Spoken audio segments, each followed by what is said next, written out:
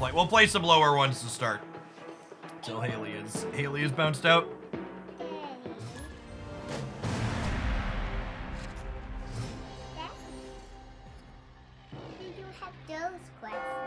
Because these are the glasses I'm wearing. Do you wonder what are your other glasses upstairs? My other glasses are upstairs. Your two glasses aren't. Oh, that's interesting. All of my stuff is... Daddy. All of my overlay stuff is slightly off after swapping it out and back in. I'll have to adjust that. What's up, Haley? What? When I grow big, I put glasses on them. You'll have glasses when you're big? Maybe. Yeah, and I grow like Jacob and Declan. You're gonna grow big like Jacob and Declan? I think so. I think you're gonna be really big.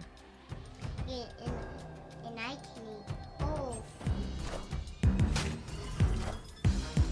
Daddy.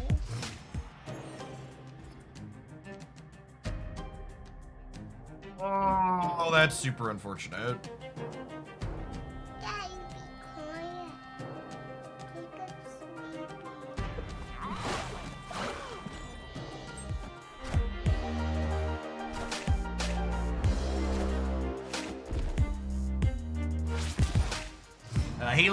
Haley is currently 3. Well, unfortunate that we can't,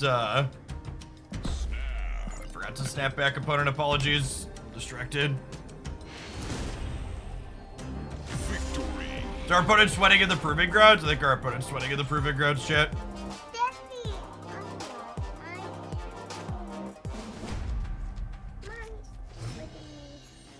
Snap. Noise. Opponent snapped. All right. Maybe they were just confused because I didn't snap on one last time because I wasn't paying attention.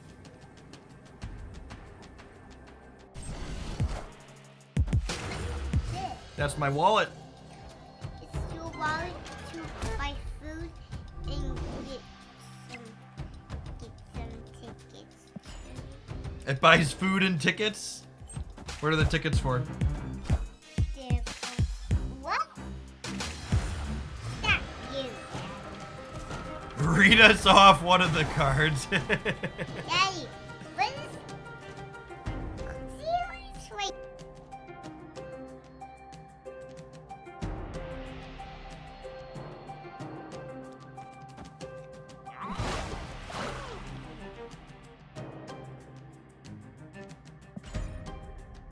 All right, chat, I'm gonna unmute and shame myself.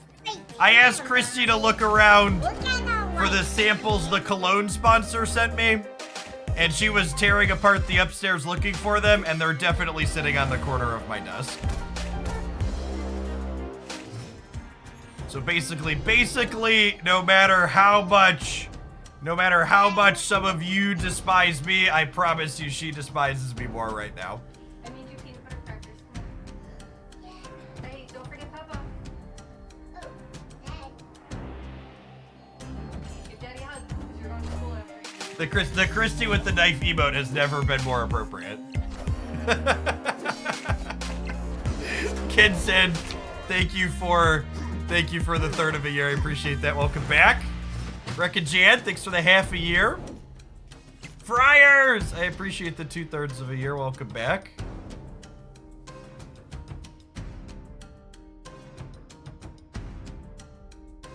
Our ham got hammed. It did. It did in fact get hammed. This Luke Cage is looking real spicy, chat.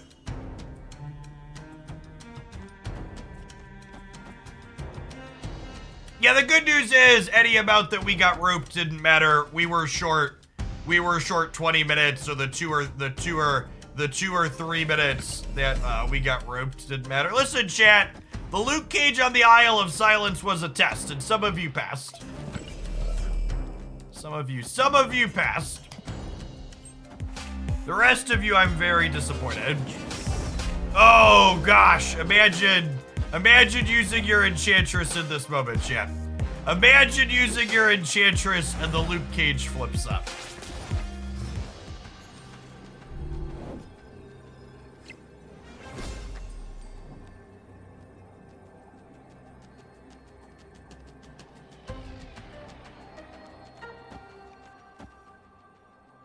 We just spread out and play for all three. This puts me to... I'm minusing 6, but I'm adding 11. They could be on Rogue in addition to Enchantress, I suppose.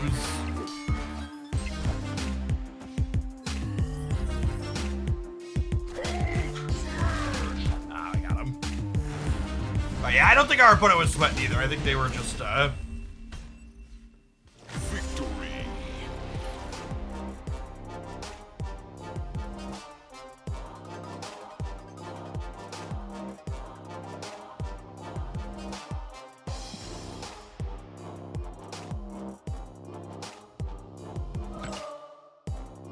Alright, we gotta farm some kitty boosters, shit. I want my inked kitty split.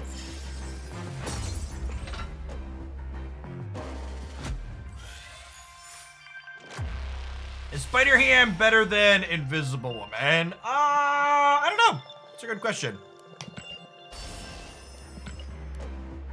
Oh, I totally forgot we have Mirage now. Yeah, we should be Mirage gamers for a little bit. That's a good shout. Let's warm up with the silver ticket and then we can move into higher ones later.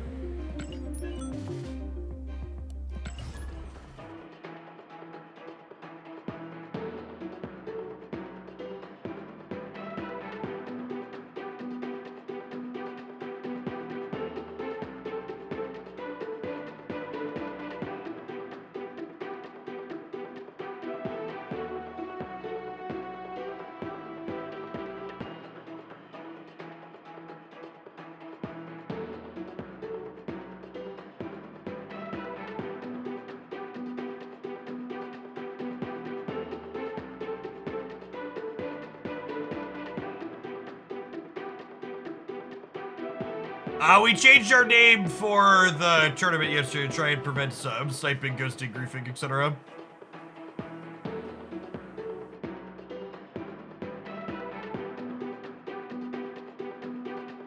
Seeing as you've played exactly 0 games with Mirage, can you tell us how good she is and if she's worth the extra 3,000 tokens? I'm actually interested to see what her weekend token prize is going to be this weekend.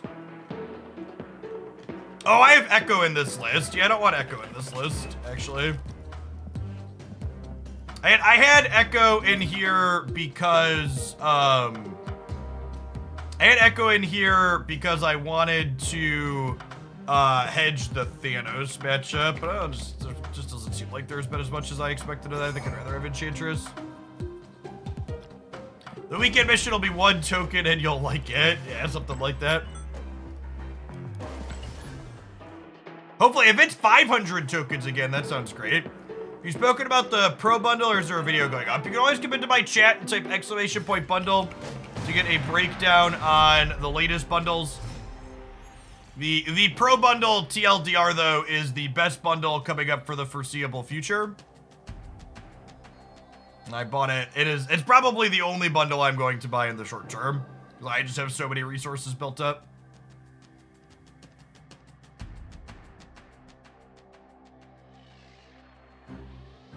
If you have $100 to spend on Marvel Snap, it is a good buy. But it's also worth noting it's still a worse buy than buying season passes. So like, basically you should only be buying that bundle if you have like $120 or $220 in the year to spend. Your first $120 in a year on Marvel Snap should always be the season passes.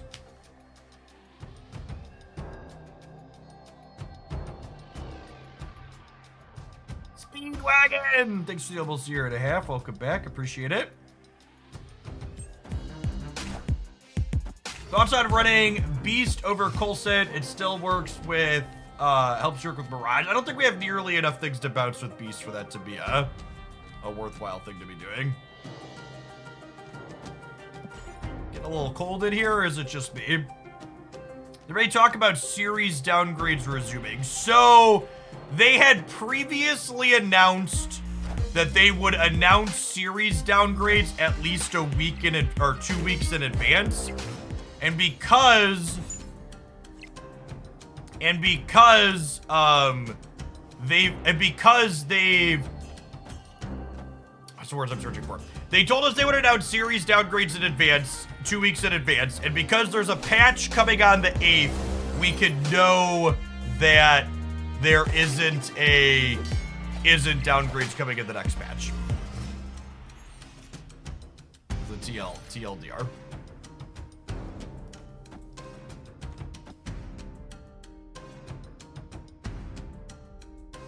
Yes, there will be an OT. I can confirm that there will be an OTA update tomorrow. That has been publicly confirmed. How long does the Discord take to sync after you sub? I can click that button right now for you. Button sync has been pressed.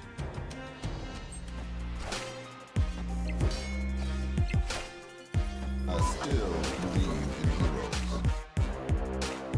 Hey, trolls! Glad you're having fun with Snap.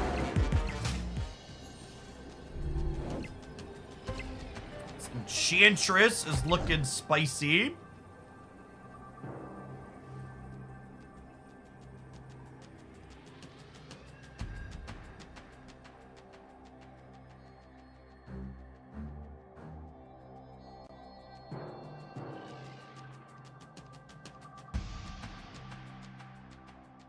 The new design on Nick Fury is really good, agree.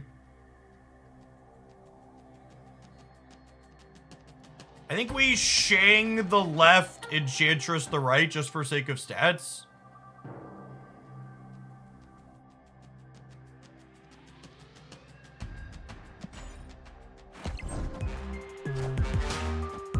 Oh my gosh, got him.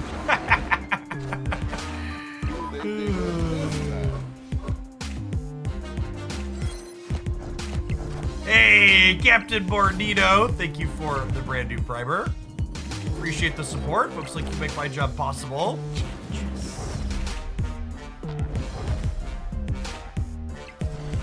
Enchantress is so lovely. We make a video on what they might change or what you would like them to change for the next patch. So, once upon a time when balance passes used to be super infrequent, I used to like make predictive videos of changes I wanted to see, but honestly, we get passes so frequently that I don't really feel like there's value in making speculation videos like that anymore. I'd rather just cover the changes that they actually make.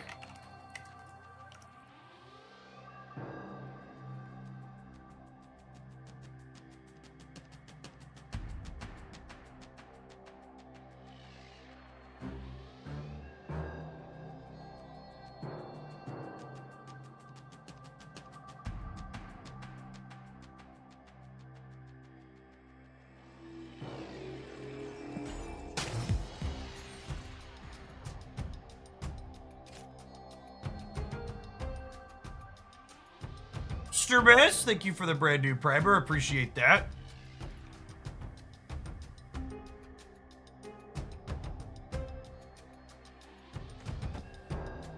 Is this a new pasta? Something like that.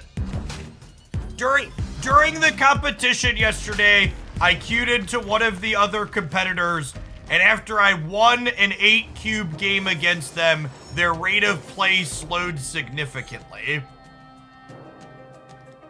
And the only thing that really mattered in the tournament was the time of the thing, and I expressed frustration at being roped by one of the other competitors in the tournament. So I fully expect we'll get messages. I actually turned the comments off on the YouTube video because they were just getting brigaded by their viewers. So I fully expect that to leak over into here. And maybe they weren't intending to slow play, but like when your rate of play slows down dramatically after it's apparent you've lost in an event where the time is the only thing that matters, I don't know what you expect it to look like, but that's what it looks like.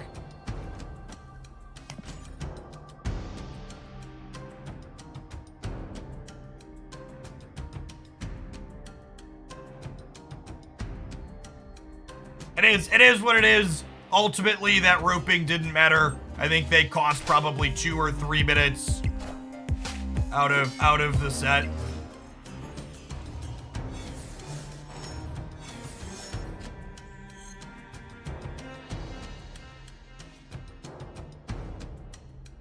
Patrick's and his co-host explicitly said that. I'm Italian, I watch video. Wait, they explicitly said they were playing slowly because of the timer, King Fede? Bardos, thank you for the 6 months in advance. I appreciate it. Was that actually a thing? They explicitly said they were playing slowly? Also, it was really weird that one of the competitors, that competitor also had a bunch of people in voice chat with them for the entirety of the competition.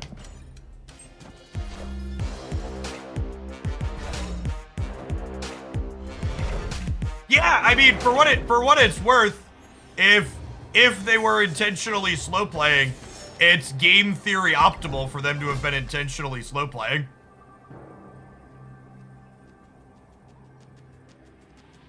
I don't even know that it's hard. I don't even know that it's hard for me to be upset at the competitor as much as just like the rule structure.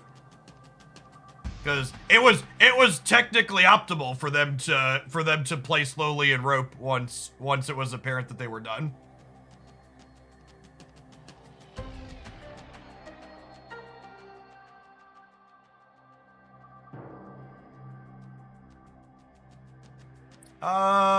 It's gonna win the center. The question is, can they play here and also on the left for...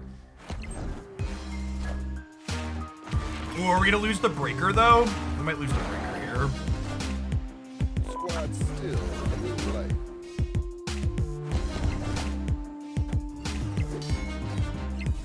Yeah, we lose the breaker here by a little bit.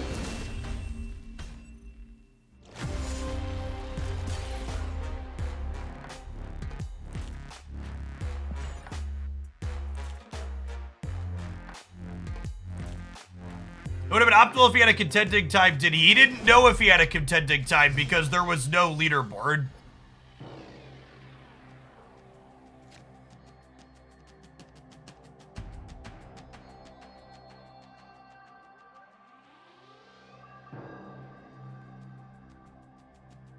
Yeah, the structure was a little strange. I think I can say the structure is a little strange without being in breach of contract, but we'll see if I get a DM later about saying that.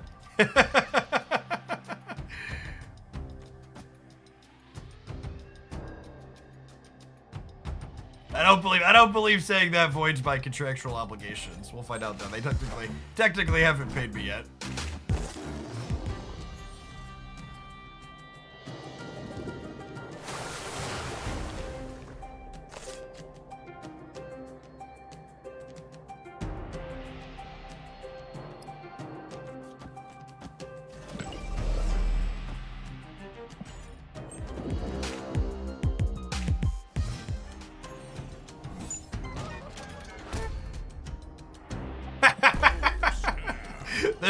This is a 3-drop, so it's gonna go. This might be a 4-drop that gets saved, but their Zabu is definitely dying.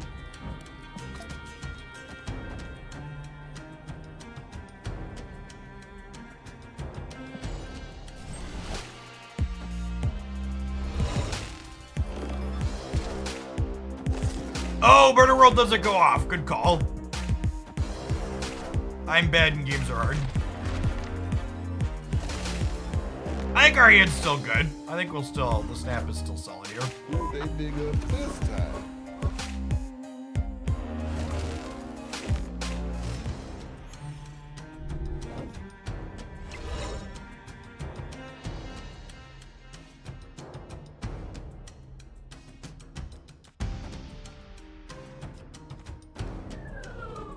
So Iron Lad is Cosmo, Shang-Chi, or Nick Fury.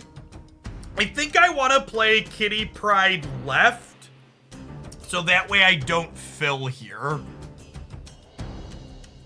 So I don't think I want to be committed to having this full. Gaming Mule, thank you for the 3rd of year. I appreciate that. Welcome back. I did get some sense from Scentbird, our new stream sponsor. you want to check out their monthly Cologne service, you could do that in chat. They have the, oh my god, I don't think I can pronounce this. Chat, how do you pronounce this word? A-M-O-U-A-G, among. Hey, this is too classy for me. I don't know that it's possible for me to.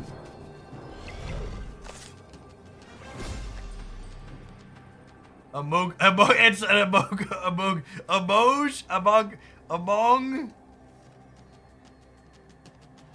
Mirage. This one's easy. This one's just called Modern Gentleman. I got that one unlocked. That's an orca on the right, chat. Rub it on the camera so we can see what it smells like.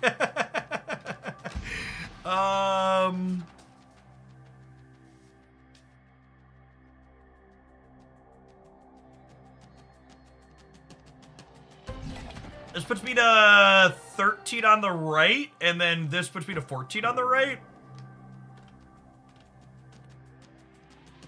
I kind of feel like I need to play for all three, though. I don't think we can, though, right?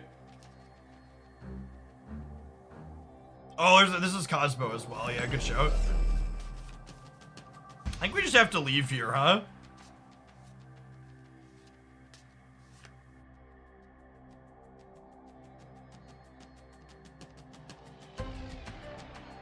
They have priority, so there could be a world where, like, this wins the game. They put, like, Dino here. Then I put a bunch of stats middle. Maybe I just talked myself into this. Oh, they have Cosmo too. GG's opponent. I would have won with my first line. Close. It could have also been right to assume. It could have also been right to assume that. Oh, I could have Kitty Miraged right. Kitty Mirage right only ties there though, right? So it'd be 13 to 13. I would have been lower here, so I think I would have lost the breaker.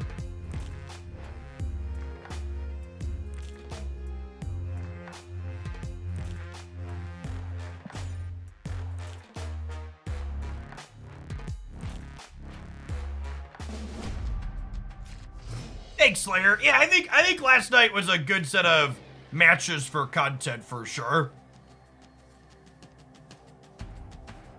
Ironically, this would have been a decent match for. I mean, I think the Enchantress is solid here too, but yeah, Echo's definitely not bad. I mean, it depends on how priority goes, actually.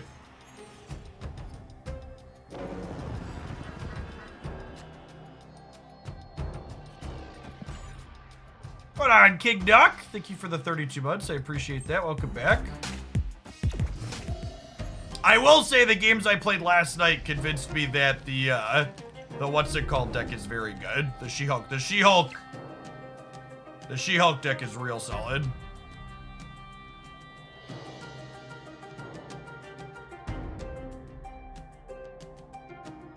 I think the funniest part about people that are coming into grief from another person's chat is that their lives are so depressing, they're literally spending 10 minutes waiting to post a comment in my chat. Like, how pathetic do you think your life has to be to, like, waste time trying to post something in a creator's chat that you apparently don't care about?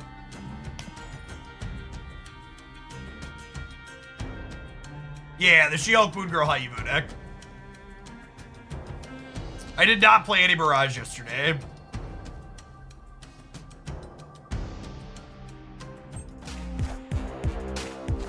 Oh, Kitty doesn't come back. Oh, no, wait. No, this is Cosmo Knuckleson. That's fine.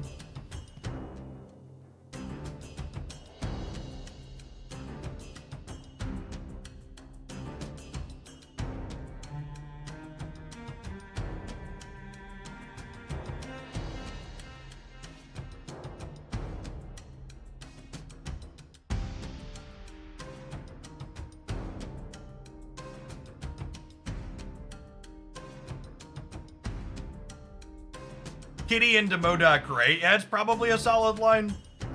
The problem here is that I'm probably going to have priority going into the last turn. Although I guess they could like Dino or something middle.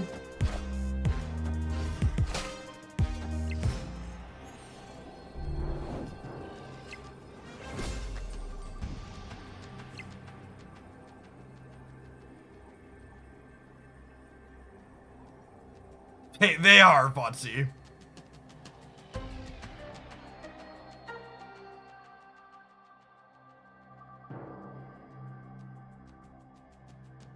Maybe he could have been right to get Nick Fury down last turn, so I could have played a 6-drop here.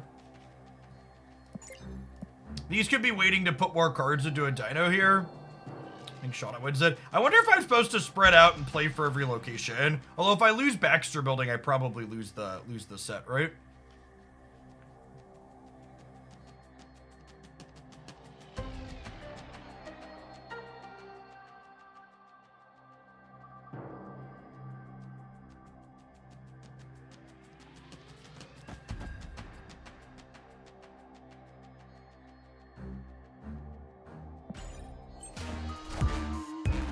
Still. Is plus 10 enough here, right? But plus 10's probably not enough to beat a big Dino. Is this a Coulson or a Fury? Yeah, GG put it. Still a little light.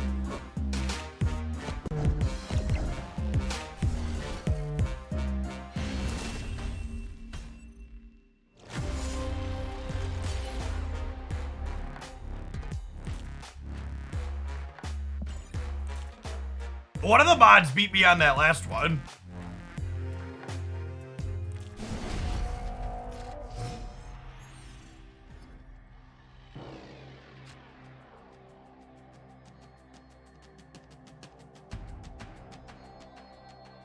I think my bot plug is working. It's annoying. Does this bot plug work?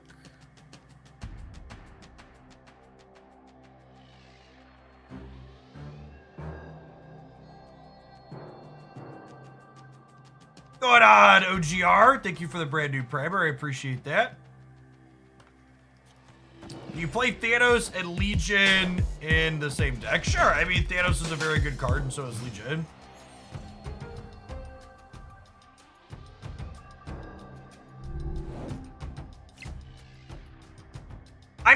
I'm also like Toadmaster. I'm also not even really complaining about being slow rolled so much as I'm just like pointing out that getting slow rolled happened and then talking about how slow rolling was incentivized by the rule structure of the tournament, right? Like I'm not even really truly mad about the fact that it happened, because like the rule structure kind of incentivized that to be a thing that happened. Yeah, and like a lot of people are so incapable of grasping the fact you could point out something less than ideal happened without being mad about it, because they'd only point it out if they're mad about it.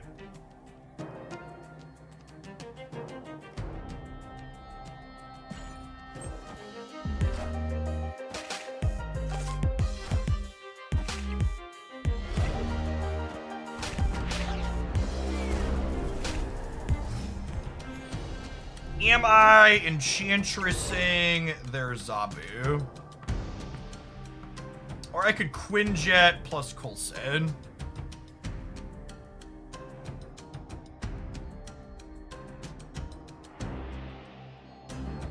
Thank you for the 78 months in Syndium.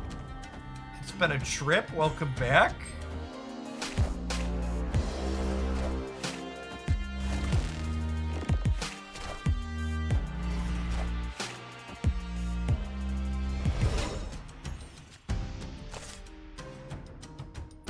Crystal in their deck? Oh, it was a Coulson generated card. Fair.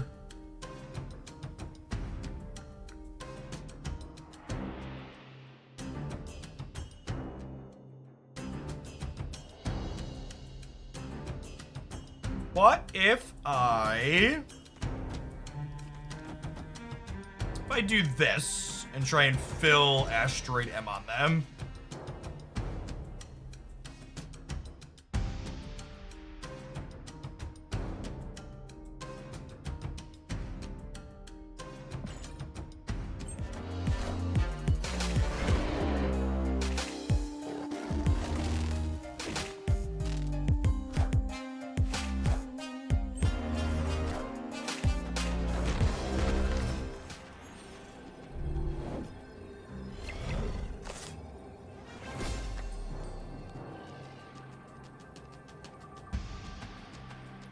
So this wins here.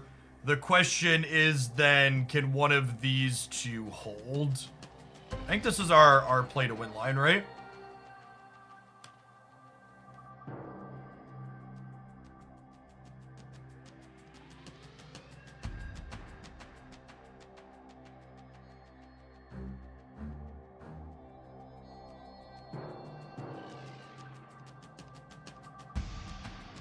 When playing Solar well, no. So, and that's the piece I think a lot of people are missing. At the point where I got slow rolled, the other competitor could no longer start another run.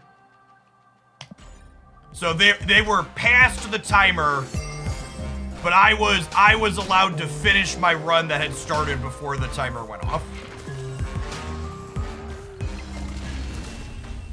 Oh, Nick Kitty would have wanted to, and it would have been Collector Bigger. That's a call. Because that's how... So they weren't hurting themselves.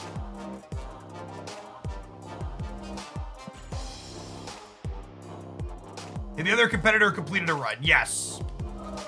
And we didn't know whose runs were how fast because the leaderboard wasn't working.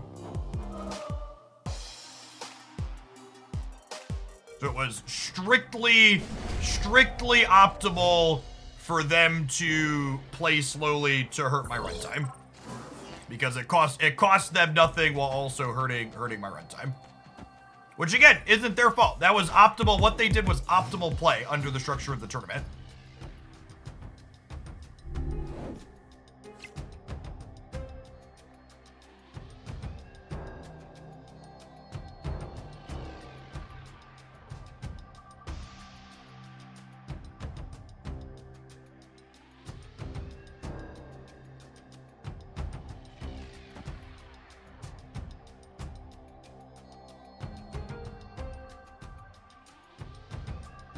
Incorrect times reported hurts to the other competitors, though. I mean, if the other competitors were reading the competition chat, they would have seen that was bugged and wrong.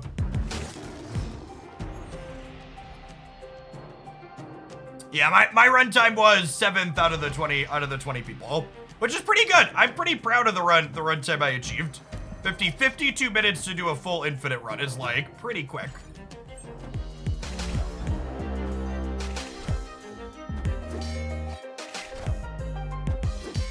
It is hard for me to be too upset with the results of what I did. How do they track those? They have they have API access to what's going on. So they know on the back end what it looks like.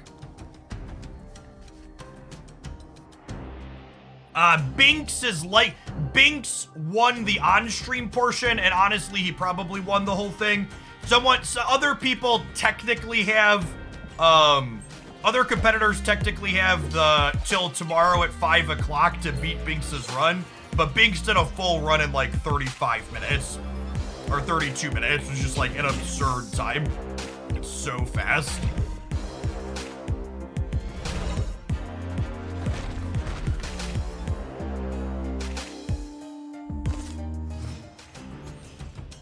Spicy Quake. How about spicy Super Scrolls, chat? We got dub Super Scrolls. One from Agent Coulson, one from... Oh, one of those is their Super Scroll.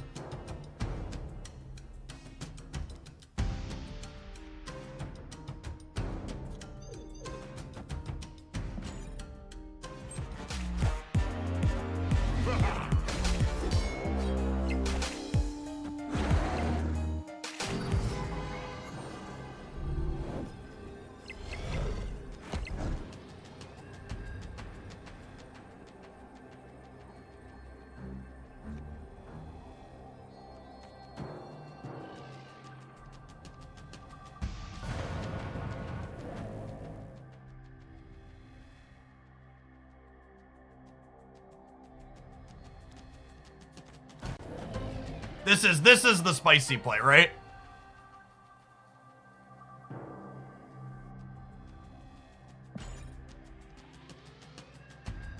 Because we have priority, so our cards hit and then Quake hits.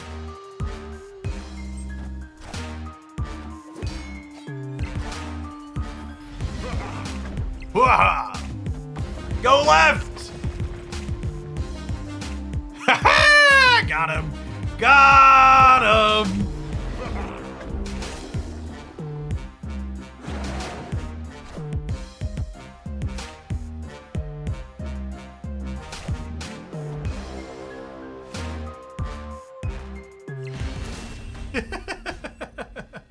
Victory.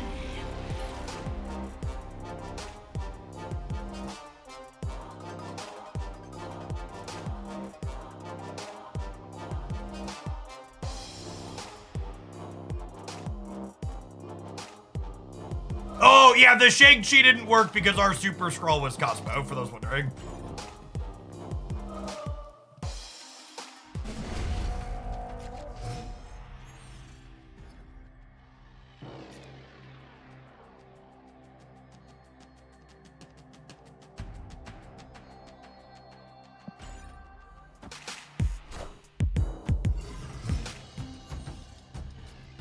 Revert to Mirage. I've only played with Mirage for the last 30 minutes. I did not play with her at all yesterday because we had the tournament.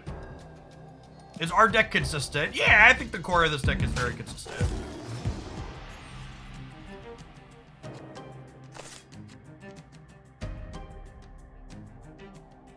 Yeah, a 32-minute full match run time definitely feels like I said, it's very fortunate. It's basically a bunch of 8 cube wins. And it's a bunch of 8 cube wins against people that are also playing quickly.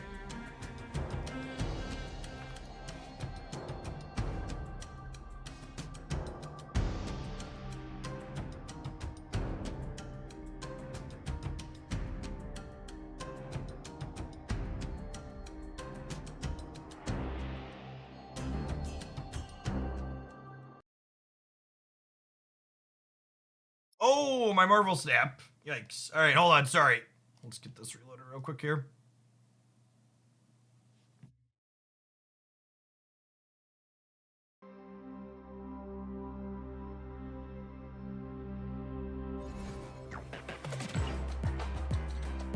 Yeah, our second 5-0 run started off really solid.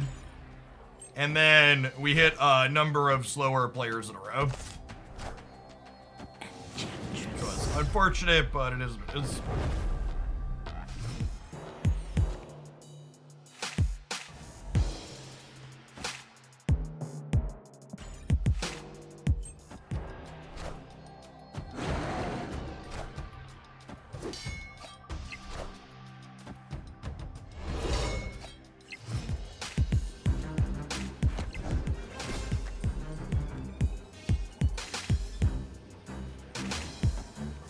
We are dead to their Cosmo here if they have it.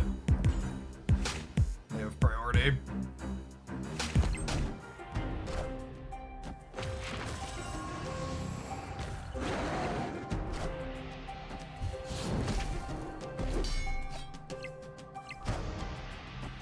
Do we get him? Wow, what a comeback, chat.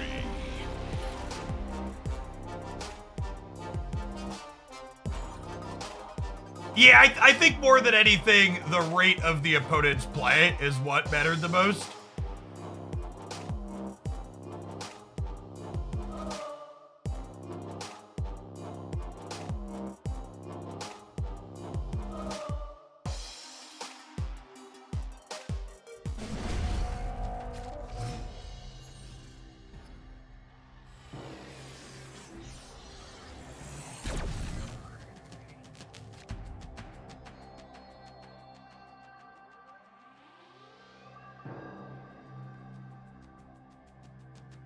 Did they update the board? It says Bolt's in third place now.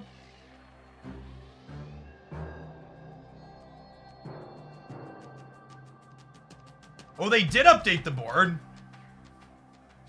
I wonder if there's gonna be more changes then. Bolt also had a 30-ish minute run. Wild.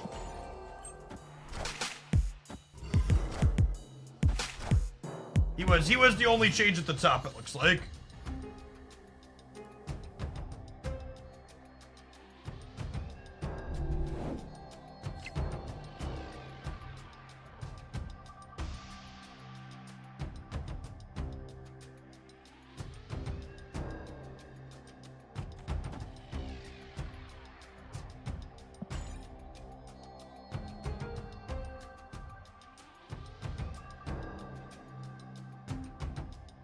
Nice! I saw a lot of players using Ironland with tech cards such as Shang-Chi and Enchantress that worth running. Sorry, I missed that tip. I didn't have my dashboard up. I am really personally not a fan of running tech cards with, I am not a fan of playing tech cards and Ironland in the same deck. You are right that a number of people do that, but I am not a fan of it.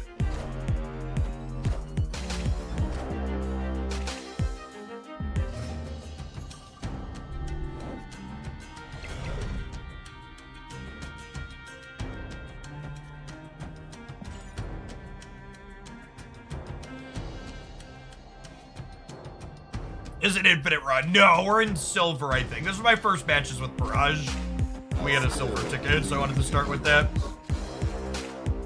Oh, my title is burning my last few infinite tickets. Yeah, I forgot that we, take that. Just say conquesting. Apologies for the mislabeled title. Wongers.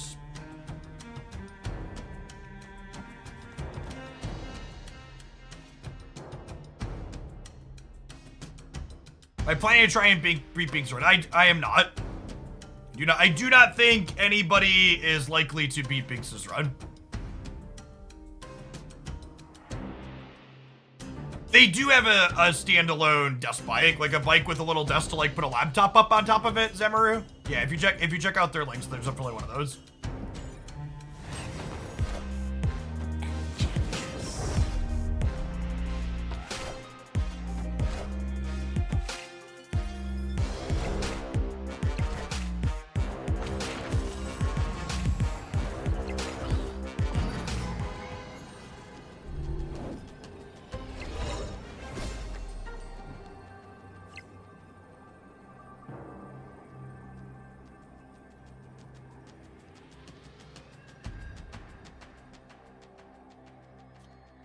So this destroyer means, the Cosmo means I can destroy her.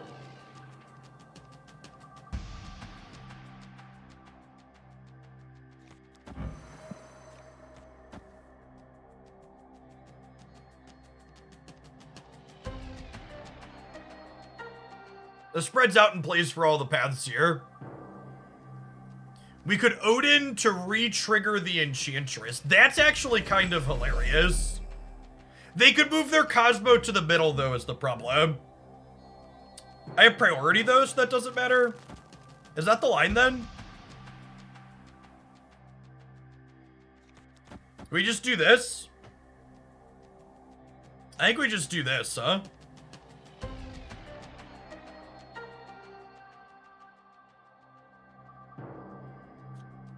Well, I could move Nick Fury and get more cards for the collector, too. Oh, that's hilarious. Yeah, this is insane, right?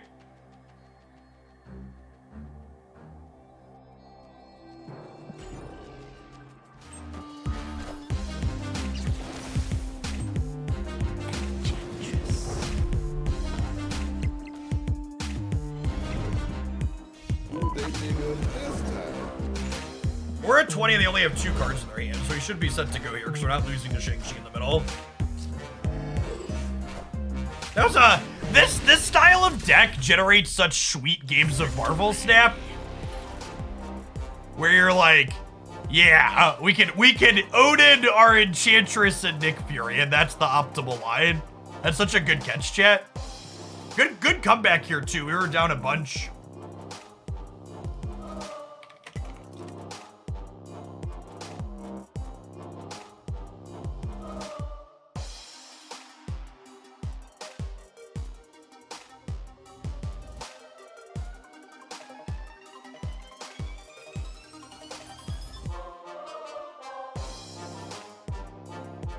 These shield decks are almost like running a draft deck. Yeah, they're sweet in terms of like cube equity inside of these conquest rounds, right? Because your opponent doesn't really know exactly what they're playing around.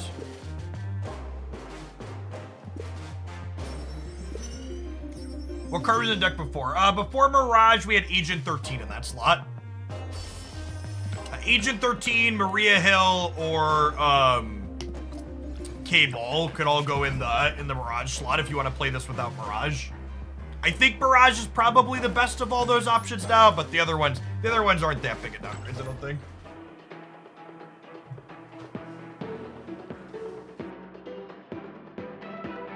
Oh, you can play Sentinel too. Yeah, Sentinel's a fine call out. I think Sentinel's all right.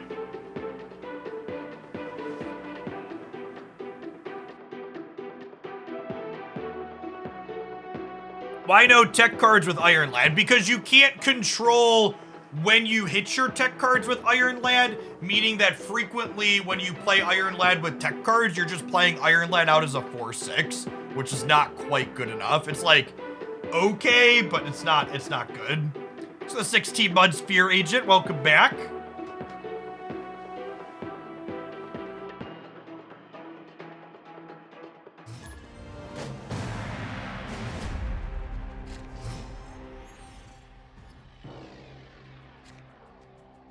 Yeah, also copying your tech card lets your opponent know that you have a tech card. It makes your tech card worse, is accurate.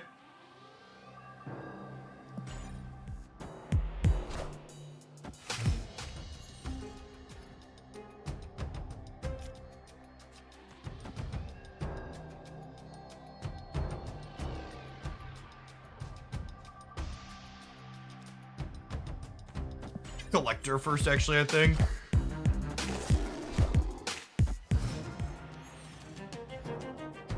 Yeah, the glasses are a sponsored thing that I've been enjoying. They have things on the side that make them more comfortable to wear with over-ear headphones, like I wear all day for work.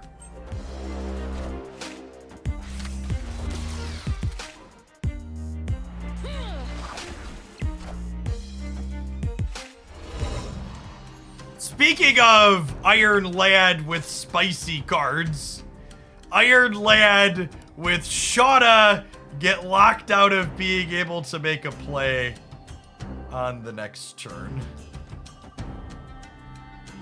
It's a bold strategy, Cotton. Let's see how it pays off for him here.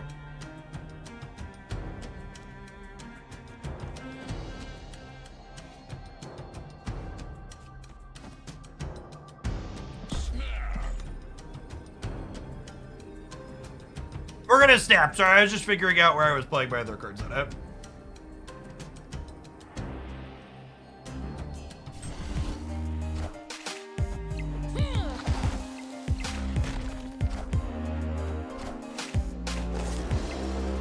Clear for takeoff.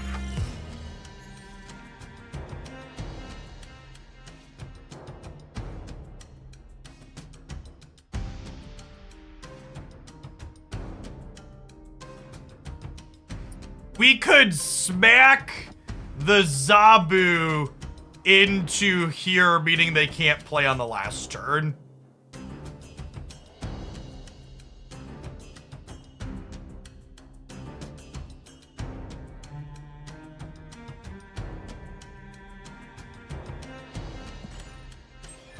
It's only 1 in 3. And that's fine. And hitting this is the same as not hitting it, right? Because they can move it. Victory.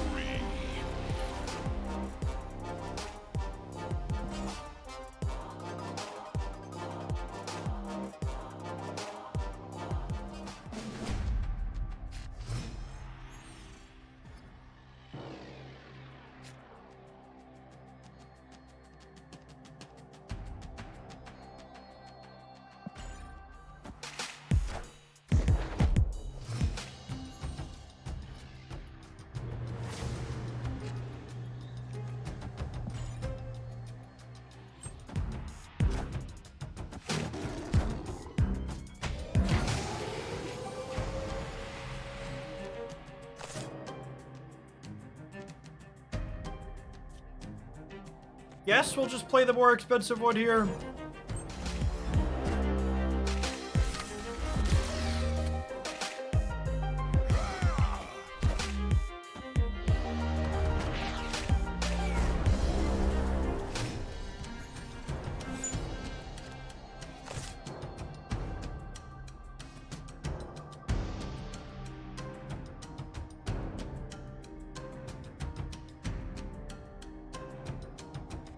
Guess we'll do this. This is a Khazar over here.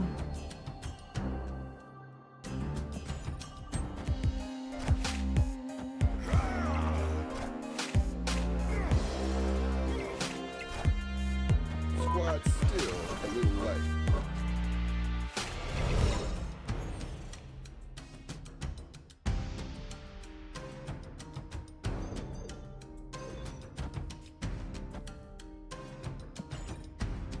Quinjet Enchantress here, and then I'll get to go one of these 6 drops plus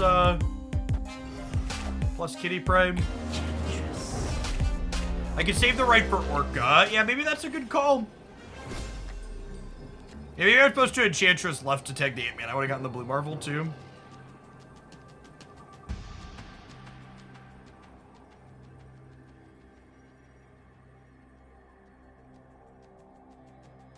I think we die here most of the time. Bounce. Escaped.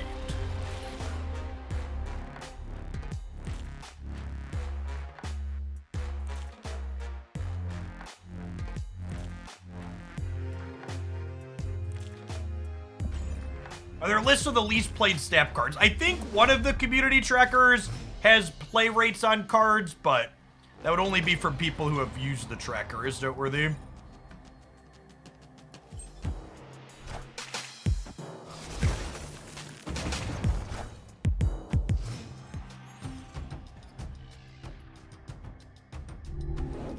That's actually kind of funny. They're playing into the Vibranium mines because their deck wants the Vibranium. Khazar's the cheapest card in their hand right now. What?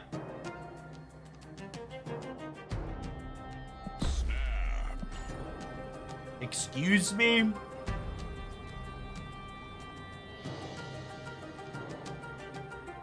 We're not currently playing Infinite. This is Silver. I had one non-infinite ticket and I wanted to get some games in with this. At a lower rank before we moved up.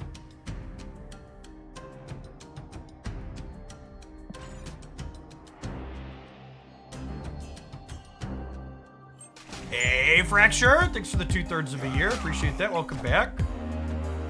Mirage, the last S4 release for a while. So based on data mines, Mirage is the last direct-to-series 4 card for a little bit. The data mines aren't guaranteed to be accurate, though, either, so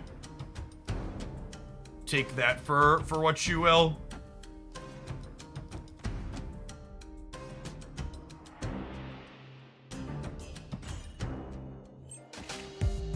I've heard inked or gold kitty split. I don't know, actually. No, I'm not usually a greedy man. I'll take either, generally speaking.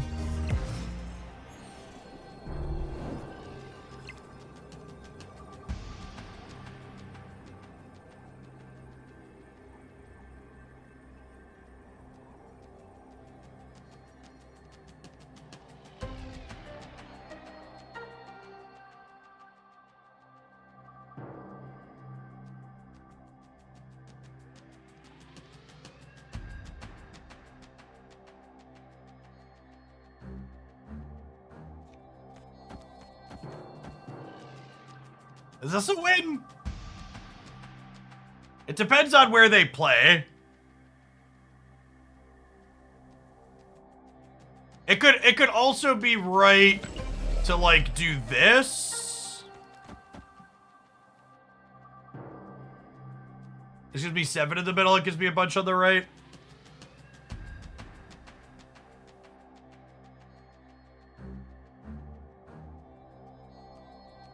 They might play for the left here still, too.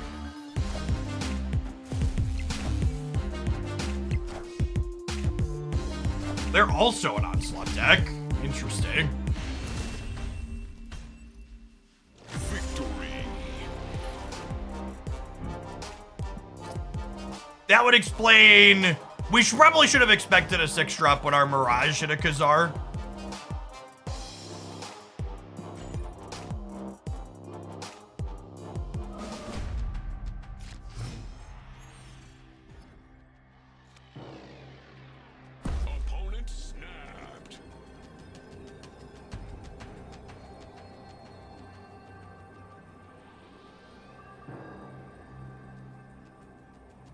Opponent snapping us on 1.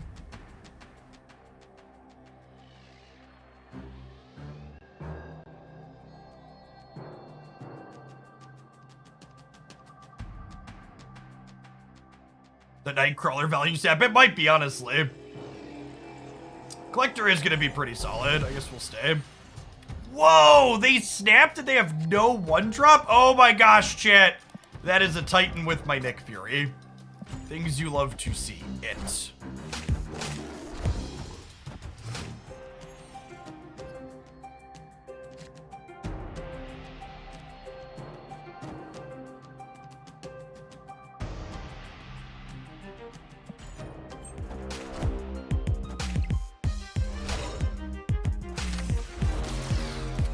Whoa, they had the Nightcrawler, they didn't play it.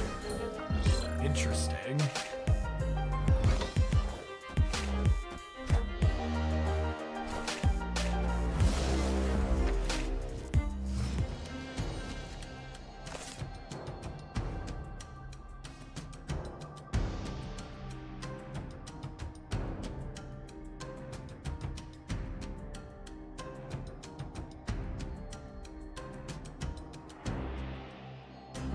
Metal Joe, thank you for the 11 months. Welcome back.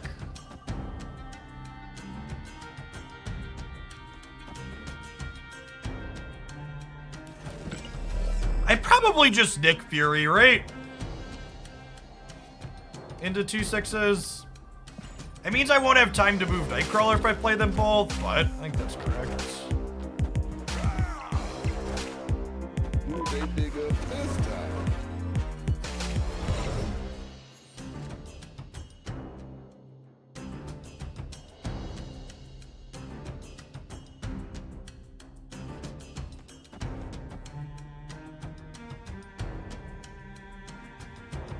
If I do this, She-Hulk costs me 2 next turn, and then I can Kitty Pryde, She-Hulk, and Agent Coulson. That seems good.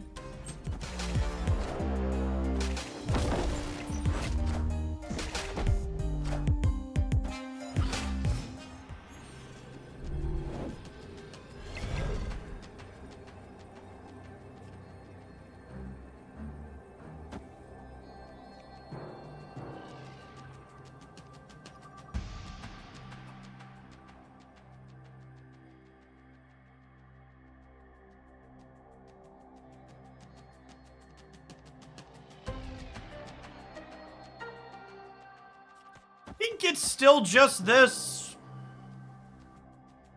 This gets me to 12, 15, 17 here.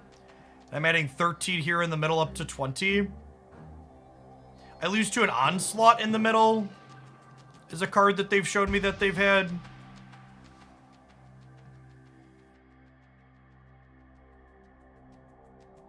I think I lose to that no matter how I slice it though, right?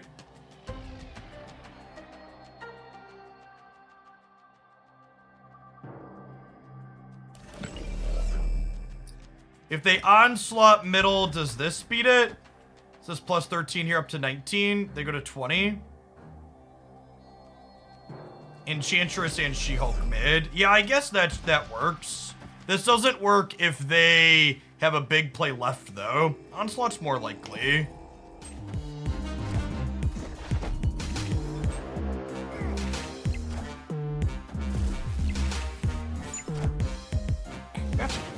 Rewarded. Remember, chat, they're 75% to have their big play at the end of the game. Victory. So that was a really solid one.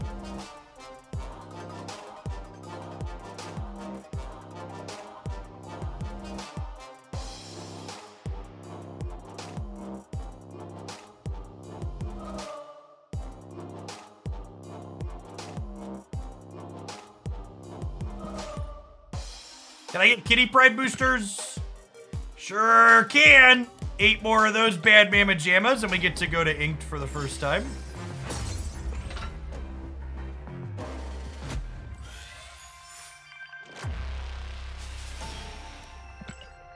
Chat coming in with the good lines while being moderated. Well, that's one of the benefits of moderation, right?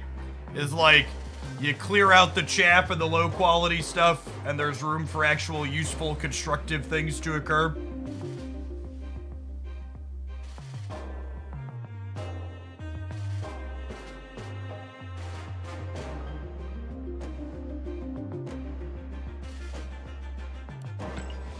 Can our collector deck go all the way up to infinite? Let me just see how far I can take this one, and then I think we got 4 infinite tickets left. We'll definitely play those today too.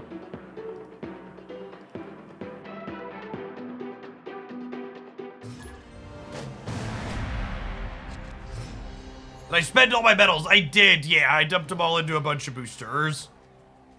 I think in 11 or 12 rolls of 100 boosters, I got 1 or 2 sets that were on cards I actually wanted them on.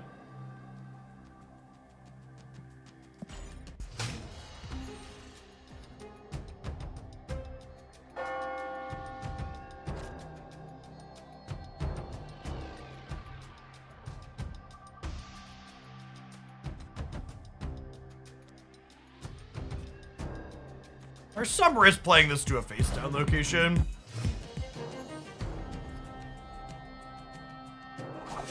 It's fine. I would like to just draw a couple of their cheapest cards. I haven't played anything yet though, so this might give us a couple of things that are more expensive. You hit 155 Stogard boosters 3 times. Well, to be fair, those are super valuable because you were never going to earn those by actually playing the game. I'd consider 155 Snowguard boosters an absolute win.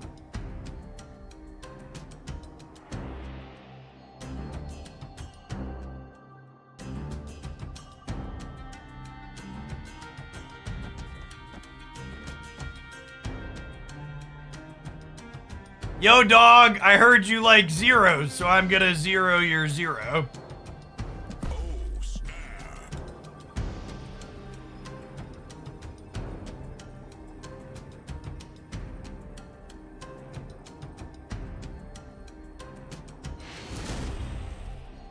Yo, they know we have 2 1 energy 5 power things that work together.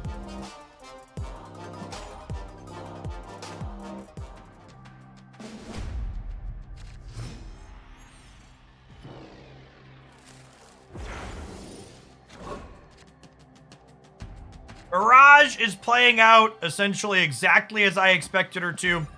Feels like a very reasonable, consistent value card.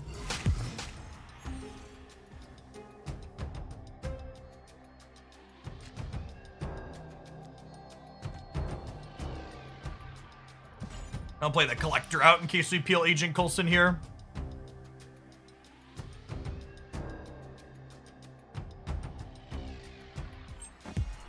Both, one of the ways to think about Mirage, and I've talked about this in my card review of her, is that she's essentially a 2/4, which is a really good rate for a card so long as you play out whatever it is she gave you.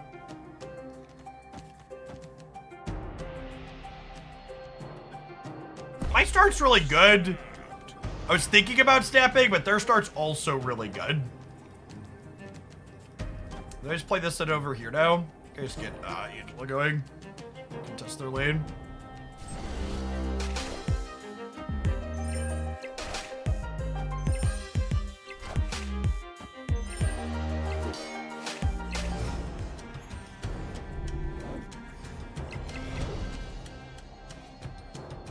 Unfortunately, because of the dream dimension here, I'm not able to get 2 5s off of this, which kind of feels bad.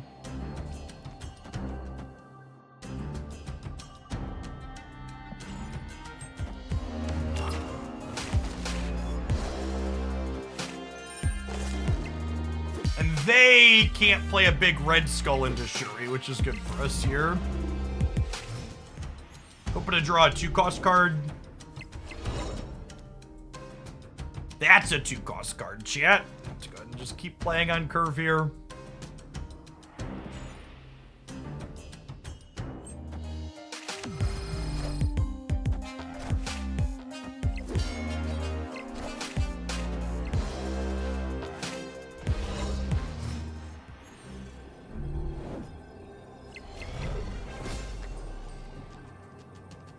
Unfortunately, they have priority, so I can't even Cosmo a Taskmaster here.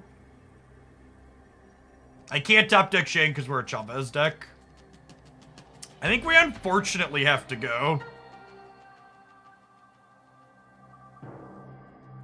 They're 75% to have Taskmaster.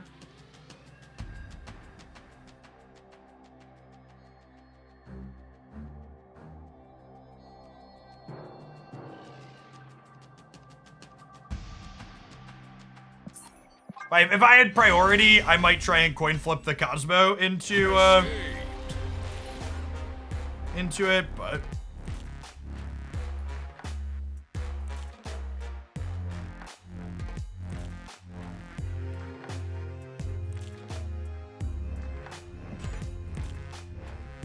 I think Cosmo is much better than Killmonger. You don't want to worry about Killmongering our own one-drops. And, what's it called is good. You don't want to Killmonger your own one-drops, and Cosmo's good at protecting our Angelas and Collectors from opposing interaction. Shang-Chi's and such.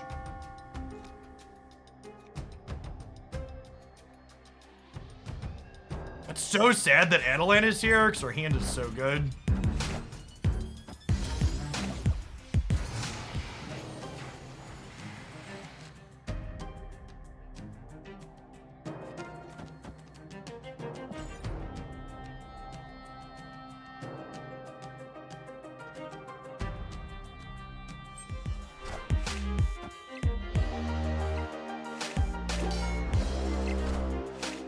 Yikes.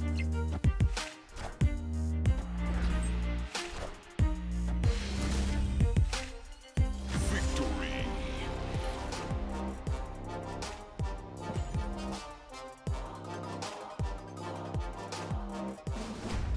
Medals reset at the end of the season. Yes, at the end of the season, you lose all of your current medals and unused tickets.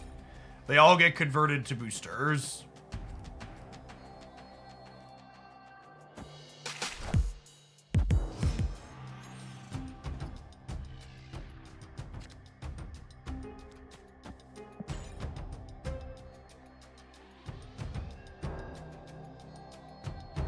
I like Mirage a lot so far.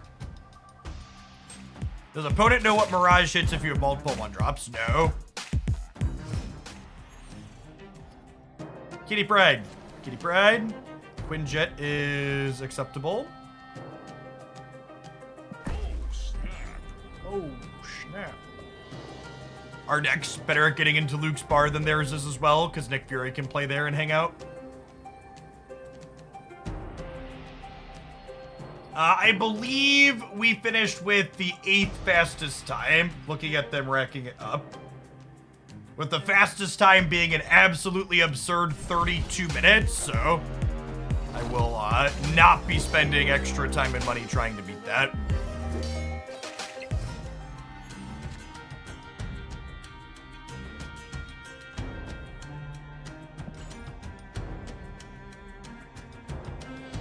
Better to buy boosters or wait till the end of the season. The automatic conversion for boosters at the end of the season is worse than spending 1,000 tokens to get 155 boosters. So you should spend them in quantities of 1,000 for sure. –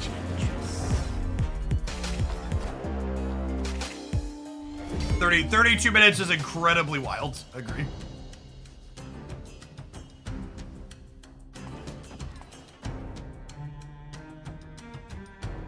Hitting their Sunspot after I fell White Hot Room is, pretty decent.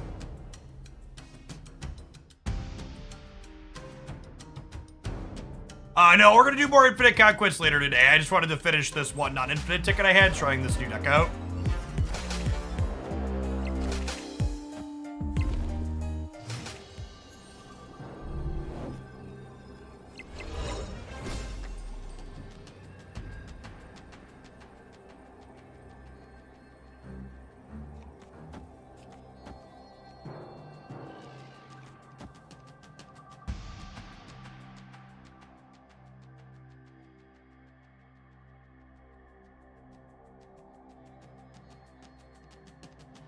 I would be incredibly surprised. It sounds like Binks is going to be the winner for the on-broadcast portion. People could technically spend time trying to beat his record to also get the variant for the people that voted for them until 5 p.m. tomorrow. But it's just so unlikely. Enchantress and then Shang. So Enchantress is not more power than Cosmo. because Lizard would get Enchantress.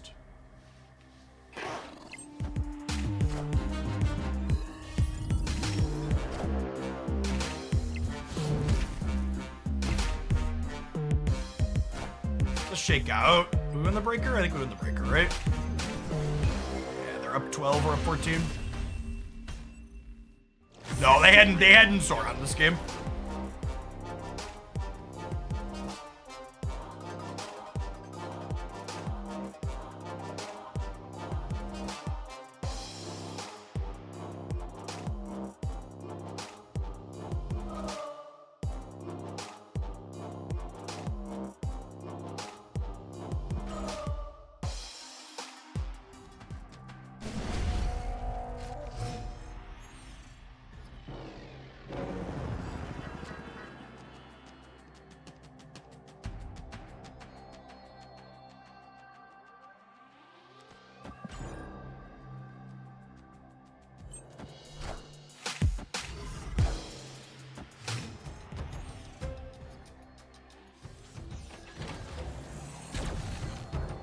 Didn't know X content creator was so hated. I know you didn't say X, but I'm going to use the letter X. And not because I don't want to say the name of the person you just claimed was hated, but mostly because the thing you need to understand about content and the internet and life is that once a lot of people know who you are, there's always going to be a vocal minority of them who dislike you.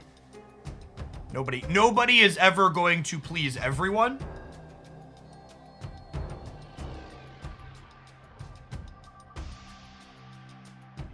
The reasonable people just don't try. Andar, thank you for the 2 months of Prime. Appreciate that. If I could go back in time and give past Jeff making content one piece of advice, it would be spend less time trying to convince people who dislike you that they should like you. It is a waste of time and breath.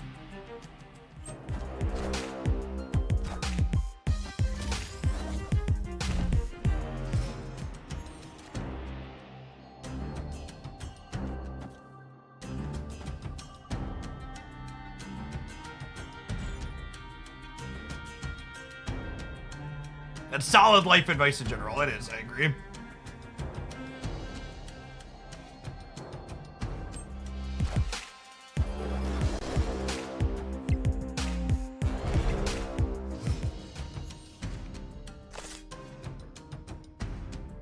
So they pass. Is there a She-Hulk coming down this turn then?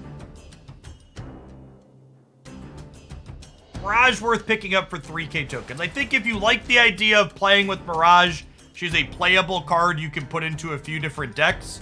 I do not expect her to be format defining or a must-have card to be competitive.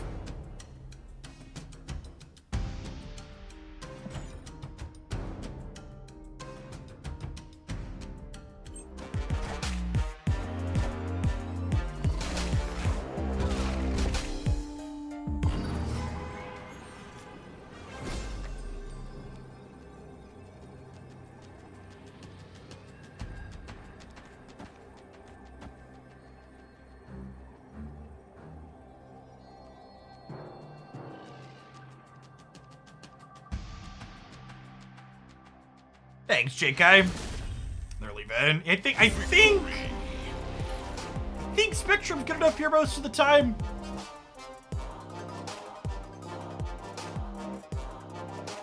Go plus. My phone's not on silent. What is this, Wizardry? Oh, I have an extra alarm. It is on silent. I just have an extra alarm set still. Fix that. Bruce Gadoo, thank you for the sub gift, Rooney. Appreciate it.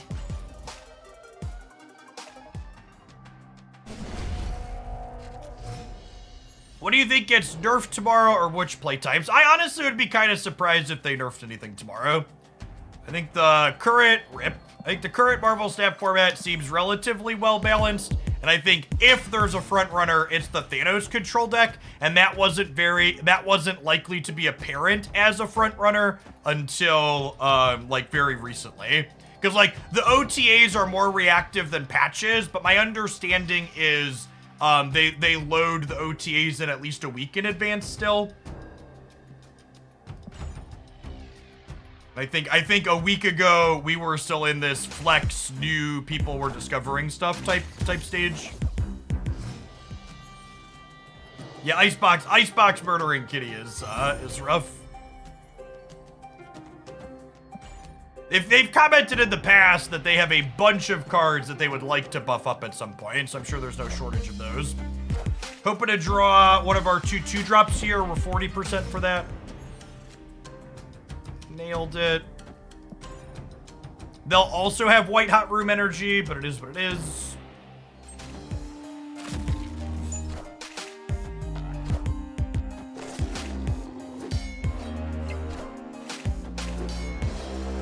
Does Kitty go back to all the Quinjet? No, Kitty started in our deck even if she was on the board, so she's just here to vibe. 3, 4, 5. I'll still draw for the turn as well. Or an OTA today. OTAs are Thursday, so we'll have an OTA update tomorrow.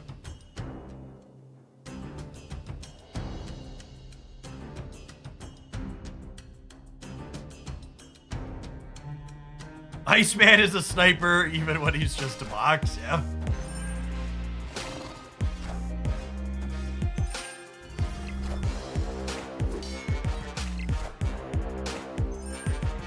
I still believe in heroes. Okay, the null with our Shang-Chi is kind of a spicy meatball. Because I have a bunch of energy from... What's it called, too?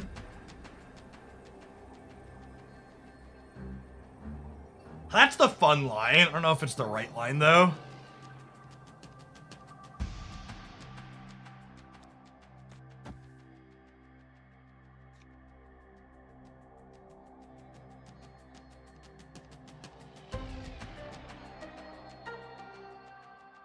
The right line is probably this. This gives me +6 in the middle. And it has me winning on the left and the right.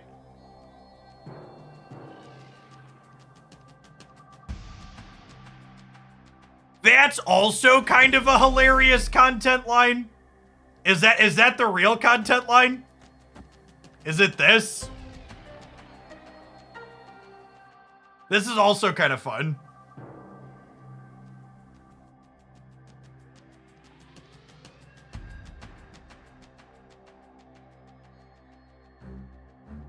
Oh, this moves these into the middle, though. No, that's not right.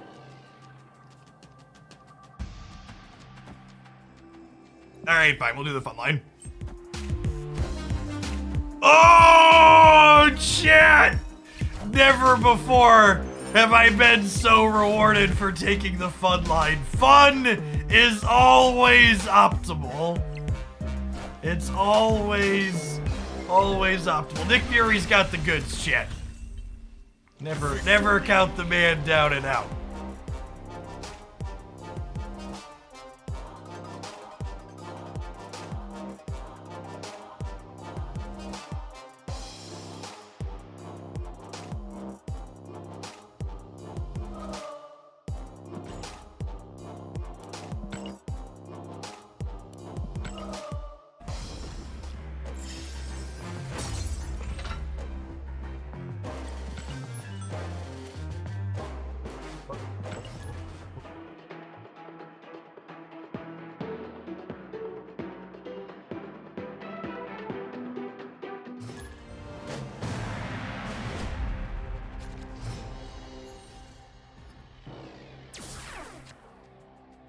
We're still waiting for confirmation, but it's looking like Binks had an absolutely absurd runtime of 32 minutes and 13 seconds, and is likely our conqueror extraordinaire.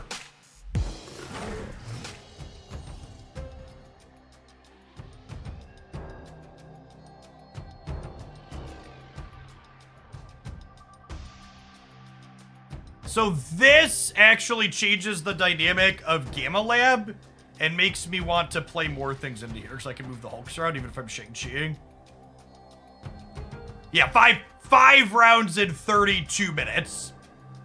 It's just, I mean, I talked about on stream how I felt like the format was, was gonna be high variance, and it was high variance because of that, right? Like someone was bound to hit a really solid fast run like that and just basically be unbeatable.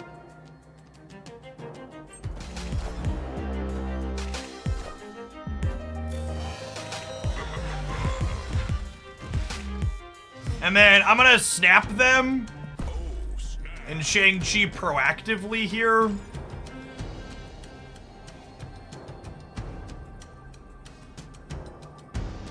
Yeah, the times on the website during the event last night were inaccurate. They've since been updated and are accurate now, is my understanding.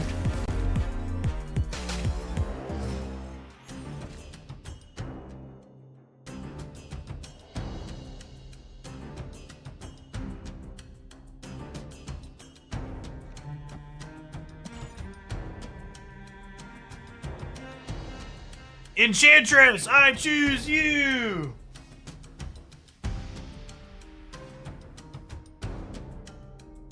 Yeah, I think the average caliber of everybody in the Conquerors tournament was so high that anybody could have won it with the way the rules were. It was largely dependent on factors outside of the competitors' controls. Why don't I rogue them? Because they could rogue it back. It's their rogue. Yeah, I think Enchantress is a solid card. A lot of people have been cutting her from their tech decks, and I think that's a mistake generally.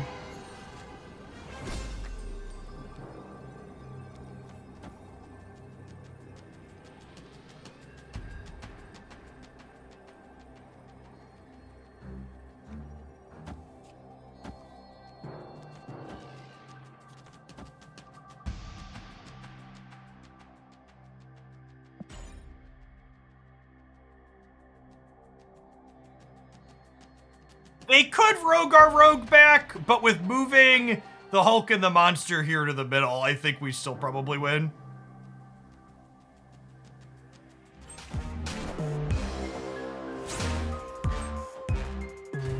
I am Iron Man.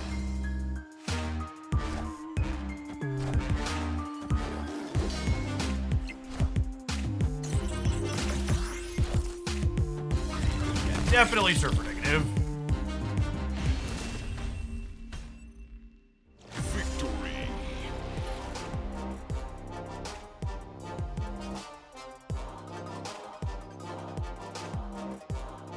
It's ironic that Bing said the fastest scorer because he said on stream he doesn't really enjoy Conquest and prefers ladder. Well, to be fair, I do think one thing that was kind of awkward about the structure of the tournament was that the structure of the tournament didn't really encourage you to play normal Conquest. So the way you had to play and the types of things you wanted to do in order to get fast times are very different than just like playing good normal Conquest.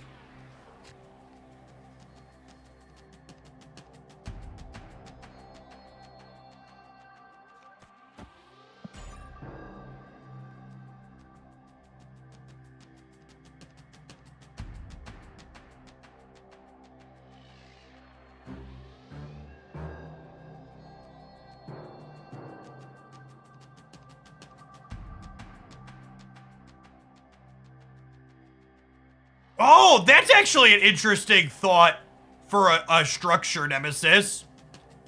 You could have it be the first to earn X tokens out of it. Yeah, I mean, Binks is a great content creator and seems like a good dude. I'm just, again, commenting on the fact that what the structure of the thing encouraged. The goal isn't to belittle what he did. I'm sure some people are going to take what I did and twist it to try and make it into that. The goal is simply to point out what the incentives were to do based on the structure of the thing. And even myself, right? Like, what I was doing in the tournament was different than what I would be doing if I was just trying to win in normal Conquest, right? Like, starting off every one of my runs with the what's it called deck?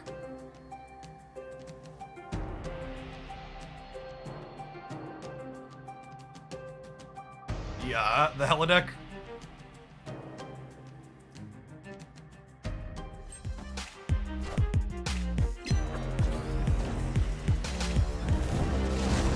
And Cax, thank you for the 2/3 of a year. Welcome back. Yeah, this was the first time they'd done anything remotely official, and I fully expect we'll see it iterated on and improved in the future. 100%. I didn't have negative last turn. I'm gonna snap them. Make our hand solid.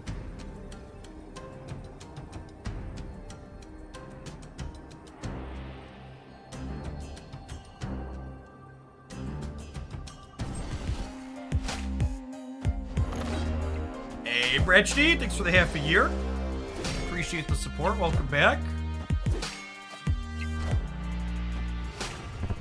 It's an okay hit. We get 15 power for 2 energy, basically.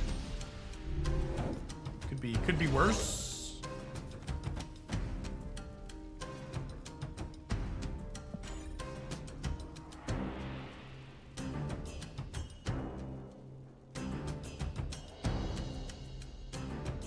We not play Mirage in case they negative on 4. I mean, they already didn't negative on 3s. The odds of them negativing on 4 are low.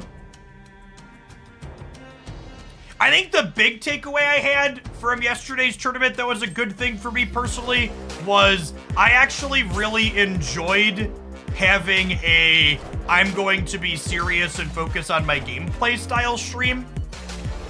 And while I don't think that that's going to be something that I do every stream, I think maybe doing that at the start of each season for a single stream could be fun.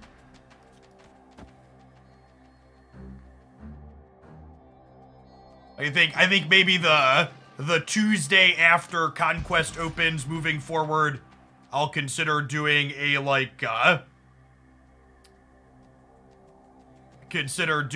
chat off, maybe a short delay, focus on Infinite Conquest after Infinite drops. Yeah, it's a very different, it's just a very different type of content, right? Why am I playing Chavez when I can Brood and Kitty? Because I don't want them to know that I have the 15 power Brood, they probably had multiple 3-cost things.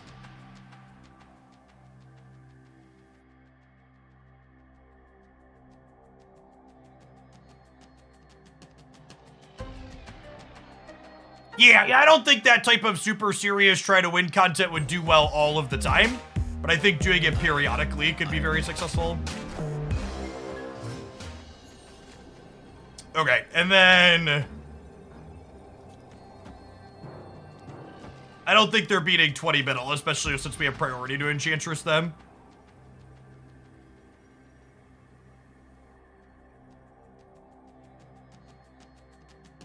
We can try doing a couple of speedruns to go after the record. No, the record's too low that it's not worth my time to try and beat it. Brood is more points than Kitty Zabu. Good shout. If I lose the left by 2, it's my fault. Shadow King could get us. That's fair. Shadow King's not usually played the negative variations, though, because it's not very good with negative. Same thing with, like, Shang-Chi's not really a card I'm concerned about out of their deck. For the 3rd of a year, Vexing. The viewer metrics for yesterday's tournament were about average, which honestly is better than I was expecting. So it was a pretty off time for me to be streaming. I think we averaged like just under 2,000 viewers, if I recall, which is about the channel average for the last month or so.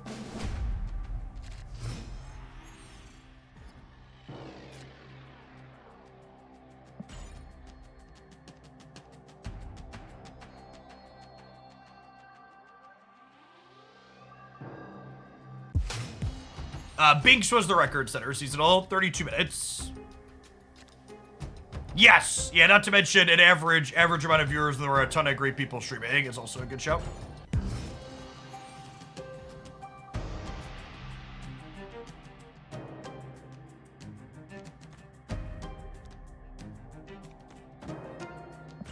screwed deck, so competing in White Hot Room is hard.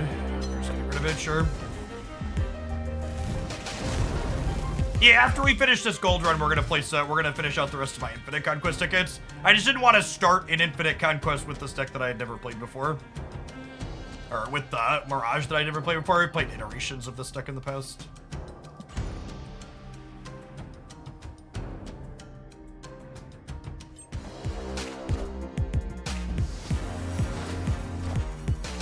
Squad still a little light.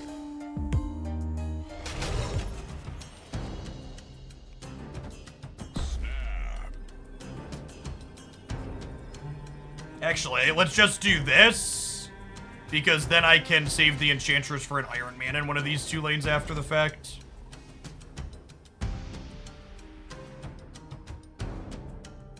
Eternal Witness, thank you for the 59 months. It's quite a way more than a pittance. It's for the almost 5 years.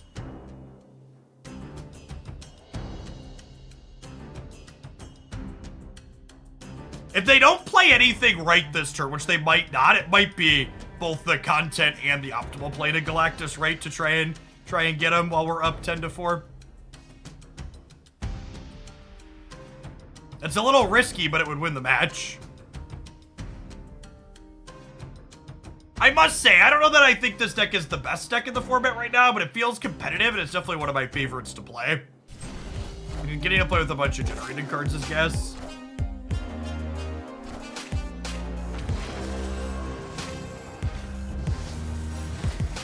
Systems go. All right, so they've got the stream in their sights, chat. So we're not going to Galactus.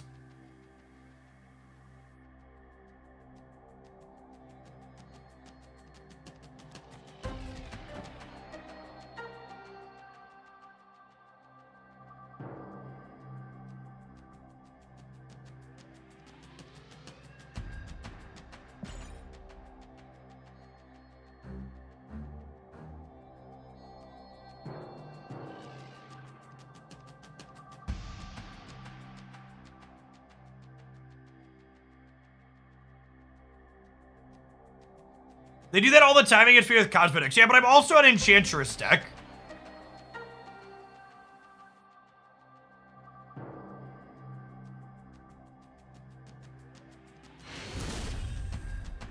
Victory. What could they play to beat you right if you Galactus? They could play Wolfsbane plus another 3-drop to stop Galactus from happening.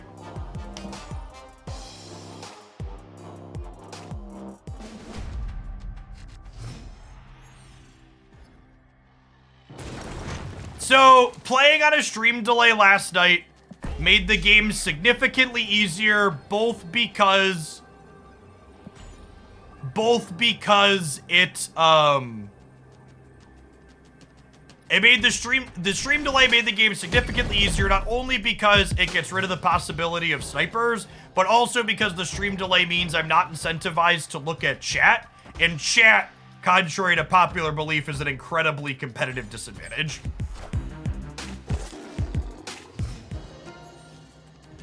Reading chat while you play a game like Marvel Snap is like taking a math test where some of the right answers to the test that you're taking are written on the board, but for every one right answer, there's 300 wrong answers.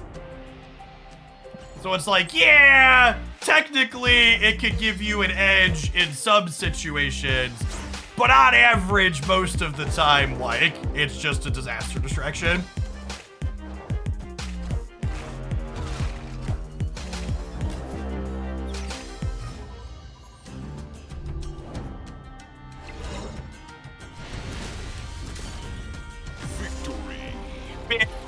Big diff there. Big mid diff. Oh my gosh, and I got my kitty pride boosters. All right, chat. This is my most desired ink/gold. I need you to channel your energy to me.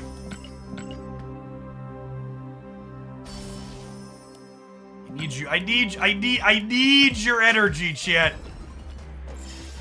Inked kitty to be. Inked kitty to me. This is only our 4th split, so no chance for gold. But we can hit inked.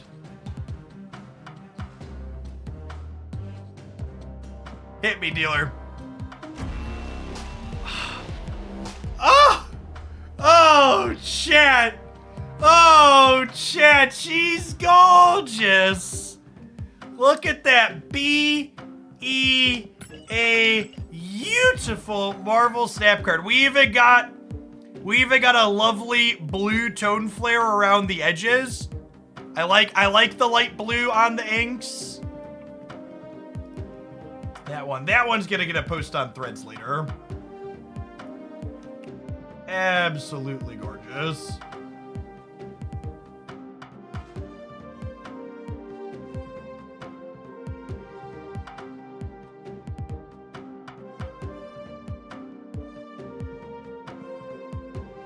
Hey, Nortilus, thank you for the 5 gifted subs. That's super generous.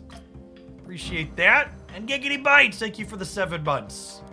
That's so lovely. 4th split inks always feel like cheating, chat. All right, I can upgrade this one to green border now, because we're never gonna use her and I want the half off discount.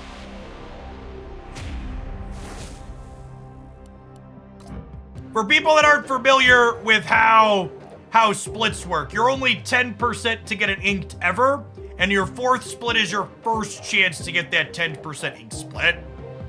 5th split's your first chance to get gold. 6th split's your first chance to get gold. Yeah, I like my inked cards with the white border. So generally speaking, I leave my inks on the white border. If I could have them be 3D and keep the base border, I would be happy with that, but it would be good. You know what else makes me happy, chat? Let's have a quick sponsor minute here. You see that Scentbird promo underneath the stream there? Good smells are a good way to make you happy and those of you around you happy. When this sponsor reached out, I was like, boy golly, do I have an audience that probably desperately needs your products.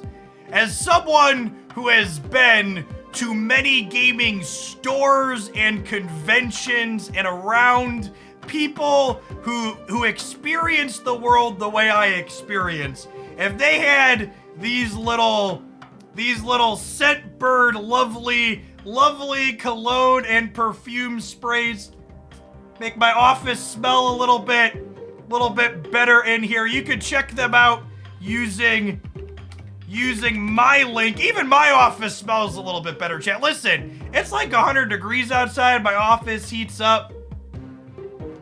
Most tournaments I have been to over the years would be a more enjoyable experience if people fixed their smell as they go out into the world to enjoy. So check out Scentbird. They give you different scents every single month. You can pick from a range of them. They also have this handy dandy little quiz here where you can answer some questions about the types of scents that you enjoy while doing it. Yes, chat, a good cologne or perfume is not a replacement for regular bodily upkeep. You do still need to shower, but you will smell more pleasant post-shower afterwards. So you can answer these fun little questions here. Do you want to be sophisticated or sporty? Chat, I've never touched a sport that didn't start with an E in my life, so definitely sophisticated. What is a shower? Well, this is gonna be tougher than I thought to get through. If you need to ask what a shower is, you should Google that, but you also desperately need this product. You're asking way too much, buddy. I'm on Twitch.com. So for the people that saying they mod on Twitch.com, outgoing and adventurous is probably not what you're going for. You could be fresh and clean after your shower, though. And then it will analyze your responses, and you create an account. It'll give you some recommendations. You pick a new one every single month on there. Check out Scentbird. They're the sponsor of the stream this week. Let's jump on into our third match here in Gold Conquest.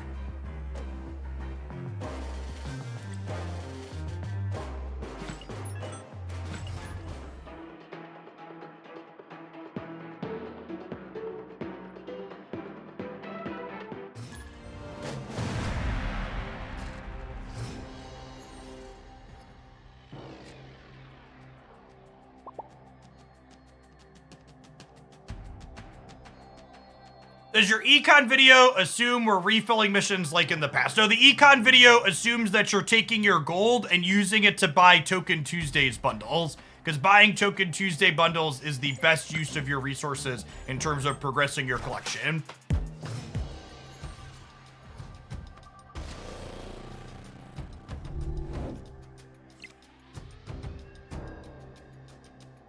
If you want to play this deck and you're missing Mirage, I would recommend Agent 13 or Maria Hill or Cable, whoever you want boosters for.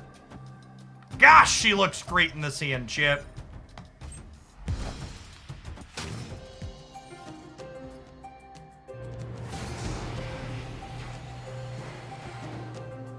If this wasn't here, I would Mirage this turn, but because this is here, I think I want a Zabu. Although I guess Zabu makes my deck awkward into Crimson Cosmos.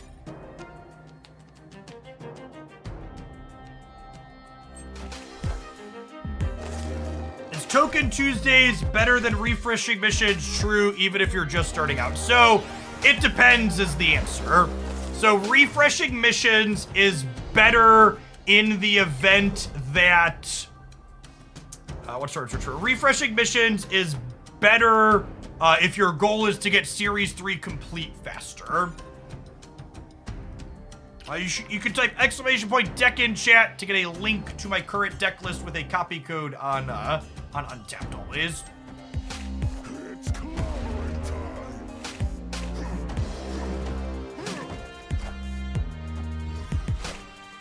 Who they dig up this time?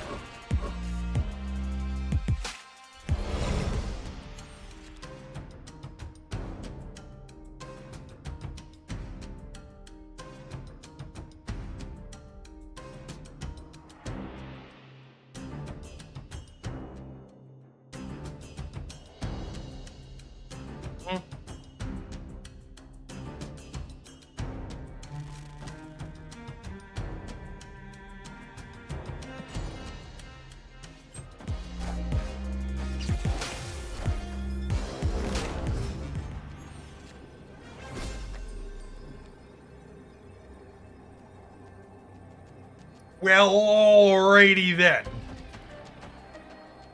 The YOLO Professor X was a bold strategy after I played Nick Fury with Quinjet. Maybe they weren't accounting for Quinjet. I guess if they're not accounting for Quinjet, our deck does have a hard time playing into here.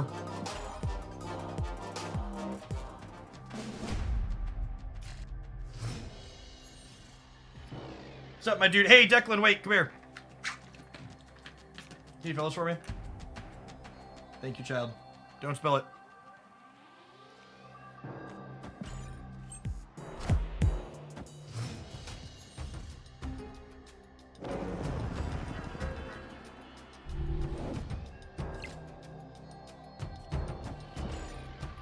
I think post-nerf, it's basically always right to Kitty,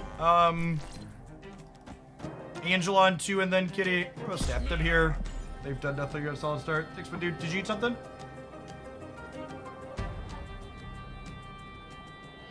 Okay, I'm working for another like 3 hours or so still. Wind aid my hand.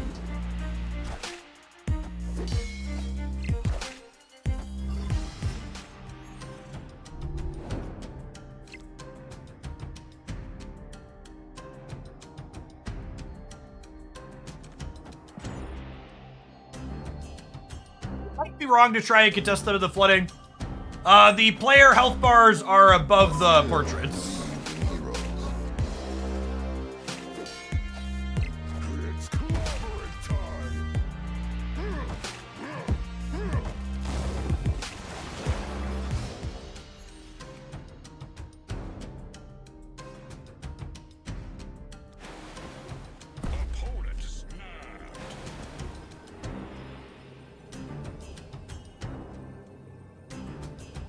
Working in quotation marks. Chat.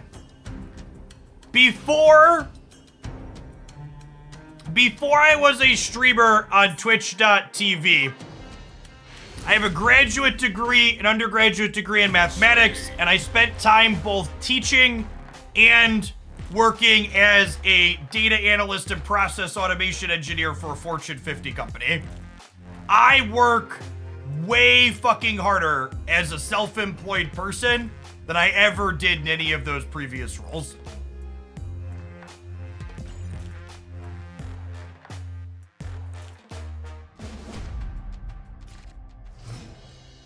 If it pays your bills, it's probably work. That's not really strictly true.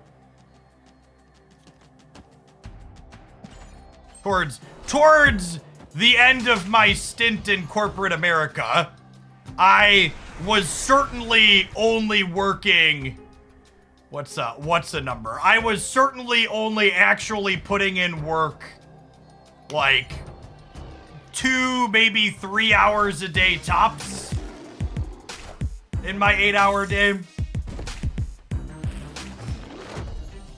I probably was doing a lot of heavy lifting in that sentence. Yeah, for sure. Going on, Merch God. Thank you for the 2 months. Appreciate that.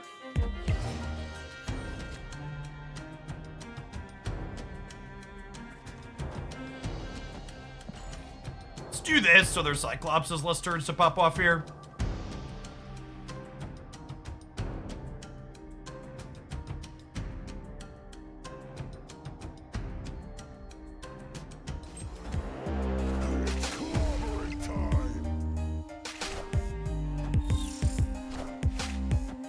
Anyone putting in more than 2 hours of work a day in a corporate job is doing it wrong. LOL.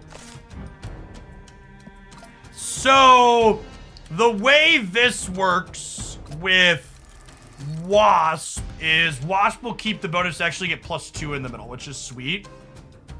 Am I Nick Furying or am I Agent Coulsoning here? I think Agent Coulson's actually better, right?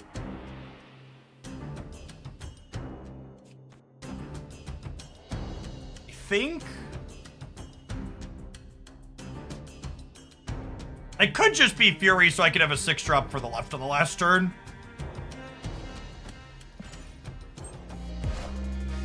Who they dig up this time? Friendly neighborhood Spider-Man here.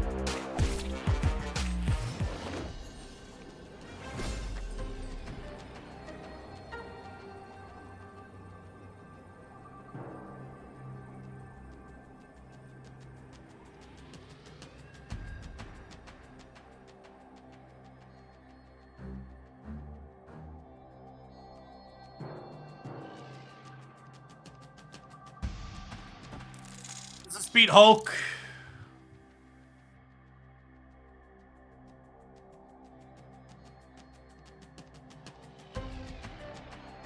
We could bet on Zola. Thanks for the 4.5 years, I love Oreo. Appreciate that. Oh, they also have Wasp, though. I'm dumb. They also have Wasp. Yeah, I should leave here. We knew they had Wasp from the thing.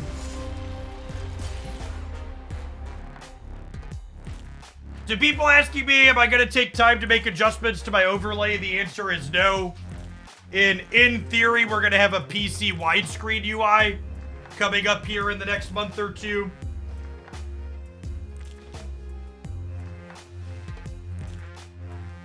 And I'll have to adjust all my overlays when that releases, so I'm just gonna let the current ones we have ride. They're good enough.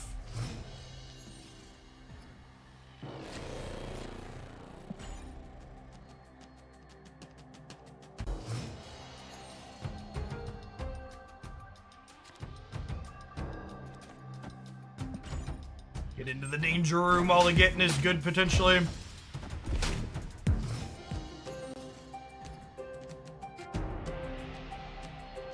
Yes, for people asking, I do not intend to try for a better time in the Conquerors event. The current winning time is an incredibly good time. I am unlikely to beat it. Yeah, beating that time isn't impossible, but it would require playing in a way that would incinerate a lot of infinity tickets very quickly, and I'm not spending hundreds of dollars to ultimately not make any headway. Squad's still a little light.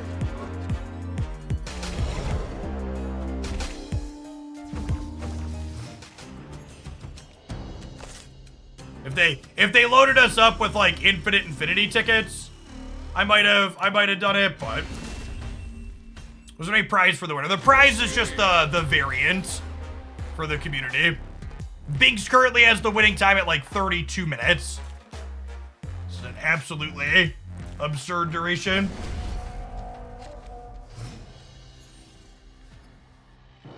Do I play Commander? No, Magic the Gathering's too expensive of a game to play casually. For the price of like one solid Commander deck, I can buy an entire shelf full of board games and get more playtime out of them. What are the second and third place times? The second place time is like 40 seconds behind the first place time, which is rough.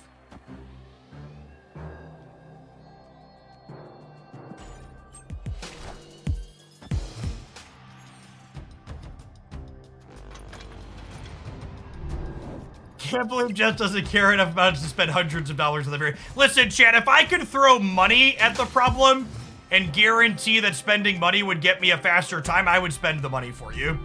The reason why I'm not doing it is, even if I spend the money, I'm probably not beating the time, statistically speaking.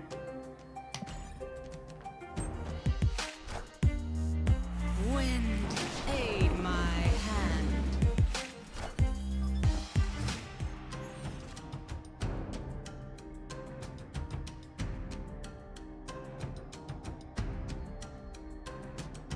Thought the winning criteria is based on a win streak. No, they changed the rules at the 10th hour to be just whoever could go the fastest. Zoom, zoom.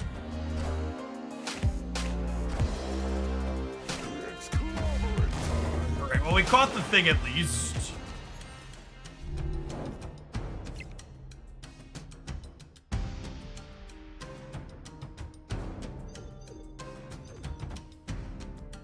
Opponent snapped.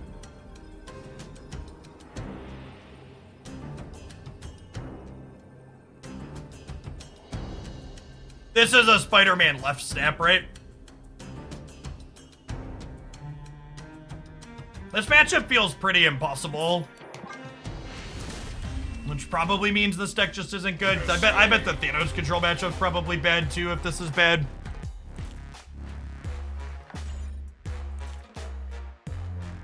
So it was originally announced to be most wins in a row, and they changed it to be a speedrun competition Monday morning.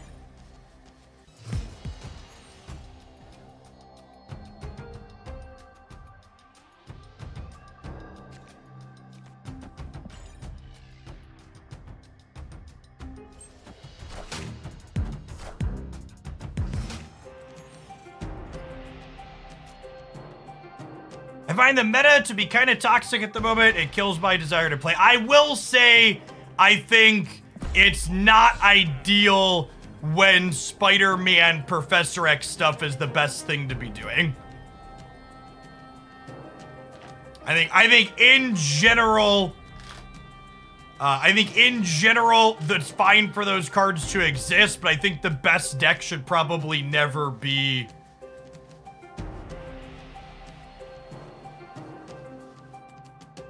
a prison style lockout deck. Oh, they're snapping my intern.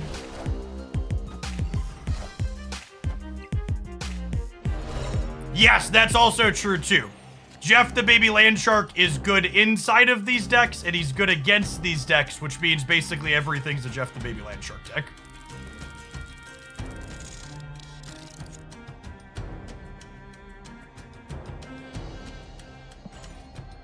I really liked when Stature Miles was the top deck. Yes, I think that style of deck is the ideal style of deck to have be the best deck in Marvel Snap. In my opinion.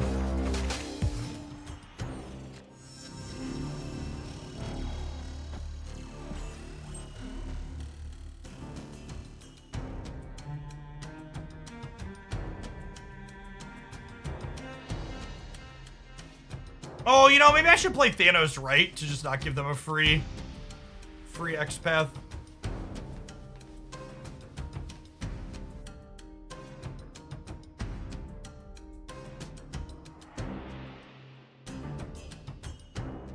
Yeah, at least the control matches in this game don't last an hour, like in Magic the Gathering. Yeah, because now I lose this, and then I lose whichever other path that they play. What's it called into?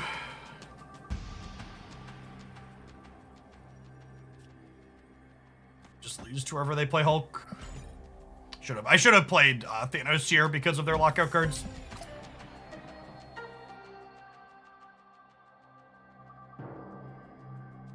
I think a lot of the complaining about the Legion Storm deck is overblown. I think that archetype, by and large, is a lot more fair and reasonable and offers more counterplay than the Spider-Man Professor X stuff does. It's also, like, not that consistent. Whoa, that's... Oh, okay, I was saying they were just playing for the tiebreaker on the right? Wow, we got him. Okay, no Hulk, no problem. Sometimes lucky.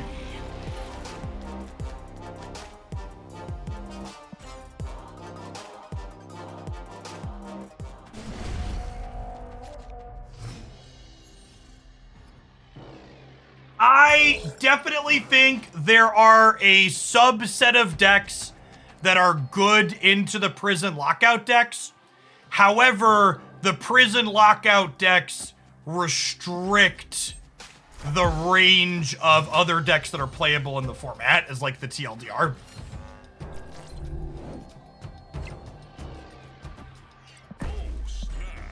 So it's not that the Prison Lockout decks are unbeatable, it's that they're just hard to brew into. Yeah, it's the same, it's kind of like when Galactus, right? It's not like that the deck's unbeatable, it's just that like the range of things you brew into it are a little rough. Your hand solid, definitely snap it here. Come on, damn it! Oh, feels bad, man.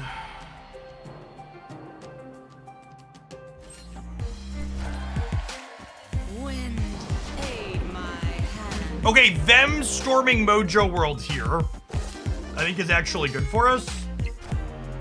Copium. This is fine, says local man about to be Cyclops.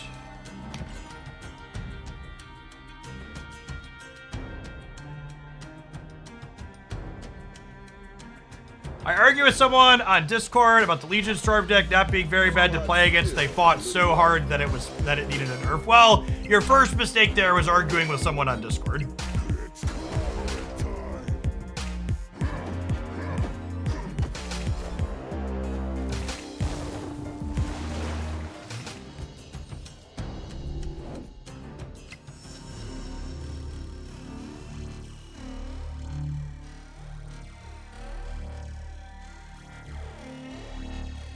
It's like the eternal XKCD meme.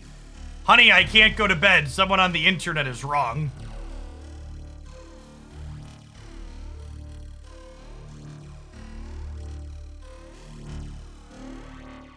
So their Professor X got discarded, but we're still gonna get Spider-Man somewhere is the problem here.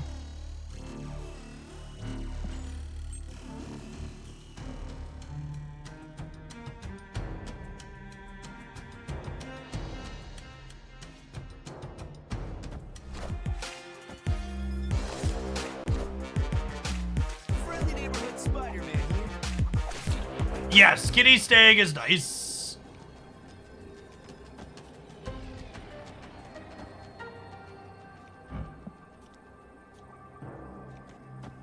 All right, Giganto and Agent Coulson beat the Hulk. Cornucopia.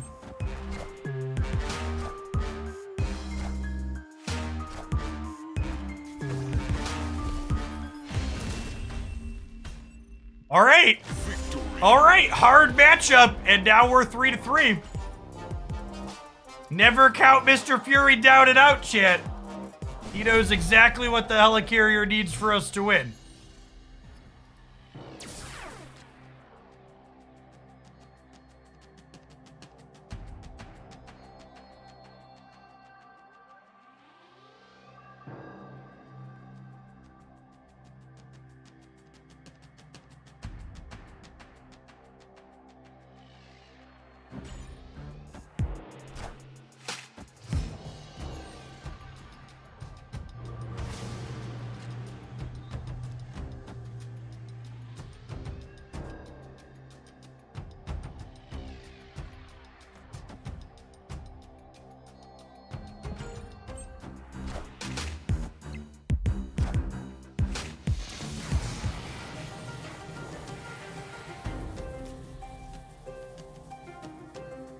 Priority.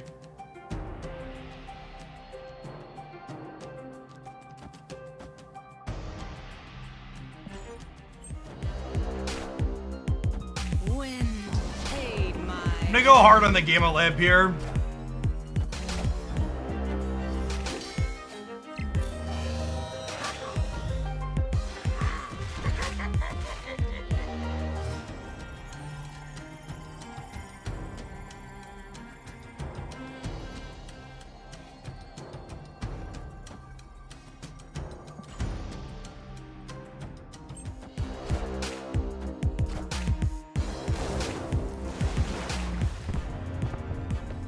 Coulson needs him some backup, so he taps in Nick Fury.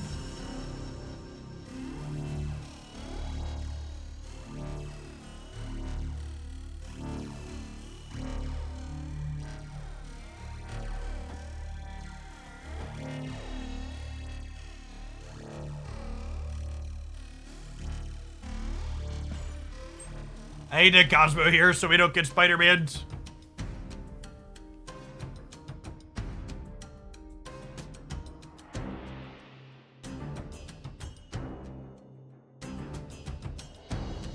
Is Jeff reading chat? Yeah, I read chat most days. Yesterday was a special extra thing. What's the tournament going on? Yeah, the opponent's deck, we don't know one card in it, but I'd assume they don't have Shang-Chi and we're good on the left, so I just need to try and win the right. The opponent's archetype is not a Shang-Chi deck, generally speaking.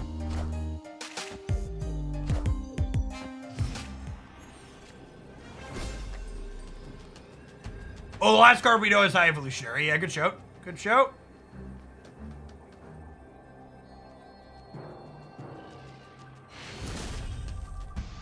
Victory.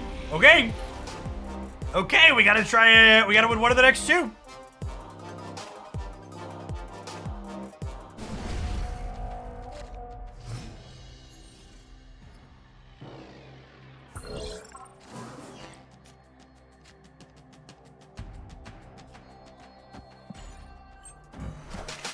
Cosmo's been a good last.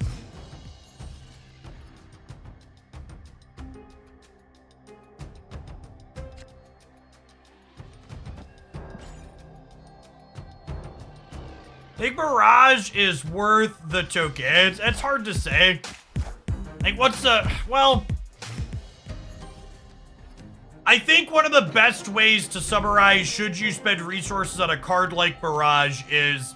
I don't think Mirage is the make or break card in any deck that you're gonna play her in. Is like the bottom line. Like I think if you look at any deck that's playing Mirage, you could replace her with one of half a dozen different cards and the deck is probably still the same. If that makes sense.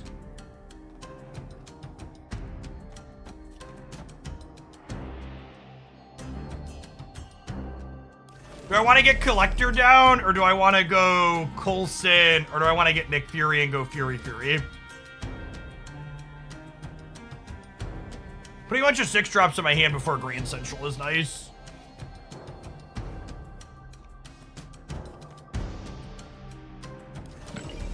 I could also do this, I guess, too. Is this better?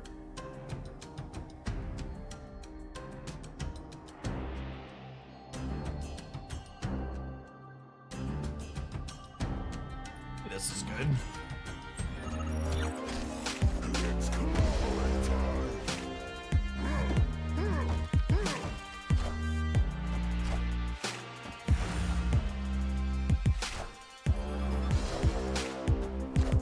Is Mirage better than Maria? I definitely think she's better than Maria. I think Mirage is probably best in slot for 2 energy things that generate cards.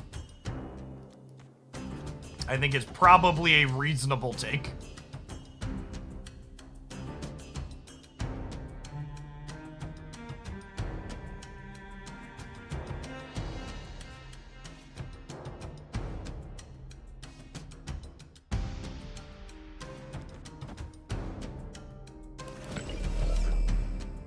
Yeah, I should have just played Dick Fury last turn.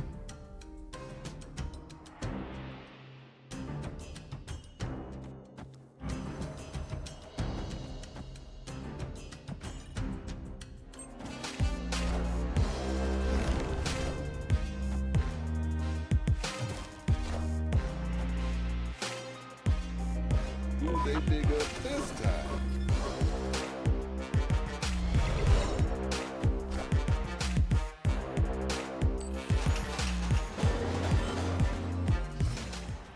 Man, I almost put everything into Grand Central too, and we'd have crushed them if I did.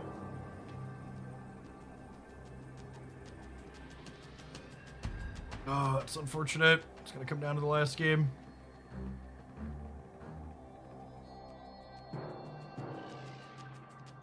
Not Shang-Chi either.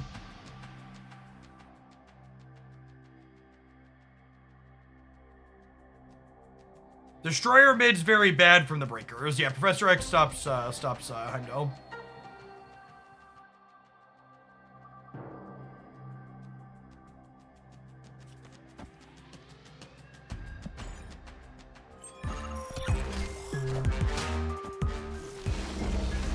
They played 2 cards and Wasp is already out.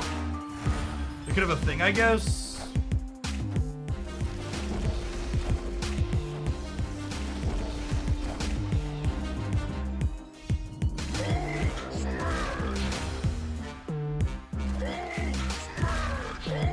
They have extra energy for something?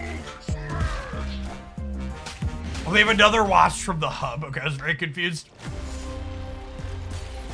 I should have played around Professor X on turn 5 and played into here. I lost this game because I didn't play around their lockout card, and I could have.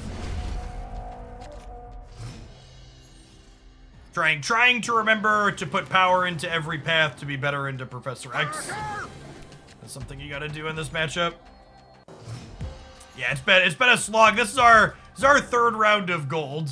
If we win this, we get another Infinity ticket.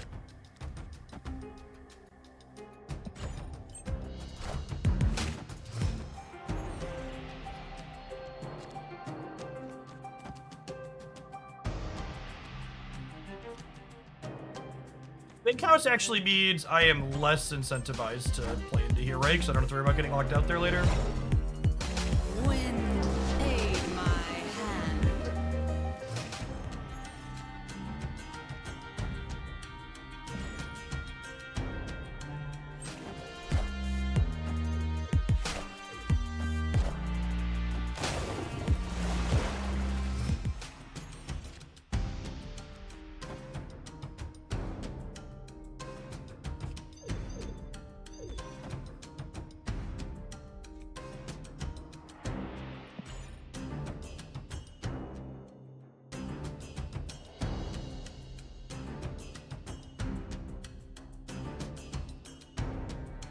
Probably finish another Infinity run before this match. Yeah, that like highlights the absurdity of that run, right? Like I think the entirety of this match is longer than Binks's entire 5-match run from yesterday.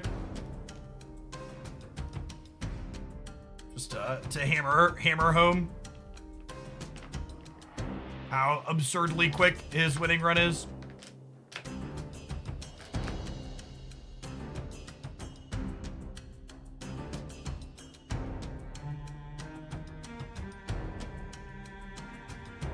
No, the 15-minute run's not wheel. He used 32 minutes and some change. This is his winning run.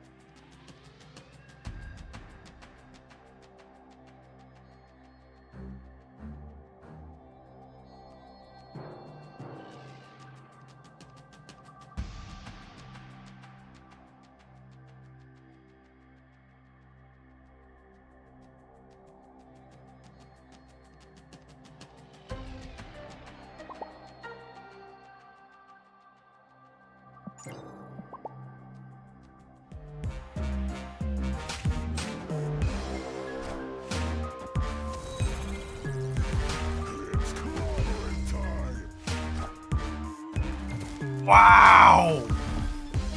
What an ending. Victory.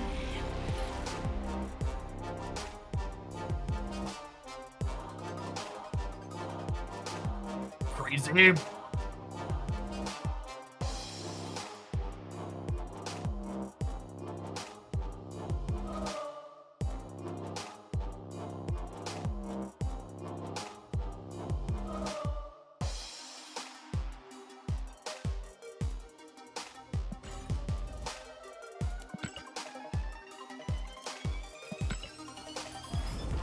True 10-round slug.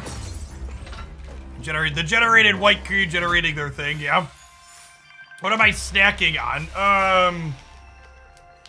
They are peanut butter and jelly fruz balls. It's something that my wife picked up at the store. Not bad. Dates, peanuts, coconut, apple juice, some strawberry puree, and a little bit of peanut butter. Going on, Alaric. Thanks for the 2/3 of a year. Appreciate you remembering to drop that off. It helped keep me around.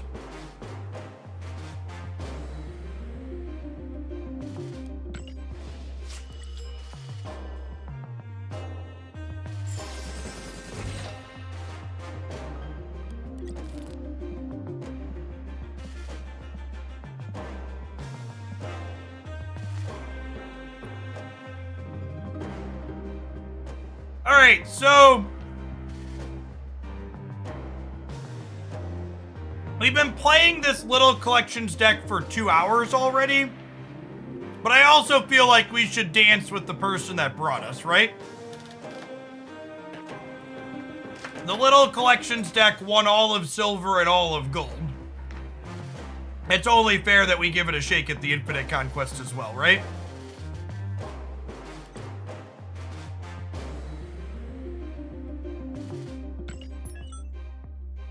Hey, the Bride Guy, thank you for the 3rd of a year. Welcome back.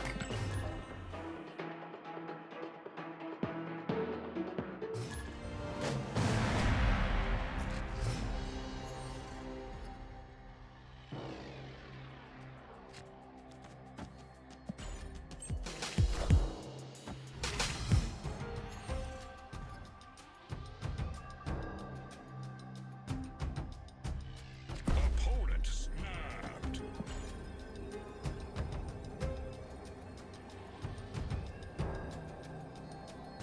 What happens if you Infinity Conquest with an avatar you already have shiny? It gives you a random other one, I believe.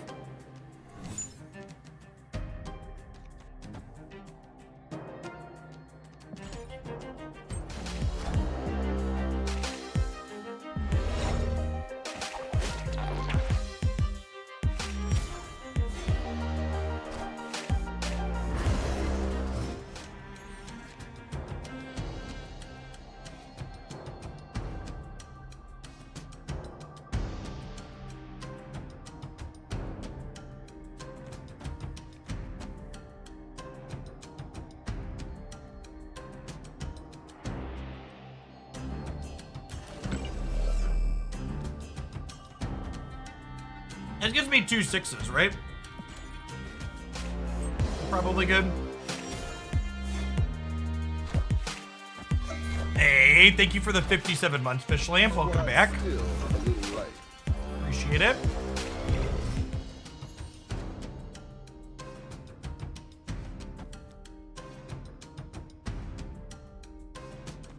Oh, I could have moved a card and then planned to Shang their dagger. Yeah, trying to Shang them, though, is tough because they're a move deck.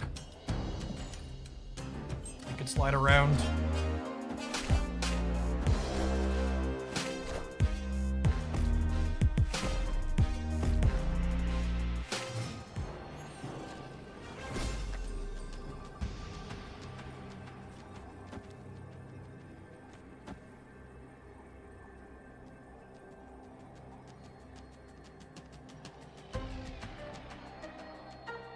Task is 10. Good shout.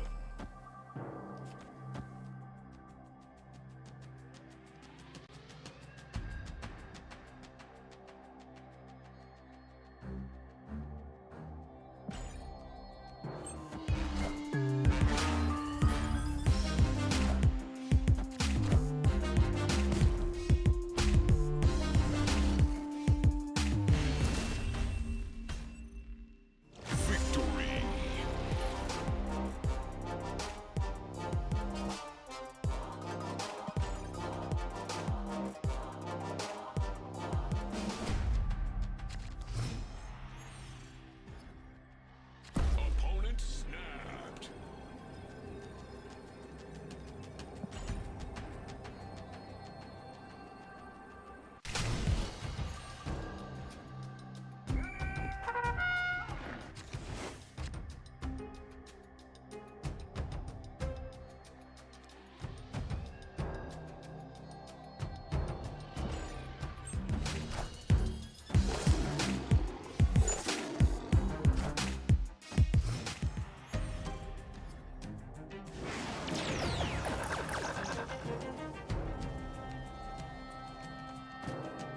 Last I checked, this morning's video was performing about average, which is pretty good, because Conquest stuff usually performs below average.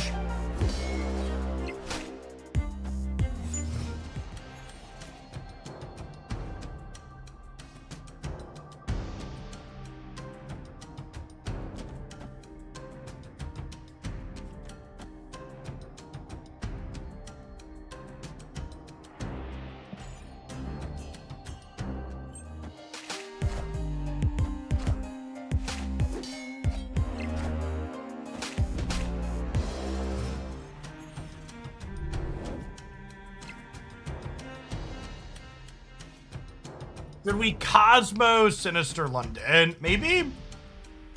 I can also Collector it now, though, right?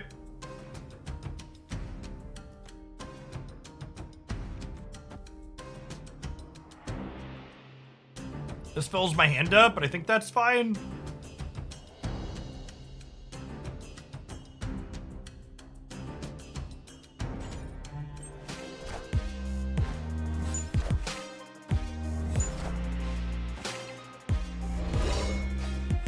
Friendly neighborhood Spider-Man.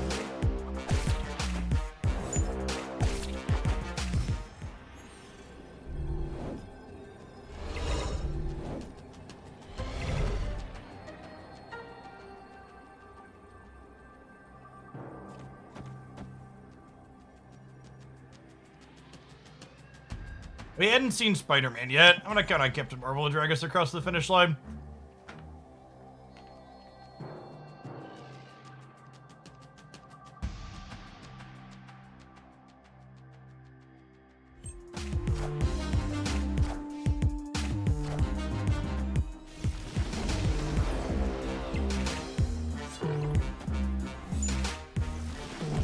Higher, further, faster, baby. What's the breaker?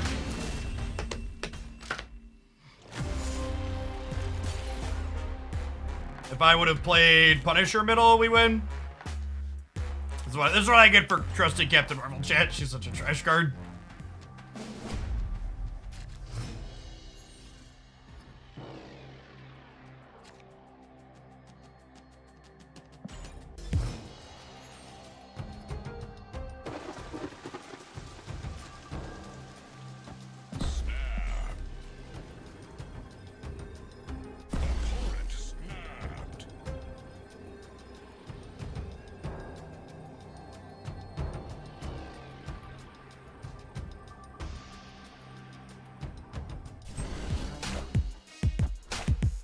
I'm not supposed to snap because of the Mindscape.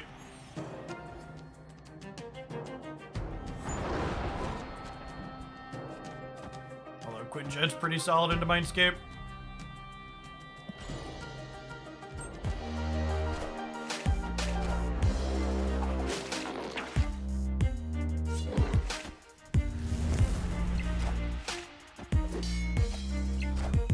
I mean, this person been trying to speedrun from the start. They've snapped on one almost every single game.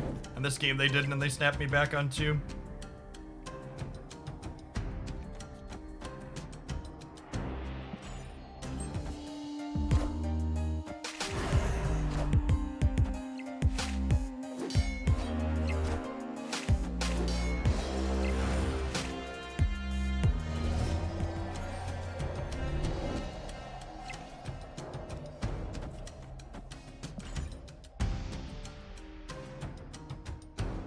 Does Kitty come back after swapping hands? Yes. Friendly neighborhood Spider-Man here. Oh my god, we get the Craven too, right?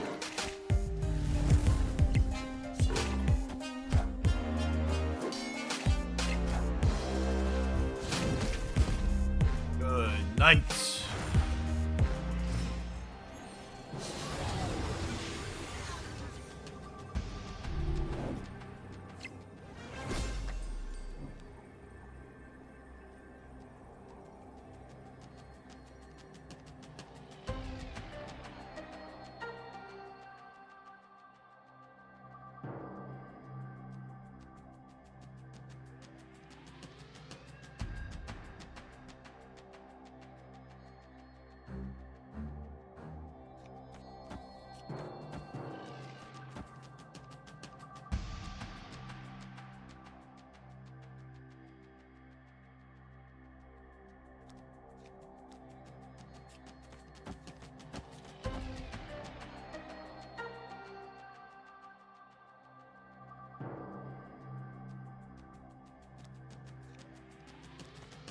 I think this is it, right? It plays for all of them.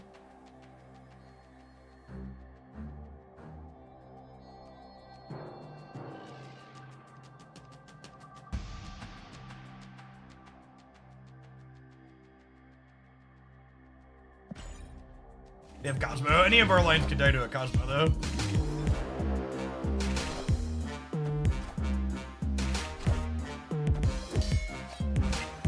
We win the breaker. Victory.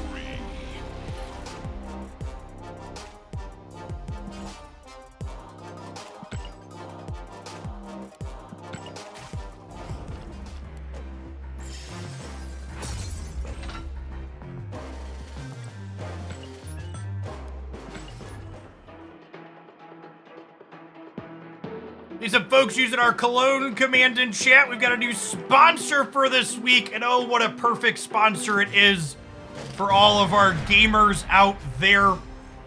We have a Cologne sponsor. Check out Scentbird in chat there. They offer you a wonderful different scent every single month of your choosing from their wonderful catalog. If you're someone that's not used to picking from different ways to smell good, they have a handy dandy little quiz on their website to help you figure out which fragrances best fit what you are aiming to do.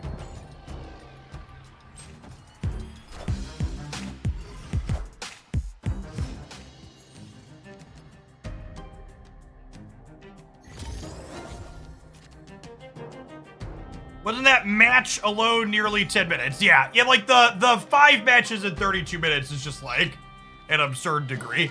Like we had one run that I felt was like pretty reasonably fast compared to like my average full Infinity Conquest run, and it was still 52 minutes. 32 is like fast to an unreal degree. So many things that you can't control have to go right to hit that metric.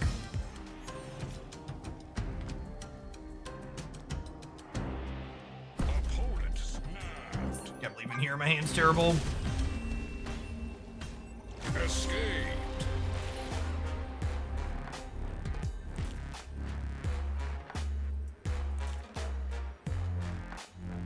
I would be incredibly surprised if Binks is not the overall winner. That was a really terrible Coulson, considering we got rocked, too.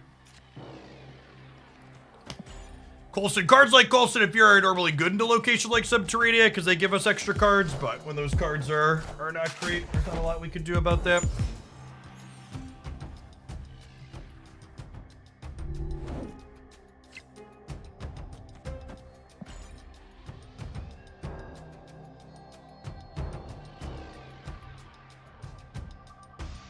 Yeah, people are saying Biggs just like snap turn 1 constantly every single game.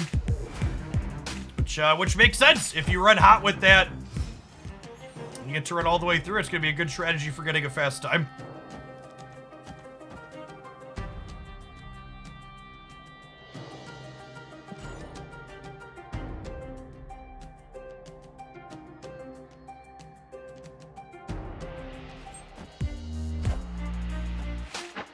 The opponent's Cerebro 2. Kind of looks like it.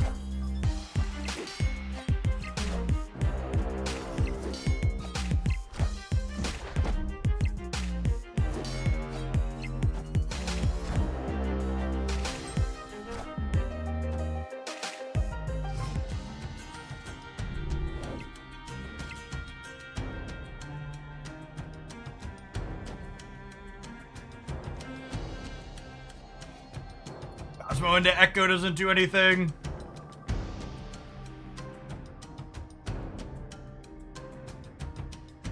Valk is gonna be funny, isn't it? So we just need to build this up here, and then Valk gets them on the right? Oh, snap.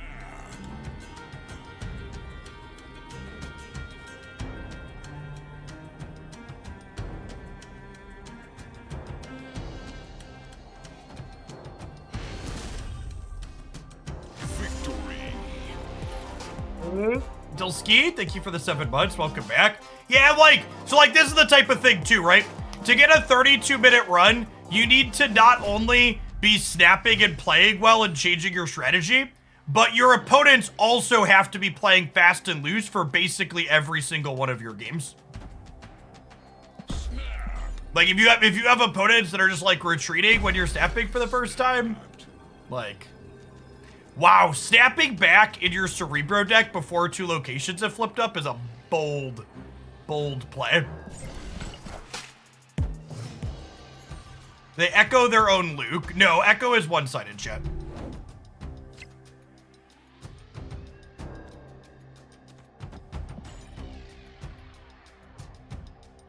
No, Echo is not asymmetrical card.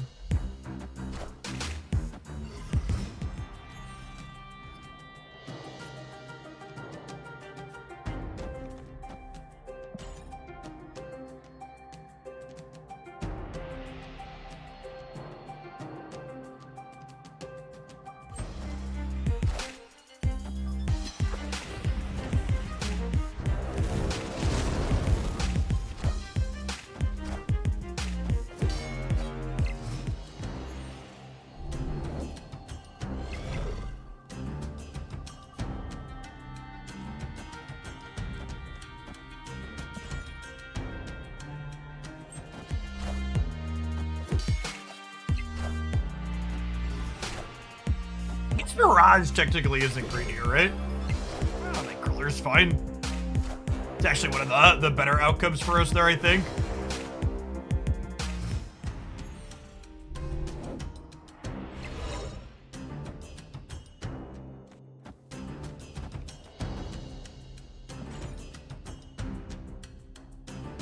Nightcrawler into Kunlun. Maybe into Kunlun? It depends on what our plays into deep space look like. I might need to use the Kunlun slot on a card that has text. Hey, Sarmine Win! Welcome to Hoaglandia's latest Shillionaire. Love, love, love to see that trickle-down economy in action. We'll make sure that keeps working there so Shillionaire becomes more affordable to everybody at home. The next Shillionaire now only has to spend 999,884 shillings. Be sure to ping me on the Discord server Sumerian, to claim your role there.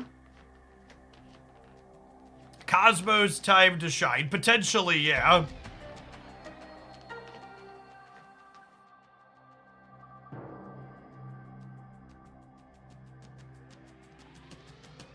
Am I supposed to Cosmo one of the sides to try and catch a Mystique?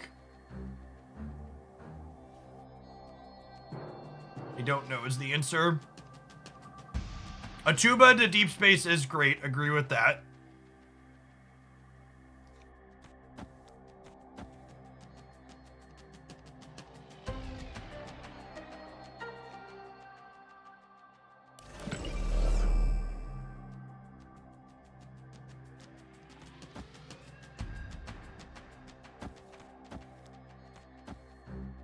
I think I'm doing this.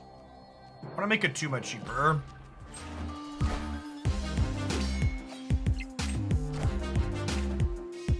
When the coin flip on the Cosmo. This has got to be Cerebro Mystique, right? Did we get him? Did we get him? Oh, yeah. Oh, yeah, that's the good stuff right there, chat.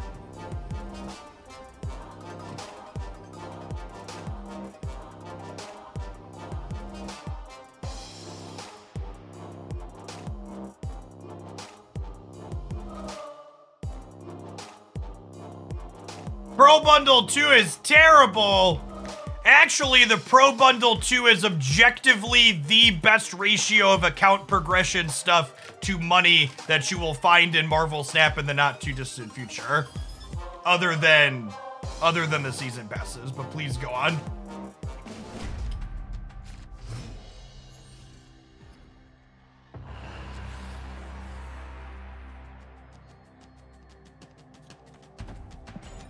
Right!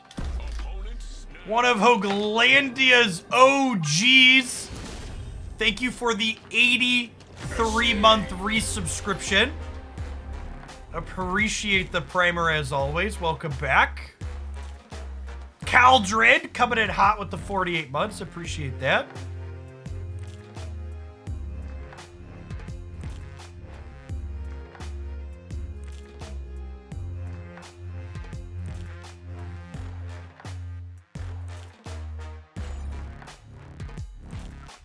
Latest Shillionaire into Beverly Shills in the Hoaglandia Discord server real quick.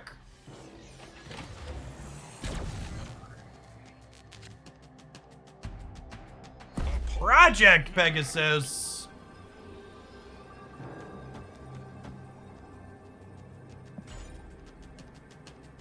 Hey, what's going on, Kibble? Thanks for the 7 months. Wind, aid my hand.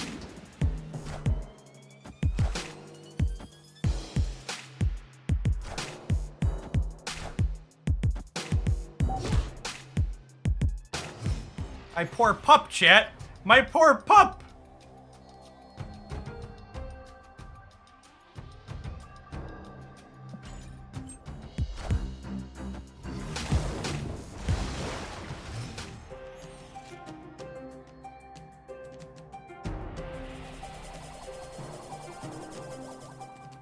Everything other than Kitty is a great hit with Iron Lad here.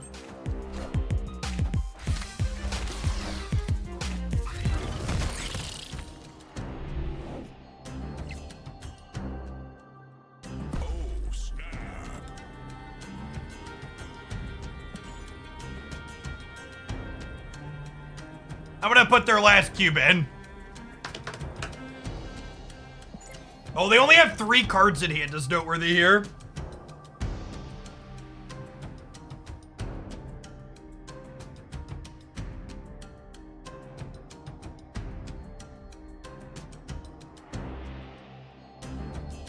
Yeah, one of them could be Mr. Sinister, is a good shout. They can't play mid. Yeah, they need magic to play mid. We want Doc Ock to go right here for us.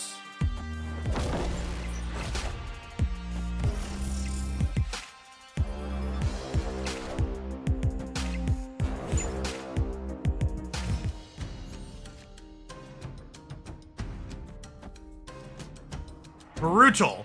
Savage. Wrecked.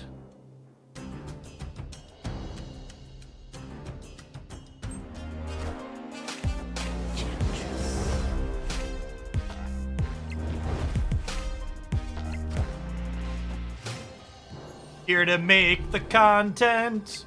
Do do do do do do do do do do do. Victory.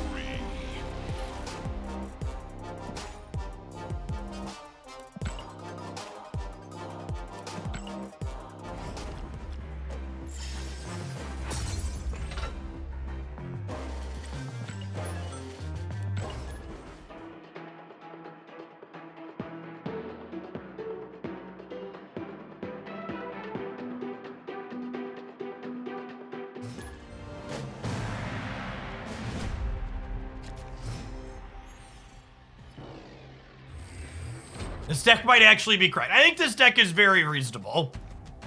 I definitely would not call it cracked, but I think this deck has all of the tools you need to be successful. Will I post more Conquerors highlights on YouTube? Probably not. The full uncut Conquerors run is up on my secondary YouTube channel, but in general, Conquest content tends to not perform super well. Also, with an OTA update coming on Thursday, I assume there's going to be changes to the format that mean that people will be a little less interested overall. You're Agent 13 or Maria Helmets. Like, I think if you're missing Mirage, I prefer Agent 13, just for curve purposes. You know what? The weekend missions will be 500 for Mirage again. We don't find those out in advance.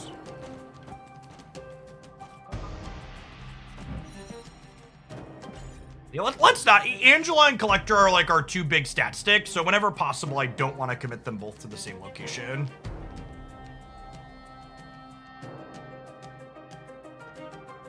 Yeah, this deck has solid cube equity because your opponent doesn't always know what to play around. You think of Echo instead of Quinjet in the double up deck. I think that's fine if you really want to hedge the Thanos matchup, but I also don't know that the Thanos matchup is hard for that.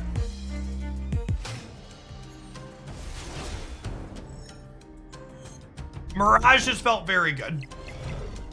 I think Mirage is likely the best in slot for, I think Mirage is likely best in slot for 1 and 2 energy cards that generate cards.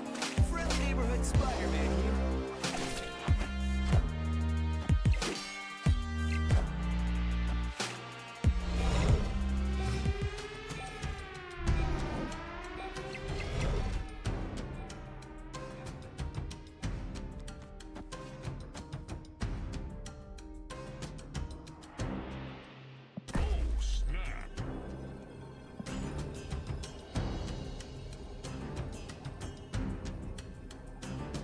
Snap them, I think we're in a good spot.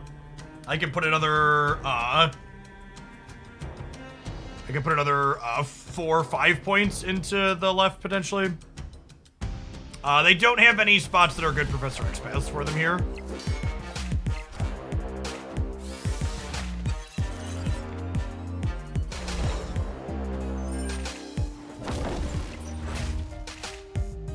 Queen gives us some nice info on the way out the door.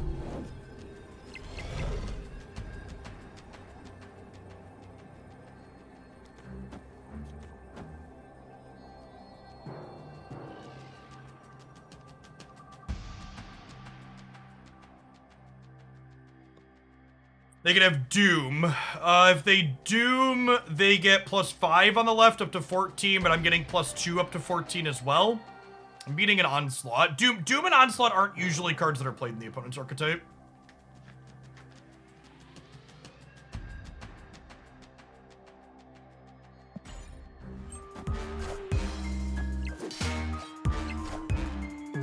Jeff also loses Cynic Fury.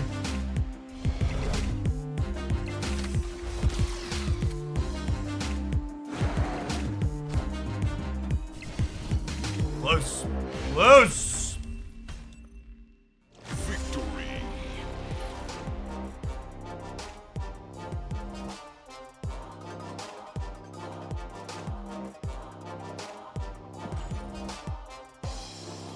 Cosmo's been very good in this deck for the sets that we've been playing. Just for what it's worth, I would not cut Cosmo.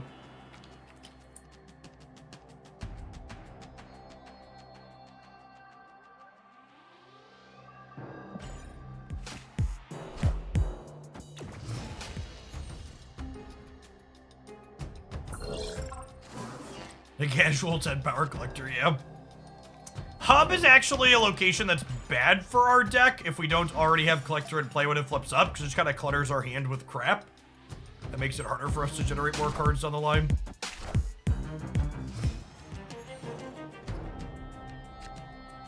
Kitty Pride was the best draw in our deck there, not close. That's nice.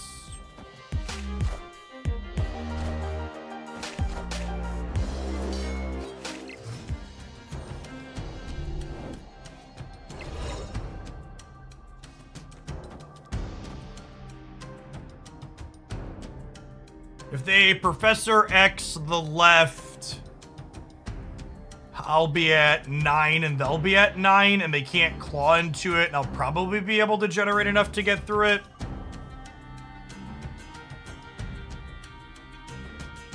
Do I want a Kitty Pride rather than Quinjet to get the collector even bigger to play around blue marble? Probably. Means I don't draw a card next turn, but I think that's fine.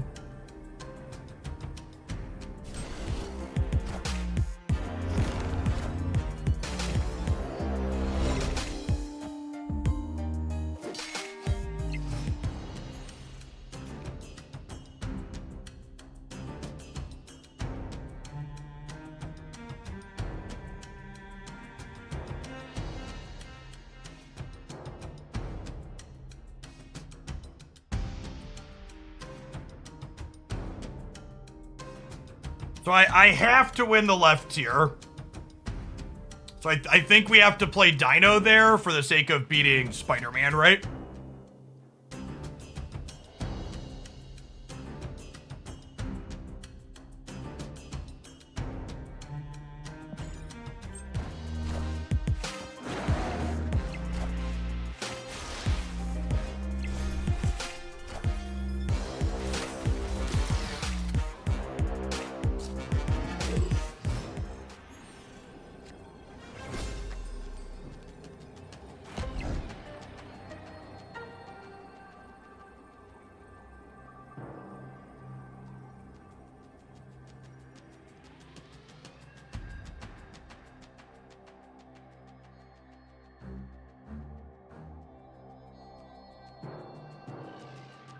I can't Enchantress because we still have priority.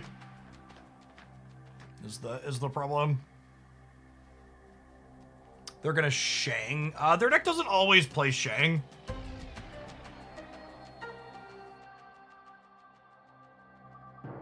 Nomad Farmer, thank you for the 9 months. Welcome back. I think if we stay, it's like Chavez right, but I think it's probably right to just leave here. Yeah, Enchantress also symmetrical. It kills our Dino, yeah. They have 5 cards in hand, meaning their Dino's 13, meaning they could tie here if they play Dino here. And my Dino gets smaller, so I lose, actually. Yeah, that was nice. Escaped. Is the opponent cooking with flavors we can't comprehend? No, they're literally playing the stock best deck in the format. It's the most popular by a wide margin. Well, thanks for dropping off a sub here every month, McKay. Appreciate the 7 months, even if you primarily watch over on the YouTube side.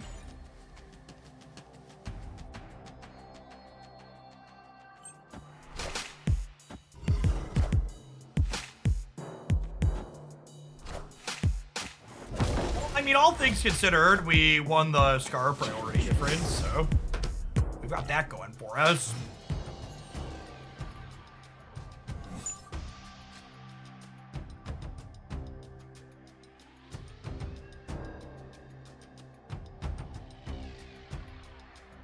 Conquest will likely be the thing that kills Snap for me. It's smart to play Conquest as our rewards deck compared to the ladder, but sweating against bad matchups killed the fun of playing. There are actually less rewards inside of Conquest in total than there are for playing on the ladder. And my #1 piece of advice for any of these types of games, if you're going to enjoy them, is you need to be able to learn to not play the parts of it that you don't enjoy. The sum total of currency you get for playing all the maximum rewards in Conquest, like less than 10 bucks in currency. It's like, maybe it's around 10 bucks. It's like 600 or 700 credits and like 200 gold. you're right that if you're like extracting every ounce of free-to-play value possible from a game like this, you need to do it, but like, do you really need to do it, or you just feel compelled to do it? And if you're someone that's not able to like deal with compulsions like that easily, these types of predatory free-to-play games are not ones that are good for you to play in general. When your Coulson rolls a Coulson, basically.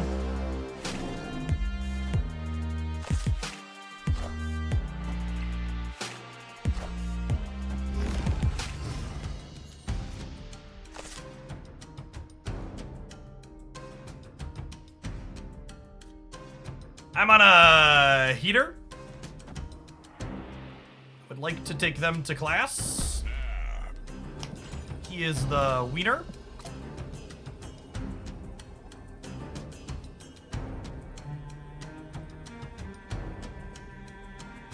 Why not play the rock? Because it's 2 points for Devil Dino 2.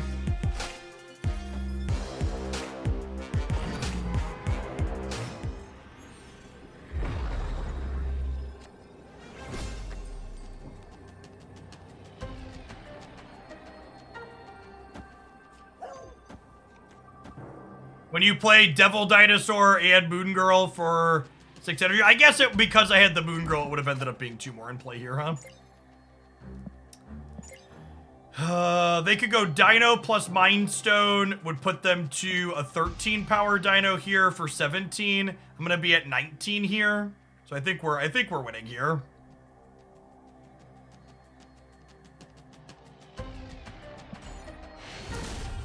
Yeah, they're leaving. Oh, they can't do both because they got leeched. Yeah, that's true too. They could only have one of those two at the text box. It's a good call out. The $100 Pro Bundle worth it. It is the best ratio of stuff that you could get for money in Marvel Snap outside of the Season Pass in the not too distant future. If you want to see how the Pro Bundle stacks up against other bundles now and in the not too distant future, check out this video here. You can always come into my chat and type !bundles to get a bundle breakdown.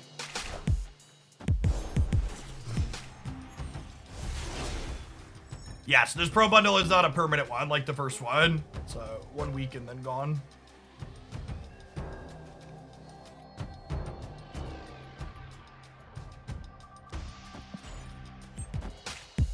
I spent my 11,000 credits already. I did. I upgraded my death to get a gold border death. I was sitting on like 800 death boosters. I now have less than 800 death boosters.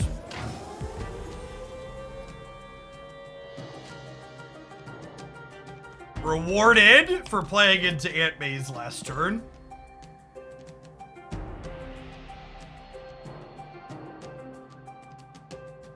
You hate that everything is $100 this game. I mean, that's not remotely true. But why let the facts get in the way of being pissed off about how much you feel?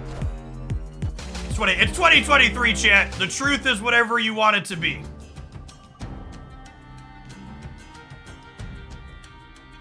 Why look at reality when I could just choose to be mad instead?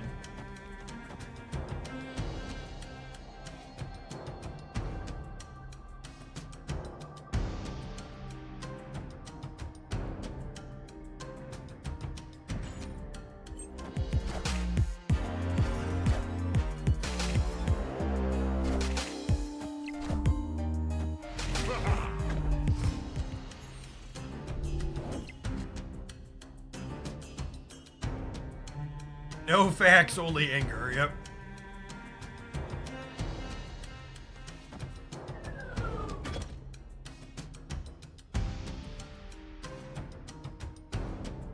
It's a little awkward here.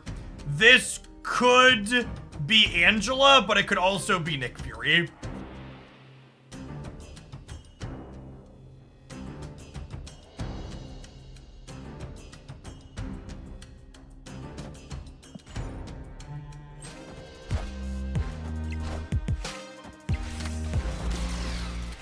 Could also be a Chitris. Friendly neighborhood Spider-Man.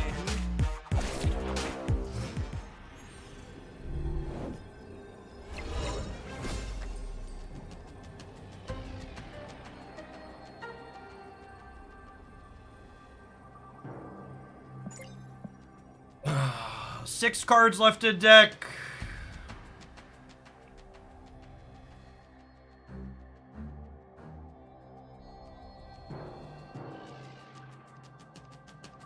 This is 13 middle.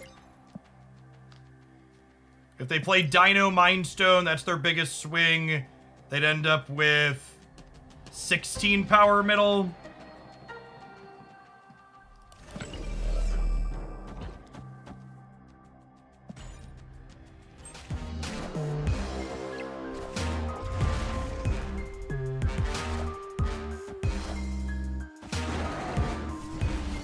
They wouldn't have 2 stones to draw. Oh, that's a good call. Yeah, because they Mindstone, they only have 1 rock left.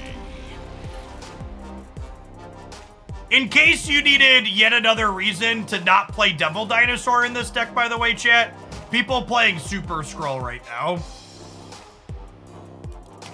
are another reason to just not put Dino in this deck. I think Dino is bad in this archetype. I think it's too much energy for the amount of stats that it puts into play. We'd much rather have smaller things that make numbers like Collector and Angela. I think even if you thought it was kind of good, it's poorly positioned in the metagame.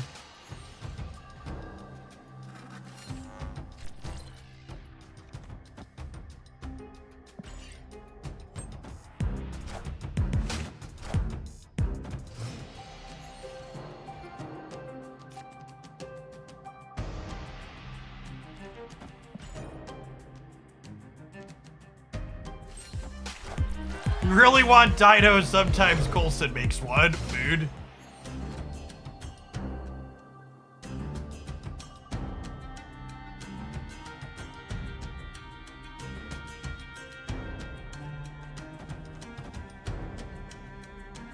What if I do this, and then I just Legion next turn on the Mojo world? Because I think we're more likely to play out a bunch of stuff than they are, right? And actually, if I think I'm going to Legion, they can have a lot of stones, but they haven't played any stones so far, meaning they don't have them. Like, so generically before the game starts, yes, they're more likely to have more things than we do, but the way this game is playing, they have to like draw Mindstone this turn, right? Which they didn't. So like, I agree with you. If you're like, generically, Jeff, you're playing against Thanos, should you Legion Mojo World? My answer would be no, you shouldn't do that, that's silly. However, in this game, the way things are playing out, I think Legion Mojo World is the play. Friendly neighborhood Spider-Man here.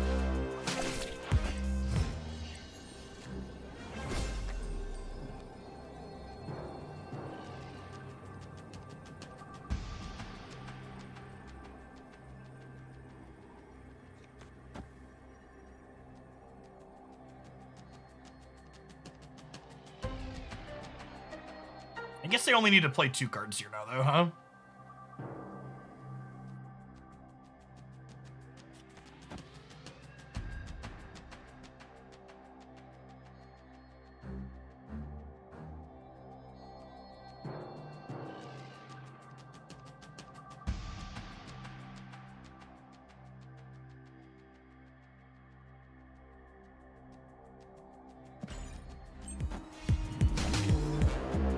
Please be a Dino. Please be a Dino. Yes!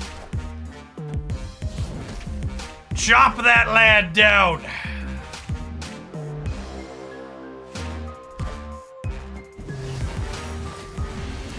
Cosmo's more than one. Yes, you are correct. I should have played Cosmo.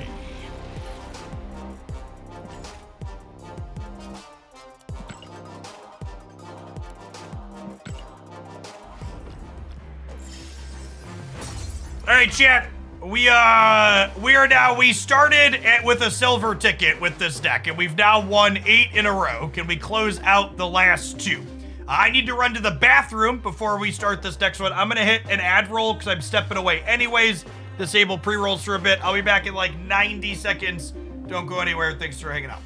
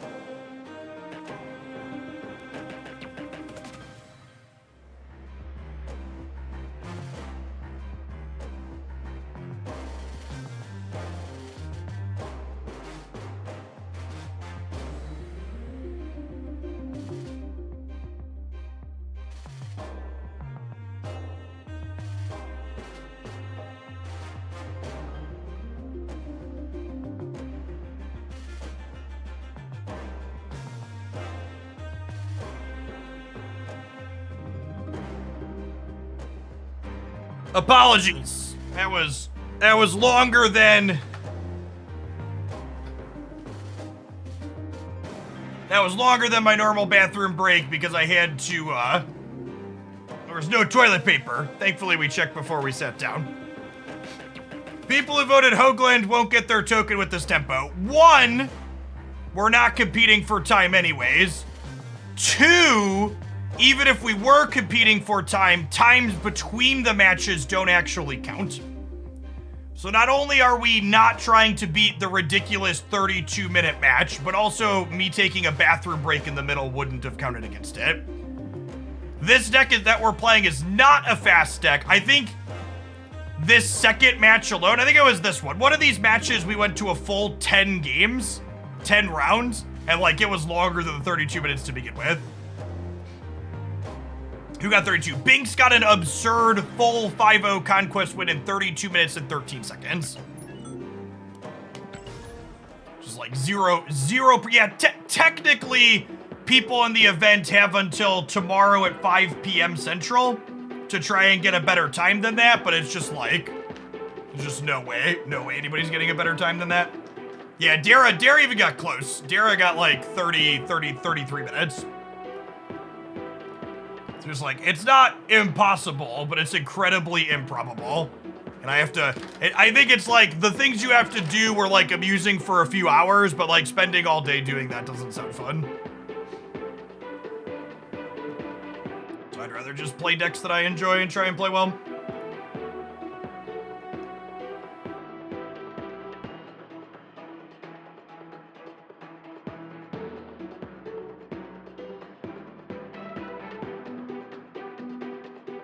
What are the things you have to do? You have to snap on the first turn every single round.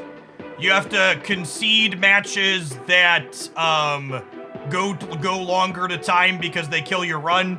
You basically have to drop your current infinite conquest run once you get above 30 minutes. Heck, with the timer being set at 32 minutes, you basically have to drop even if you win the first match if the first match takes you longer than like 6 minutes. You have to average less than 7 minutes per five matches.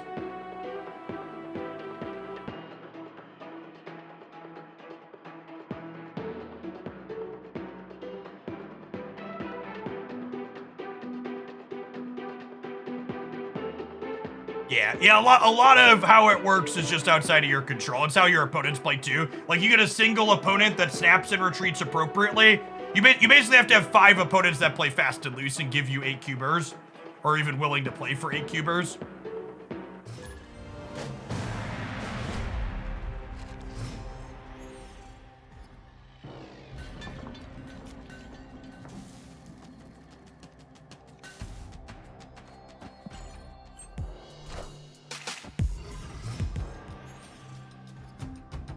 Yeah, I'm not actually sure why the overlays are a few pixels different than what they were before.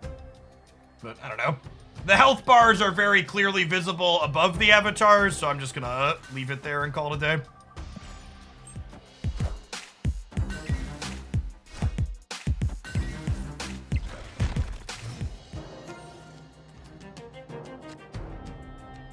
Are there any variant odds listed anywhere? 700 gold versus 12. My understanding of the mystery variants is that they are guaranteed to be one mystery variant, or sorry, 3 1200 golds and 6 regulars, I believe. There's some static amount. You can't run hot or cold over a large period. The timer counts your time in queue. It does not. It's only time spent between queues.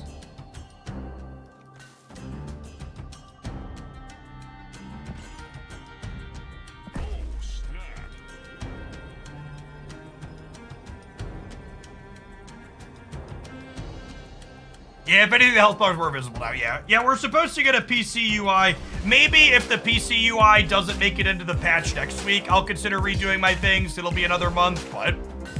And in theory, we're getting a PC widescreen UI at some point in the next month or two. Copium, it's next week.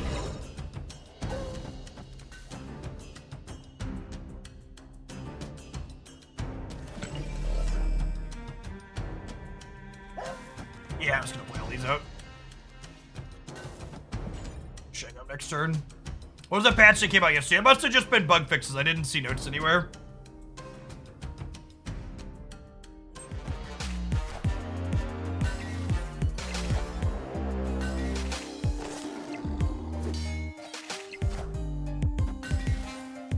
If they're a Cosmo gamer, they could get us. Oh wait, are we gonna have priority here? No, we're gonna have priority, but when Kitty bounces, right?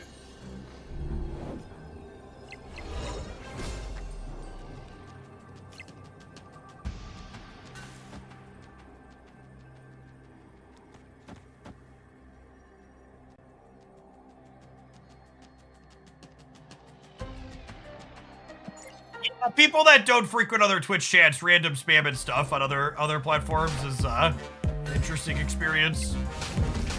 Allow me to end your career with this tech card.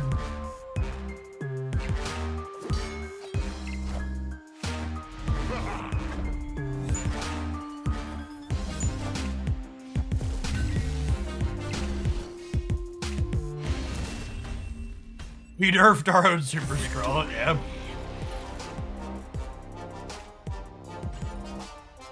This matchup's gotta be solid for us, I imagine, with both Shang-Chi and Enchantress.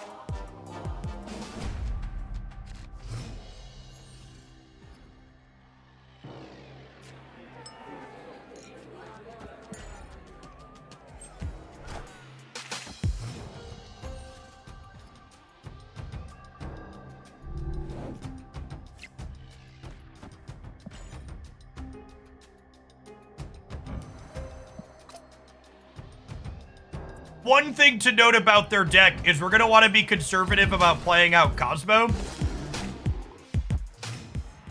Simply because it can protect their stuff.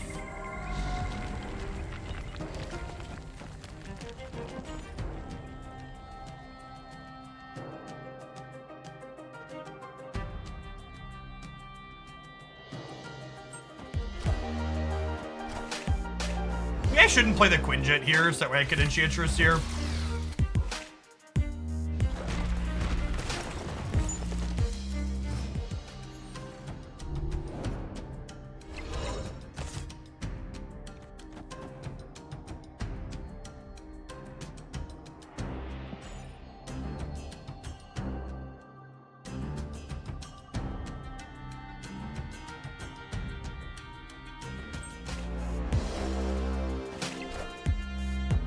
The Titan here means that I get to Chavez plus Kitty on the last turn, which is nice.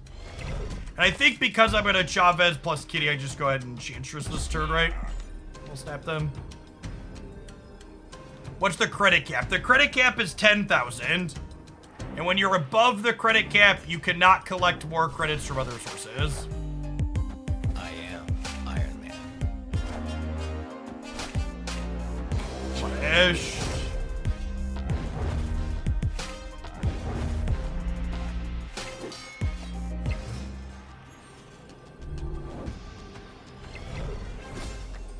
We lose to Onslaught now, right? It's unfortunate that we showed them... It's unfortunate that we showed them Enchantress in a game we're gonna lose. Because Onslaught center is...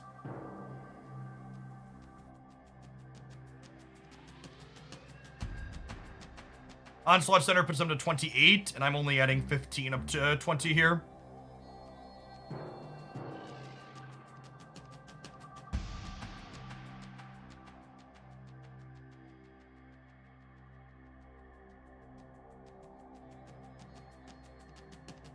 Opponent snapped.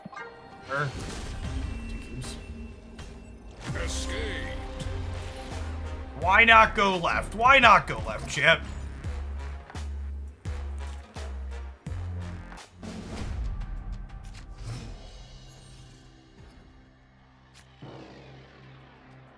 You're not Series 3 complete. How many cards does the Pro Bundle get you? 11,000 credits is... 5,000 credits is... a Spotlight Cash plus 8 Series 3 cards. Right? Is that right? Or is it 9 Series 3 cards? No, that's wrong. Is it 3 Series 3 cards? I don't actually know. I have to sit down and count. I don't remember what... It's been so long since I was in that spot. Is it three series 3 cards per 9 reserves now? What's the count? Is it 3 per 9?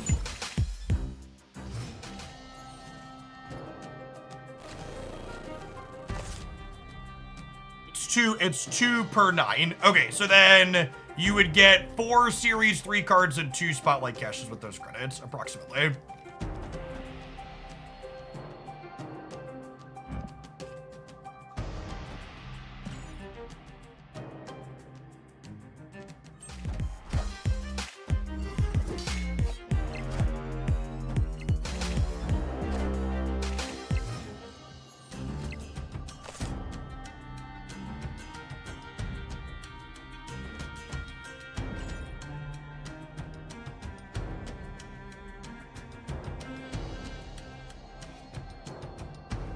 $100 for 2 spotlight caches puts it in perspective. It is basically never efficient to spend currency to buy spotlight caches.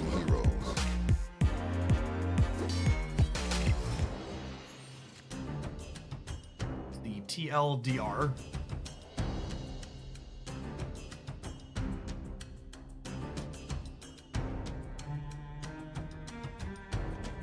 Opponent snapped.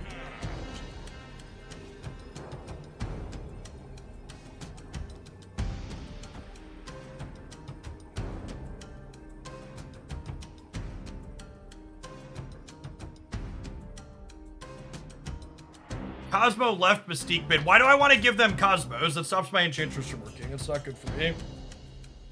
Cosmo because I want to set up Destroyer. No, I think I need to Enchantress them, chat.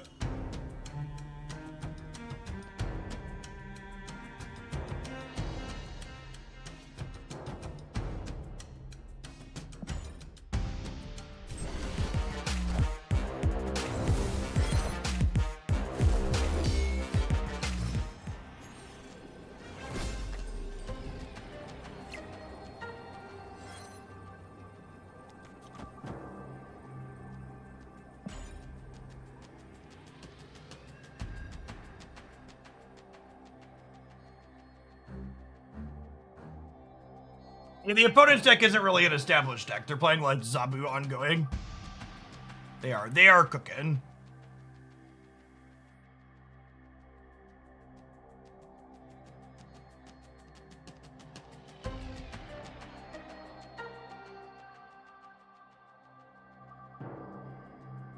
Yeah, I expect the user interface for Spotlight caches to be cleaned up / improved over a little while. Like, I think like removing them from the collection track altogether and giving them their own spot in the shop or something is probably ideal, so you just don't like fat finger open them by accident.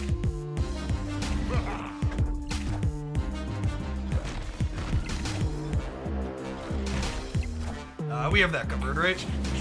We have 8 here. Well, they have 10. We sold that covered, though.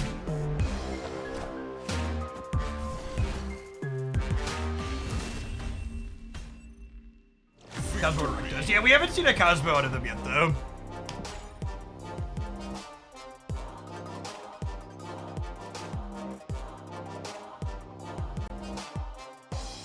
Spotlight caches should give you a Spotlight ticket you spend at the shop. Yeah, I think that would be a cleaner implementation of the system for sure. Like I said, I would expect improvements like that to be coming at some point in the not too distant future. This is definitely a first pass implementation. I expect the details will improve.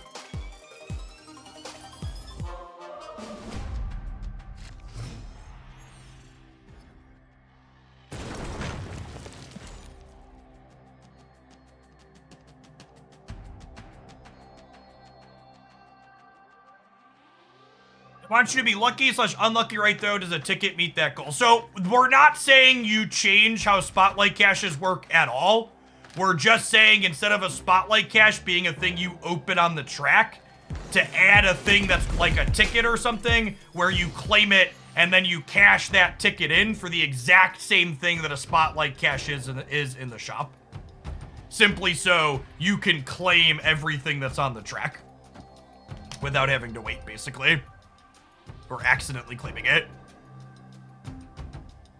Yeah, it takes the red dot off the screen and it removes the ability to like accidentally open a spotlight cache when you don't want to. So I actually don't want to Zabu this game because if I Zabu, I can't Enchantress the Crimson Cosmos. Holy shit. Oh, snap. Thanks, bud.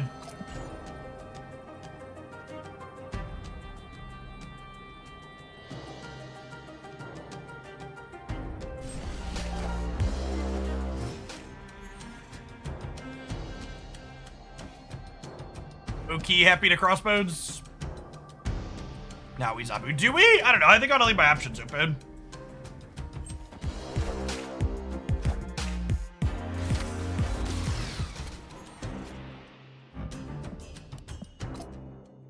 Gang cheese. This is another reason why Iron Lad is awkward with tech cards. Not only does it make your Iron Lad bad, but it lets your opponent know, hey, I should play around this.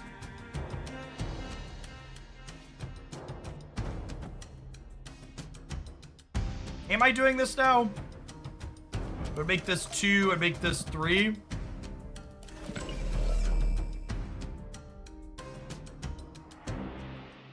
Probably not good.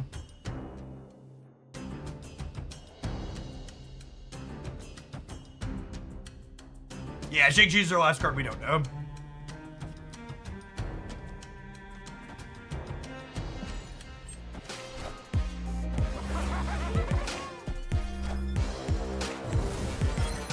Ooh, that's a punish for not playing Scroll this turn.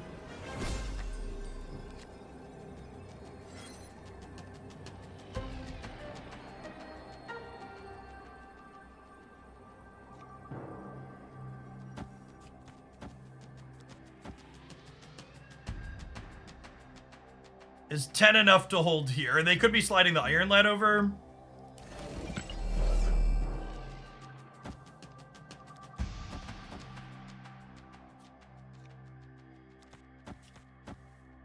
I was gonna play for all 3.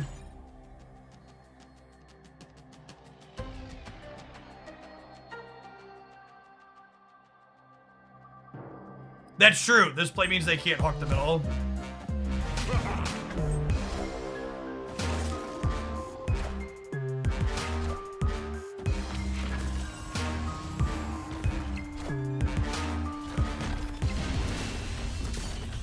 All right, we got him, right? Victory. We won the breaker here. We needed the Coulson over here. Is it only 3 cards in their deck, but Super Scroll got him twice.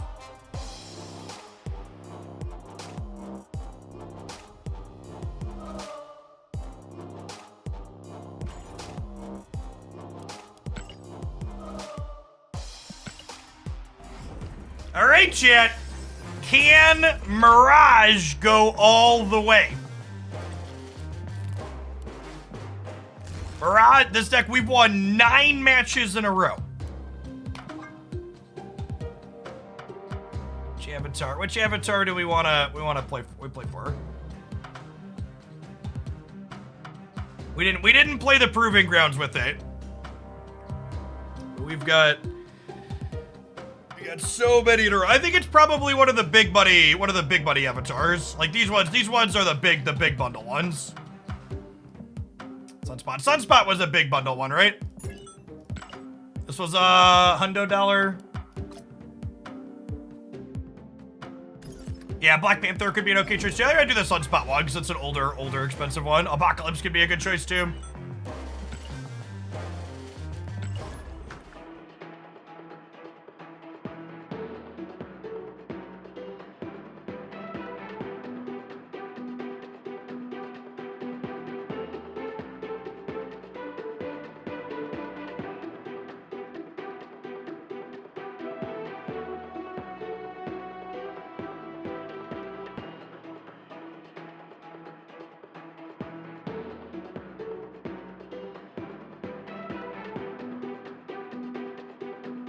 Cable is trash. Yeah, I think with the addition of Mirage to the game, like Cable was already pretty outclassed. I think Cable is solidly outclassed.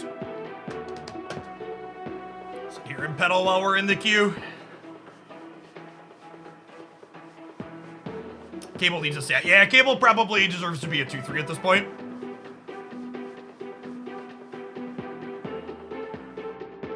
I'm at level 950 and I'm stuck in pull 3 purgatory, already infinite. I'm getting wrecked in Conquest. What do I do? I mean, I think you just kind of chill in a holding pattern, right? And like do your dailies and collect your free stuff. Just wait to progress your collection a little. But you're right. The higher rates at Conquest are tough to impossible for people with smaller collections. It's definitely an end game mode. The latter has collection level based matchmaking. Higher ranks of Conquest do not.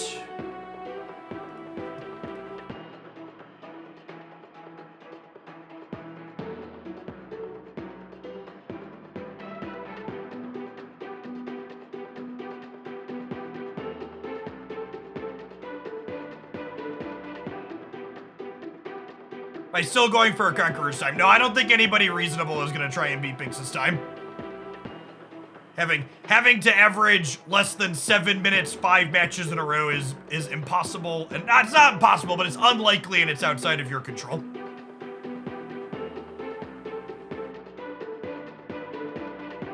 I would rather just play fun decks, try and play them well, see how far we go. People about the tech-heavy Darkhawk decks that have been dominating the Conquest yesterday. Are they dominating the Conquest? I don't want to cancel the queue for fear of it losing my last game here, but we can look at. That's actually a good point. After this match, we'll go look at some Infinite Conquest stats and see what's been doing well. See how high the Thanos metagame percentage are.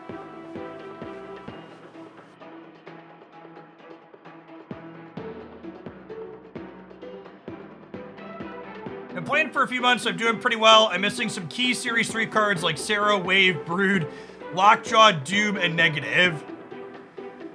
For competing or card acquisition? Well, for card acquisition, I mean, it's just when the patch happens, or actually the month just rolled over, right? So like you get to cash in a new free Series 3 card of your choosing. So waiting to pin the next one of those that you actually want is a good call. But yeah, that's a lot of the build arounds. I guess it also depends on like which Series 4 and 5 cards that you have. Cause like if you have Zabu and Darkhawk, for example, as far as Series 4 cards go, like those open up a lot of deck building.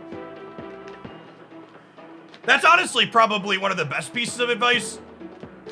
If you're early on, if you're a newer player and you're looking to get to a competitive deck as quickly as possible, you probably prioritize Zabu and Darkhawk as your first 2 Series 4 cards with tokens. And then you want to pick up Rock Slide as a Series 3 card. I think Zabu, Darkhawk, Rock Slide will give you a lot of room to play with the details around it past that.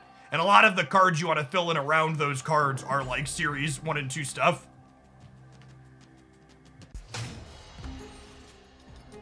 Is this Conquest run still for the turn? I mean, technically, the time for this Conquest run is being logged, but also, like, I think a single match from this run was longer than Binks' entire run, because we're just, like, trying to play well. We're not trying to play fast.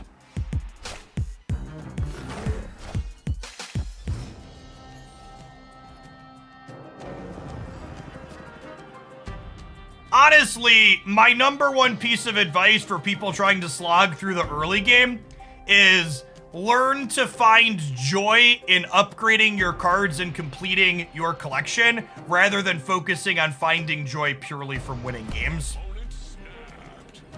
If the only thing that's going to make you happy is winning games, honestly, even once you're late game collection, you're still going to be mad most of the time because you can't win all the time.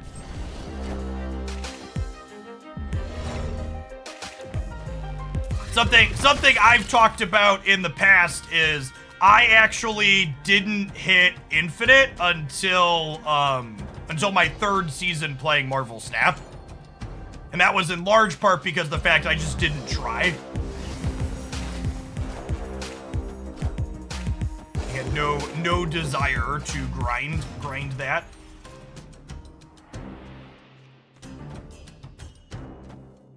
Kitty's a little late, but Cosmo's looking good.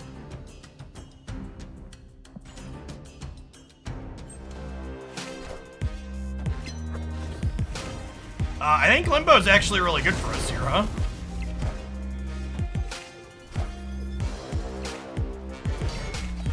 All systems go.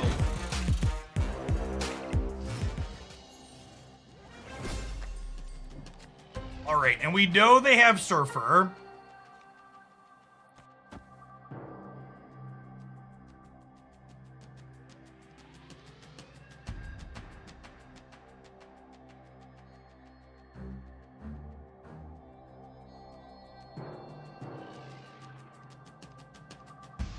Professor X Middle. How does Professor X Middle help me win the game?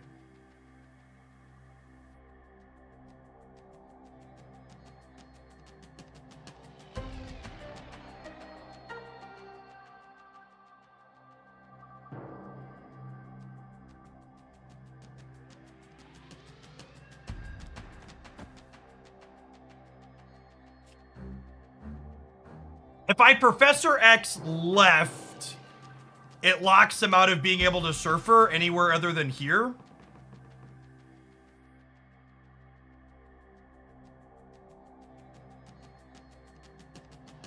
And then I'm at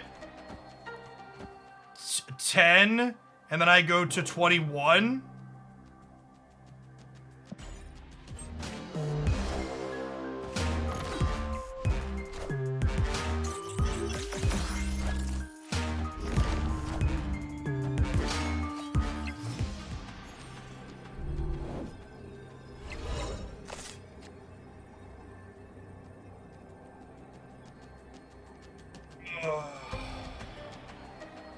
Fuck. I needed them to not hit the right side twice.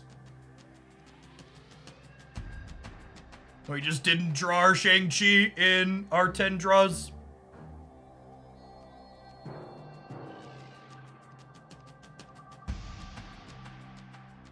The problem with stagger on right is if I hit a 5, they go to 17, and then I'm only tied there. Yeah, proper play is definitely a retreat here. They probably play 2 cards instead. I can't move anything. It's a real shame they stayed in there, because if we hit Shang-Chi, we just like take them for all of their cubes. Super unlucky. Like 80% to have Shang-Chi in a game that takes an extra turn like that.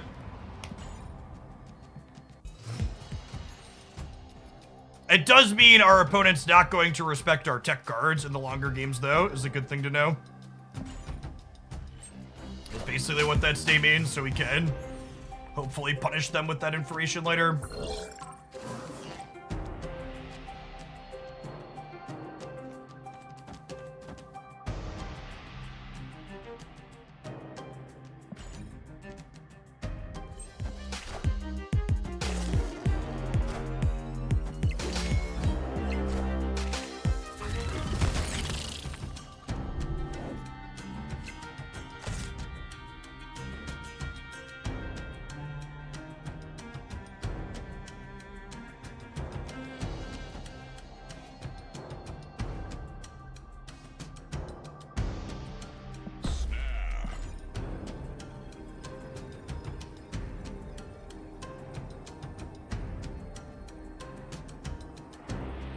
I guess this locks me out of having an Enchantress. I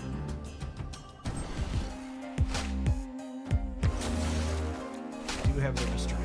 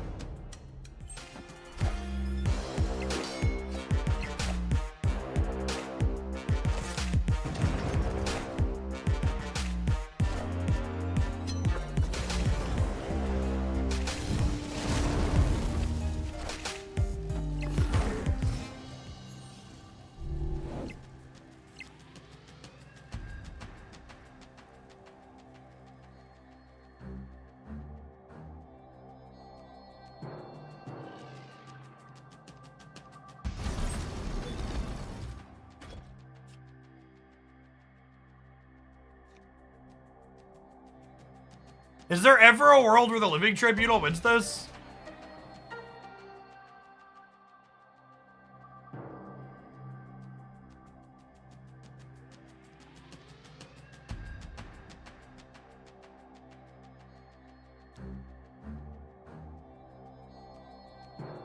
Is Iron Man mid better?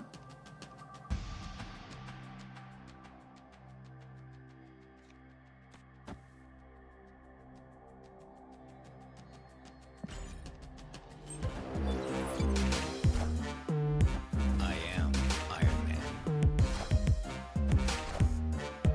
I am Iron Man.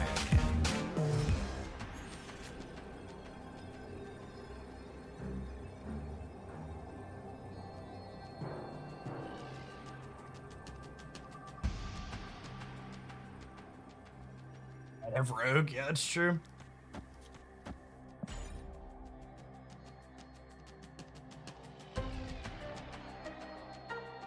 There's like so many permutations here because they have 3 negative draws.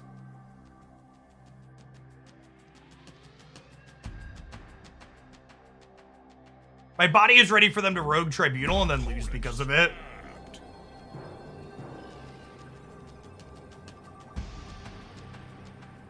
That's fine, I'm ready to play another deck.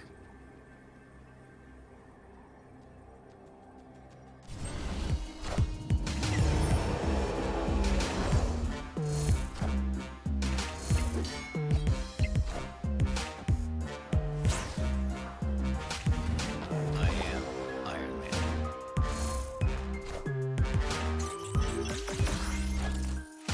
Man. Fuck you, buddy. I think we actually would have beaten them if they lost that coin flip, right?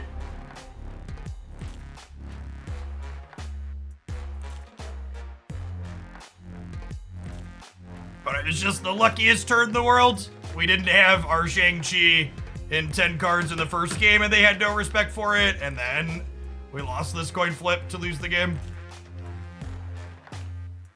Yeah, if they hit the Living Tribunal, we win center and left. Just how it be sometimes. We won 10 in a row, or 9 in a row, couldn't win 10 in a row.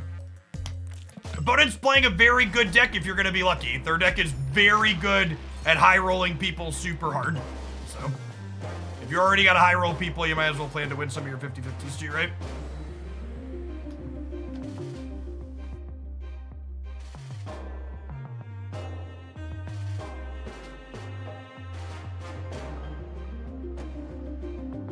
Shield deck confirmed to play ball, only 9 in a row.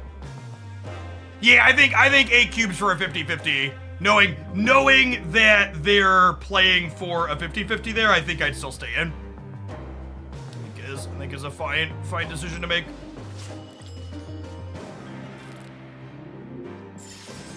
Who do we want to play? Let's do this one.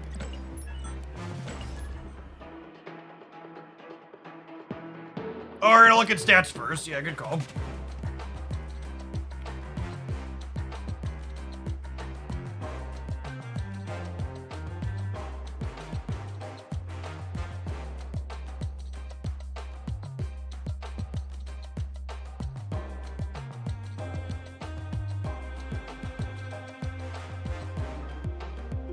Well, in my metagame breakdown video, my called shot was that I expected Thanos control to break 20% in Infinity.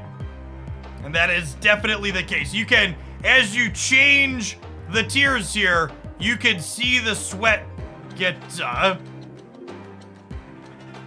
you can see the sweat get harder. So it's 6% of the Proving Grounds. It's 9.5% of silver. It's 14% of gold. And then 20% on Infinity. Now, it is worth noting. So again, the devil is in the detail when looking at statistics. So it's worth noting when we look at Untapped, the only data on Untapped is from people who elect to use Untapped to provide their data and use the deck tracker.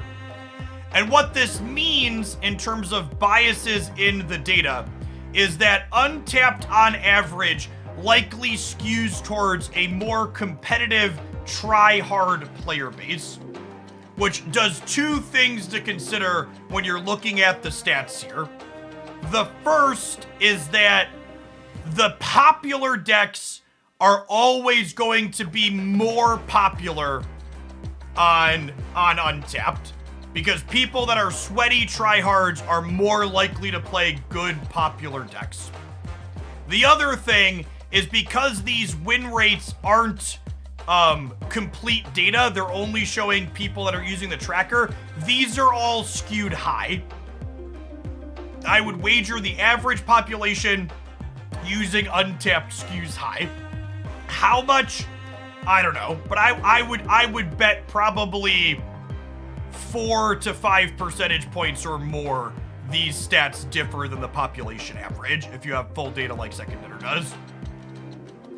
Wow, the negative deck is bad. So, when you see, this is the one we lost to in that last one that high rolled us hard 2 games in a row. This 49% is likely even lower among the population average.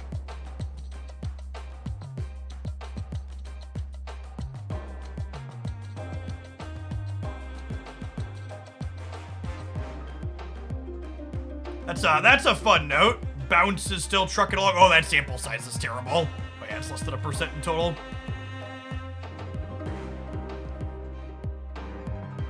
Can you open the stature of Darkhawk? I'm interested in what an optimized list looks like. You should go check out my best decks video, where I covered the best versions of these best decks for most of these things here. I think I didn't have this one because I don't actually think this deck is that good. Like, this deck, in my opinion, is the worst deck that's always has inflated stats. Its win rate anecdotally, whenever I play with it, always feels significantly worse than whatever the stats show. Just feels really clunky and medium. Actually, speaking of,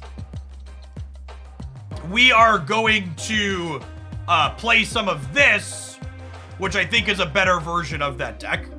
You ever thought of recording your statistics with each archetype? That could be interesting. So I actually think that's the opposite of interesting. Contrary to what she told you during undergrad chat, size matters. And me recording my statistically insignificant sample sizes with my various Marvel Snap decks that I change frequently is not a statistically significant sample size. Looking at my small sample stats doesn't allow me to derive any meaningful statistical conclusions. So I don't bother with it. What's statistically significant, you say? Hundreds, if not thousands of games. In a perfect world. We're gonna play kitty control. I think I'm gonna do this, and we'll see how long we're going for. Probably another hour or so today.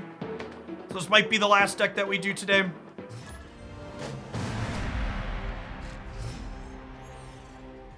I'm not gonna play the same deck for 1,000+ matches. Yeah, I mean, like, and another thing to think about is, even if you wanted to produce a statistically significant sample size on your own, there aren't enough hours in the day, because by the time you could even get close to making a statistically significant sample size on your own, the metagame is gonna change, right? We played Mirage for the first 4 hours of the stream today. There'll be a highlight with her up on the YouTube channel, Friday, probably. Well, maybe tomorrow's a double video day, because I want to post a Mirage highlight, but there will also be an OTA video. An OTA update tomorrow.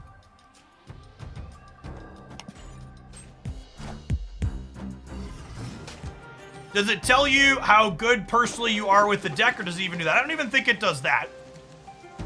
Because you gotta remember, chat, any smaller sample size has a lot of outliers in it. I can't tell you how many times I've played a deck and had an awful win rate with it and concluded at the end, yeah, this deck is fine, I should work on it some more. And also had the opposite, played a deck, had a terrible run, and been like, man, that was a pretty unlucky run, there's still something here, I need to work on this more.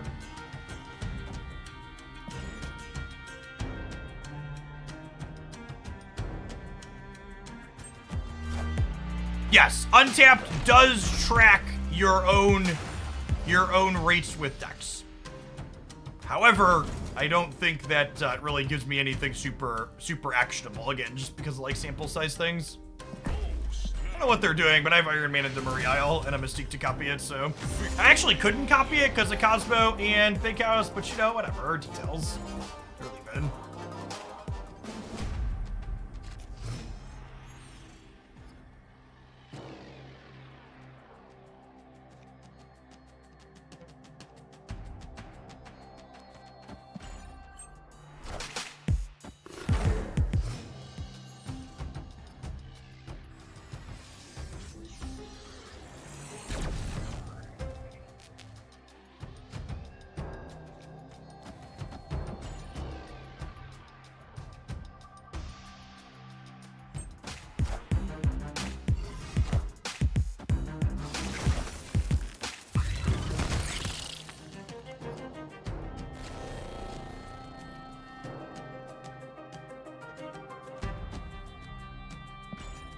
Hopefully this is Tinkerer's Workshop and not Danger Room so we can play Iron Man next turn.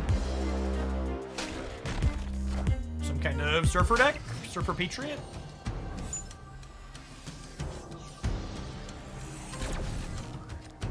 Opponent snapped.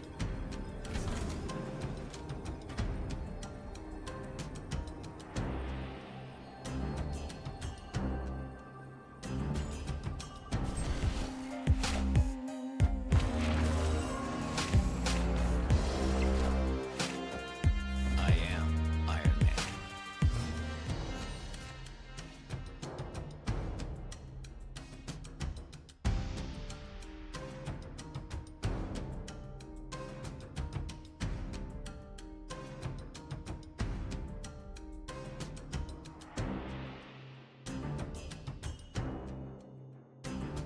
Body is ready for Super Scroll. Don't put that mojo on me.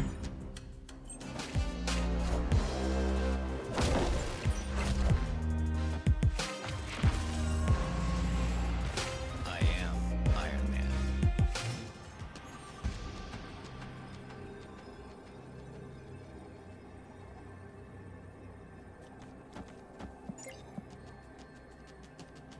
It's 8-9.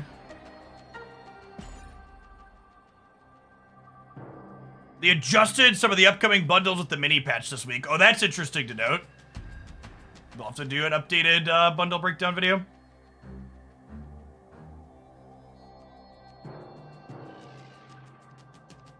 Wasp Ultron wins bid, sure.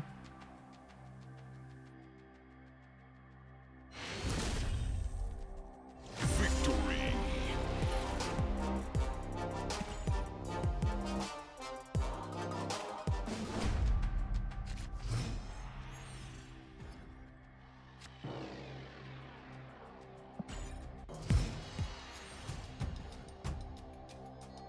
Opponent snapped.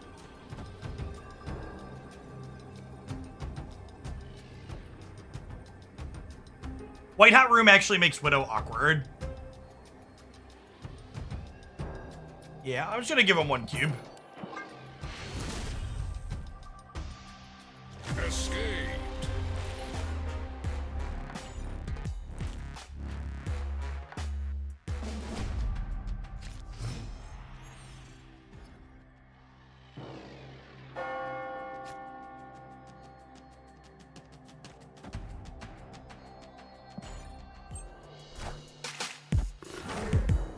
Yes, tomorrow morning's YouTube video will be the early verdict on Mirage, for sure. What's up, my dude? Nothing.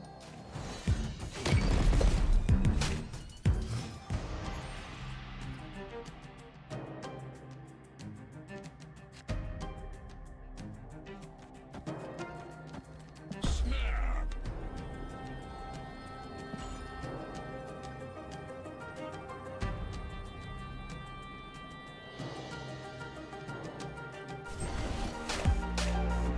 Iceman's our best draw next turn, so we can go Iceman into Beast on the left. Feel?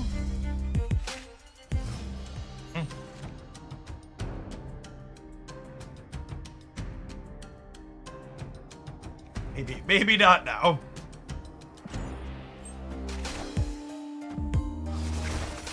key interaction to note here, Luke Cage undoes the mass penalty.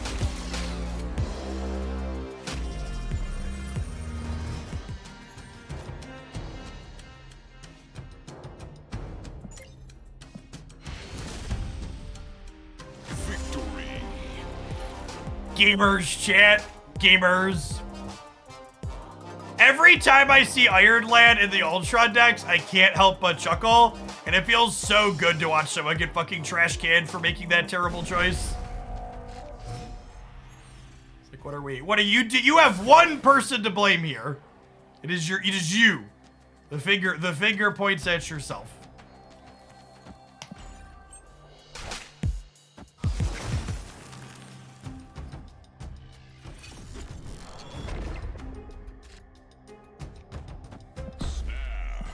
Snap the Shang-Chi draw into the Gamma Lab here.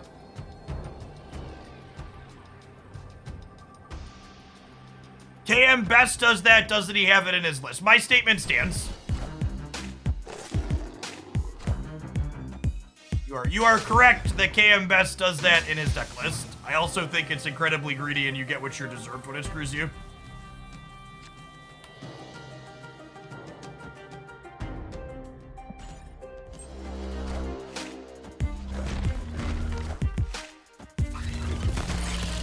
Okay, so they're a Cosmo deck, which means that I want a Shang-Chi left this turn, especially since their cubes are mostly in, before they can Cosmo us out of the Gamma Lab.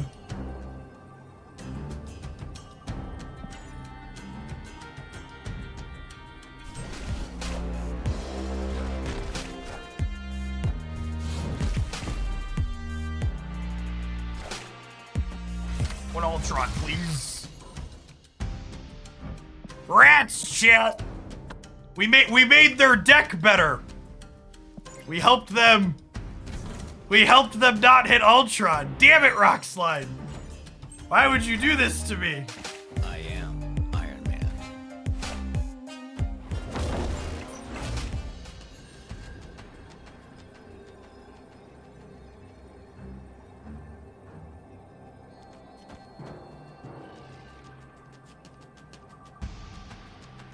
This puts me to 26 here.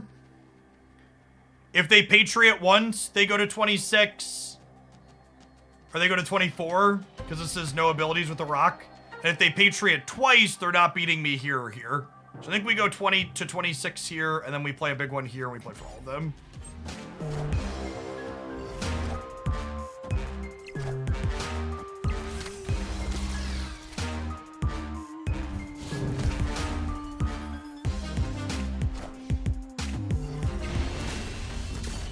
I was gonna be so mad if we lost to the Iron Lad Shang-Chi Ultron deck. For what it's worth, I think playing the various tech cards in their deck is fine and good. There's just so many bad Iron Lad hits in their deck that there has to be a different, more consistent card for that slot.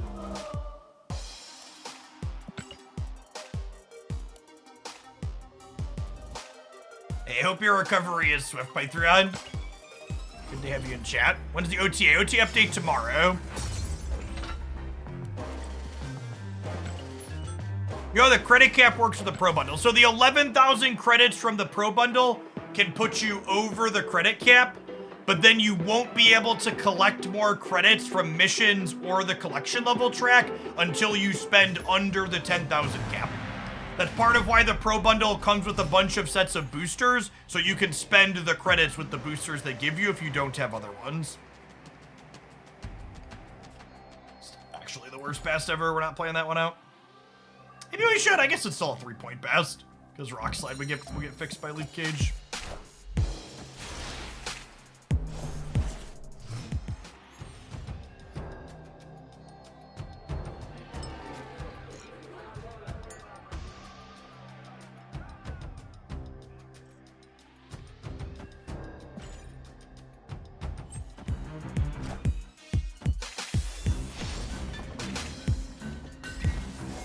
I was over 11,000 and still able to collect credits from the collection level track. You're able to collect credits from caches because those give you credits at random.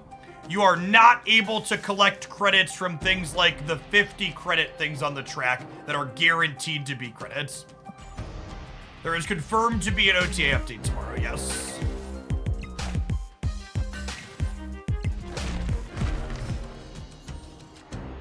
Opponent snapped.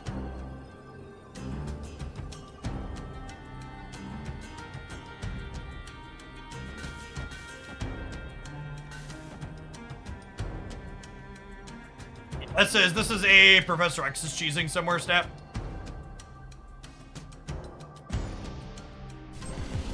Fun and interesting part of Marvel, Snap.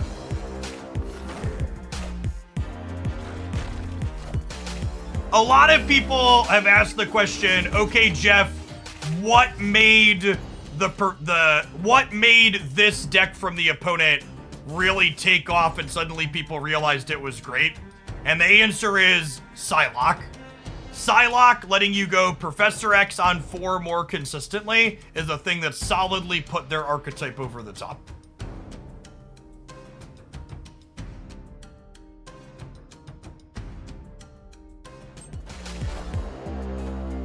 I am. We did draw Darkhawk to have a shot here.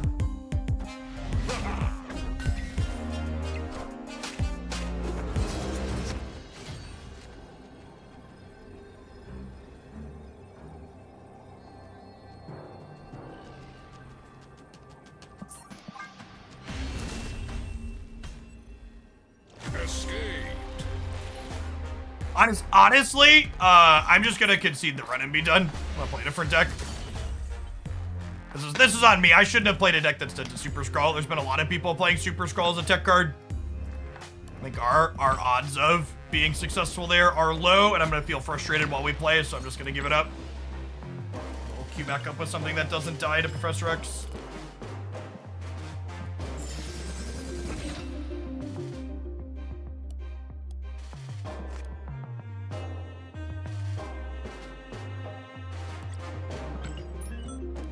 Jean Grey is actually low-key very good against the Professor X decks. Because she says, hey, you're playing here on my terms.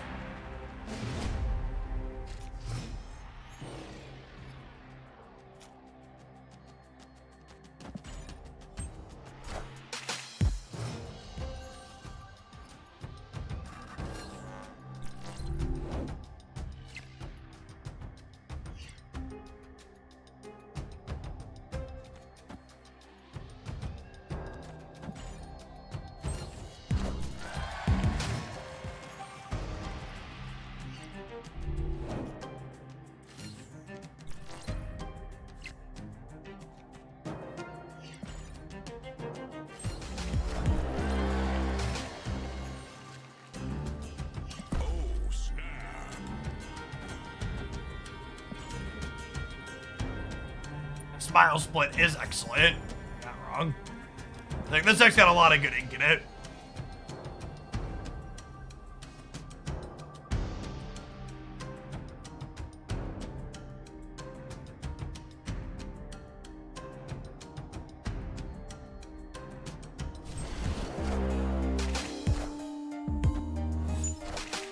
Sure, you resubbed a little bit ago, but I missed it, I think. Sorry about that.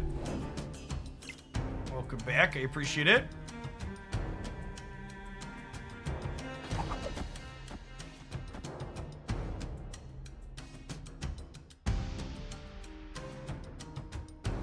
I don't think I want 2 Silks. I think I want Miles to be cheap for next turn.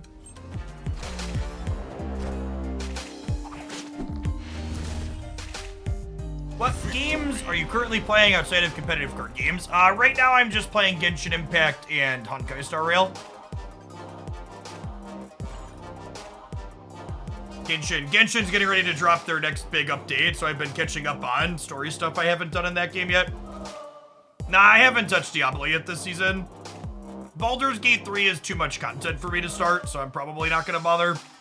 Maybe at some point down the line, but not in the short term. big single-player games like Baldur's Gate 3 and Cyberpunk and others like those, I generally speaking don't play them for a minimum of a year just because they're so big, they're definitely going to find bugs after release. If I'm not in a rush to play them, I'd rather other people experience the bugs rather than me. Helic! Thank you for the 11 months of Prime. I appreciate that.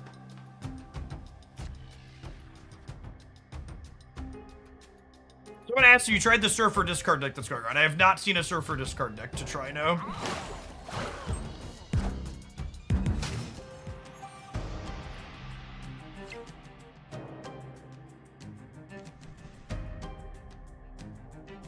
Let's just fill New York.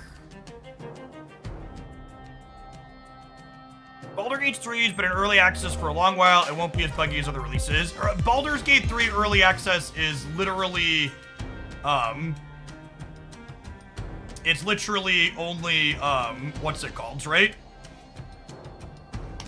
It's only the first act.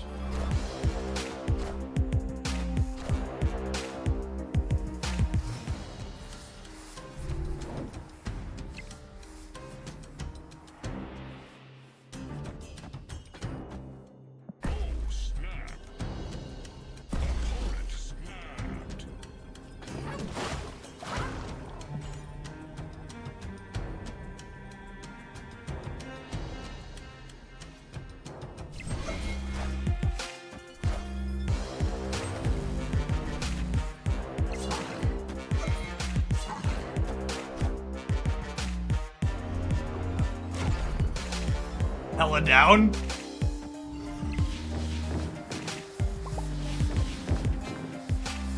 Everybody going right is best case scenario for us because now my Craven gets to move again.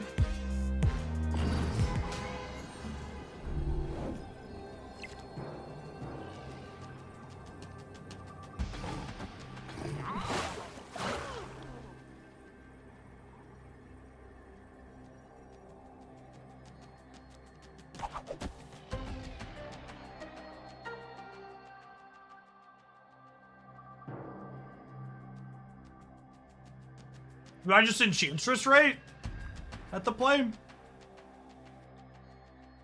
I guess Enchantress right doesn't give them one for free, which is kind of nice. And it lets me play Kitty Pride as well. This is better, right? I think this is ideal. I think this is ideal.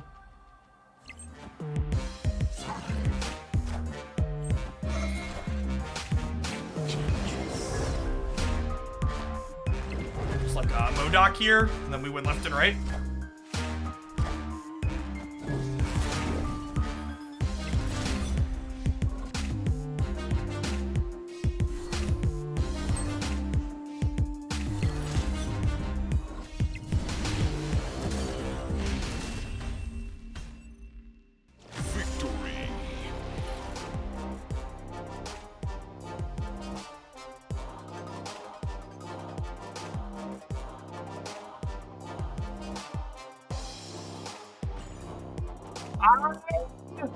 And I know that a lot of people that didn't open Spotlight caches, I apologize for the FOMO I'm about to give you.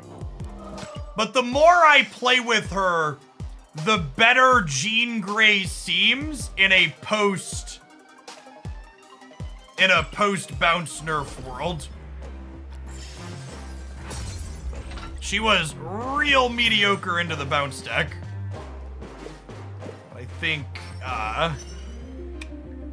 think she's pretty reasonable into this current format.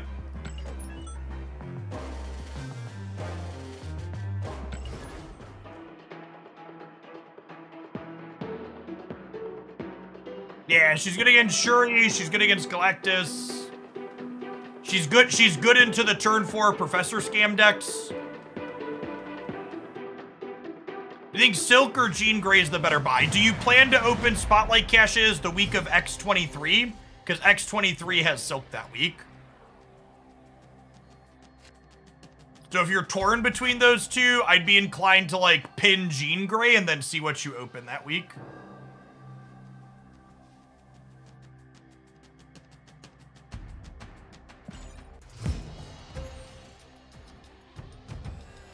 That's the week I'm holding for. Yeah, the X23 week is real solid. Big agree. Kitty Pride? Nightcrawler, sure, we take those. Kitty Pride next turn would also still be good.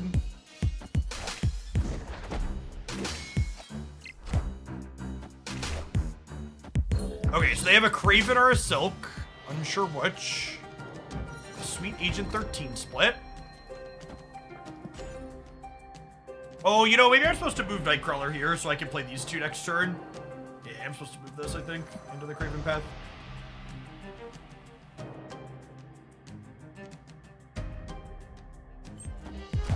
Is Mirage worth buying? I think Mirage is a fun and playable Marvel Snap card. Is she worth buying? Depends on what the rest of your collection looks like.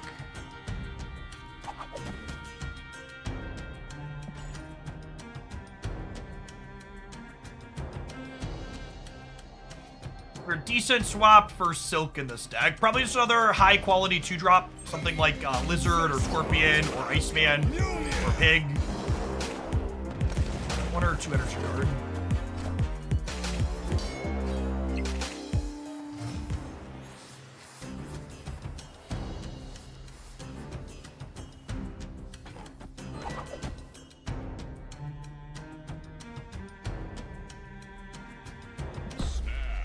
Our Craven's about to be freaking huge.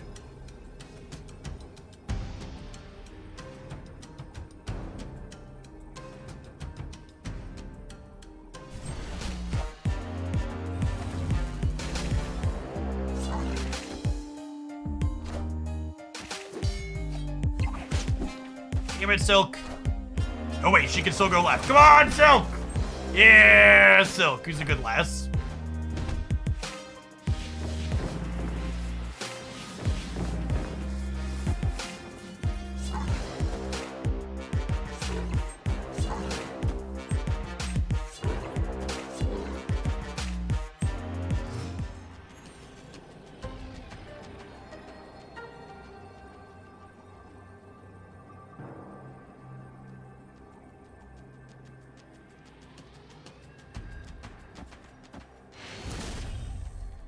I think if they don't retreat, we play like this. So that way, if they play here, it forces Silk over to here, and then we have 12 here on the left. If top Series 4 and 5 cards you recommend saving spotlights for. I'm going to have an updated Series 4 and 5 tier list posted this weekend.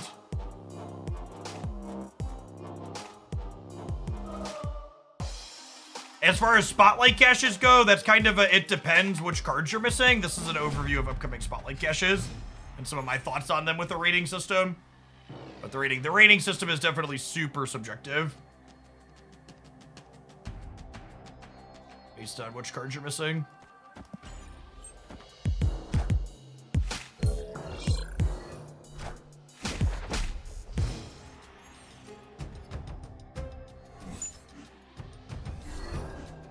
We did not win the Infinity Conquest with the Collector. We lost the last round. Ended up 9-1 on the day. 1 match short of the finals. We lost an 80%er into a 50-50 in an 8-cube game. Deeply, incredibly unlucky.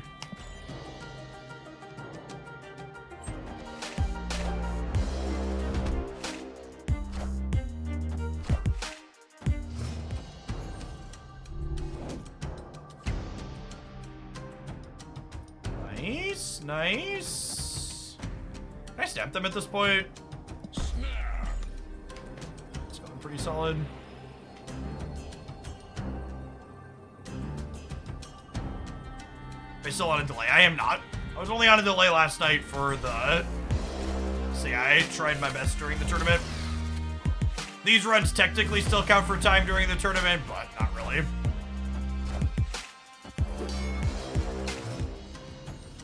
Three 5 pigs, a pretty fat hog. It is. It is, in fact, a pretty fat hog.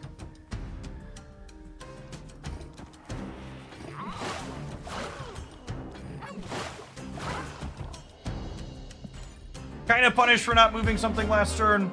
If I draw Gamora here, I'm going to be pretty sad because I can't play Kitty and Miles. Any of our tech cards, we can still play everything out though. Okay, sure.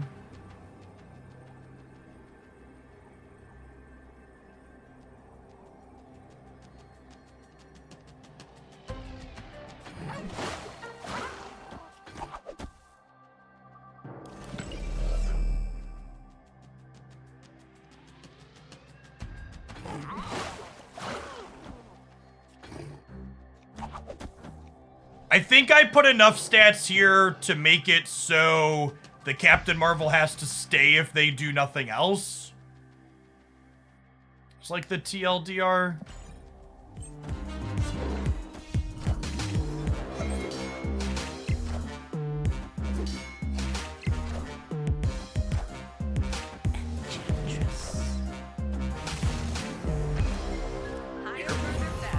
Slower, closer, slower, Grandma. Sit down.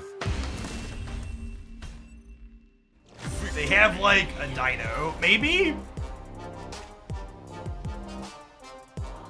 Trying to figure out who won the tournament is confusing. Well, technically, we don't have a final winner yet. Binks won the on-broadcast portion, but there could technically be another person that wins past that. Dara's been announced as the winner just now. Oh, really? Did something change? They had Binks as a faster time. Was Dara's time wrong? Opponent snapped. My hand's not good. I'm gonna leave.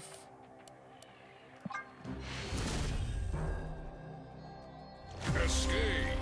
Yeah, what's the source on that? The leaderboard still has Binks as the fastest.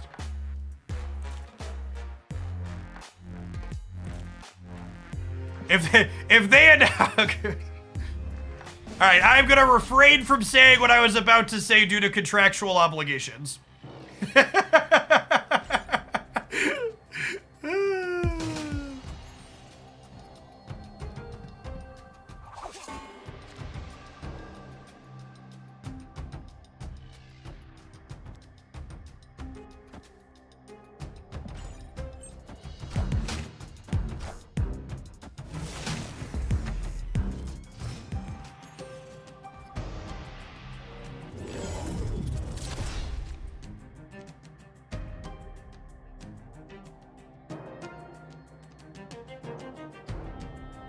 Twitter says Dara won the during stream competition. Yeah, but what?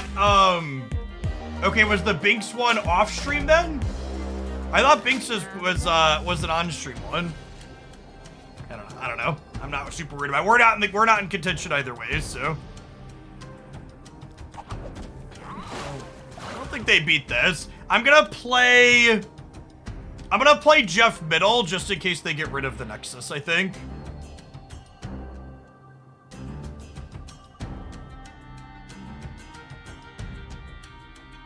Yeah, I thought Binks' run was on stream too.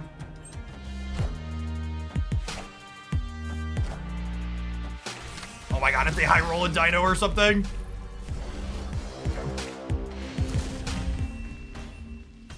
Victory.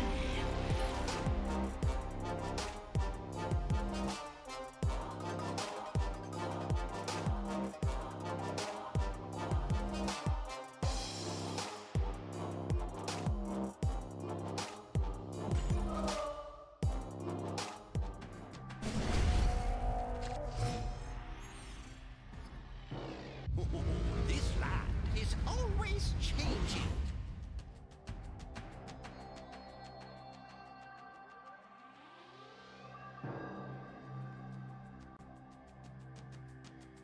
So, my understanding of the rules was anybody whose run was on the 4th match or 5th match before the 8 p.m. cutoff, that run counted for the on-stream cutoff.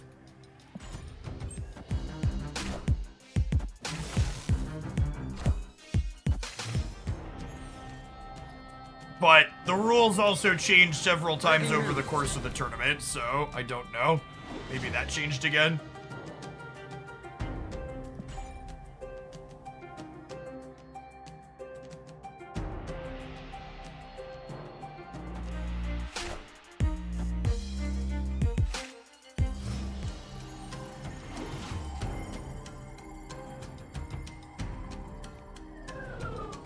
Our deck really isn't a very good Iron Land deck, chat.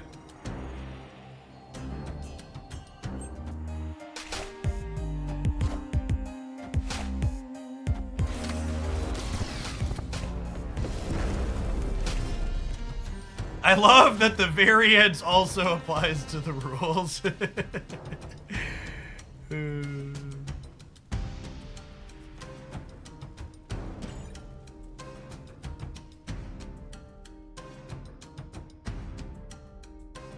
Is there a reason why there is a 2-minute wait timer between when I can post messages in chat? Yeah, chat is in slow mode, which makes it easier for me to manage when there are a lot of people here. If you watch chat, there are plenty of people chatting all of the time. If you do not enjoy being in slow mode for chat, you can subscribe to the channel for $5, or you can use a free Twitch Prime sub.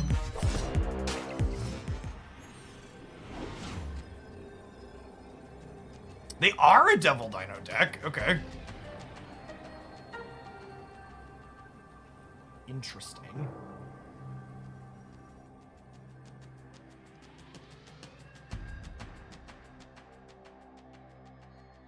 What's my play here?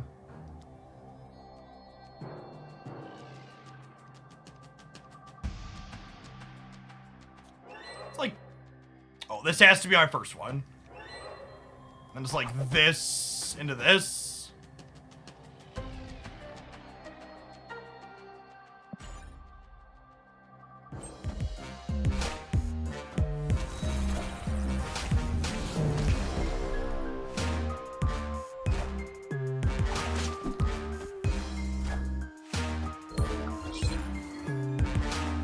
I'm asking if the leaderboard is still wrong then, with Thera being announced as the winner.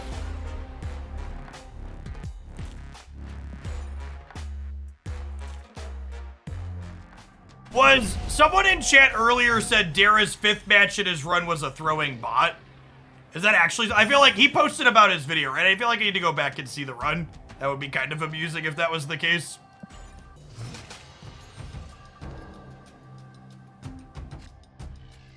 I haven't had a chance to watch back any of the official broadcasts or the competitor stuff, other competitor stuff.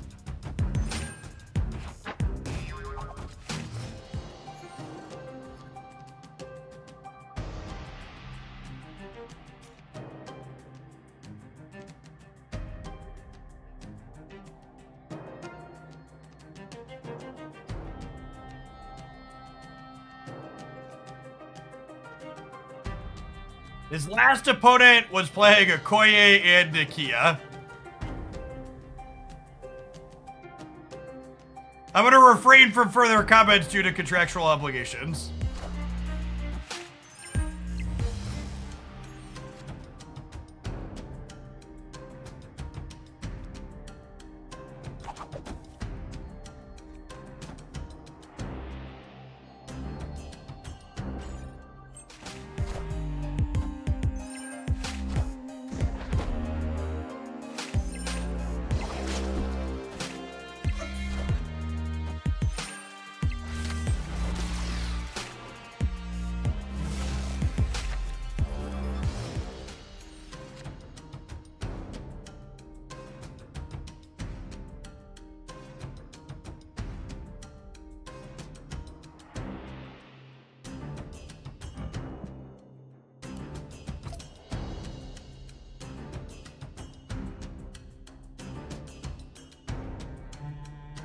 They retested Biggs's blood sample and he was disqualified. They determined he was doing whatever Lance Armstrong was doing.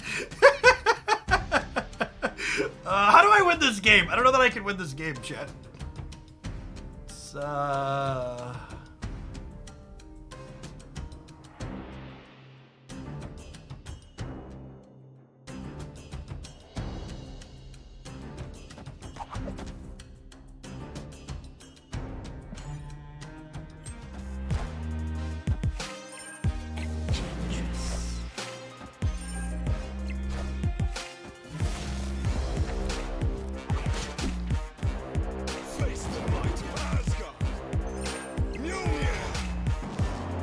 I do not have contractual obligations that prevent me from saying I have given a lot of feedback regarding the event in private.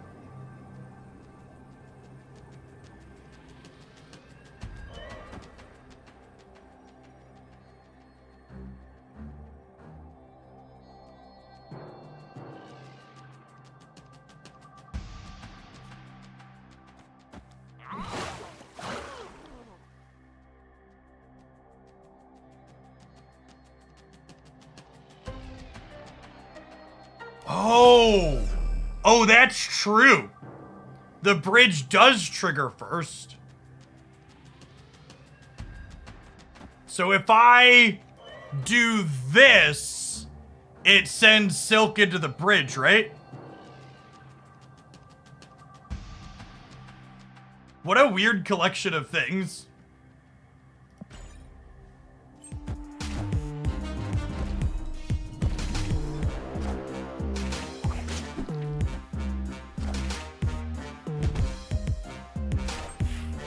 Ah! GG, close game. Close game.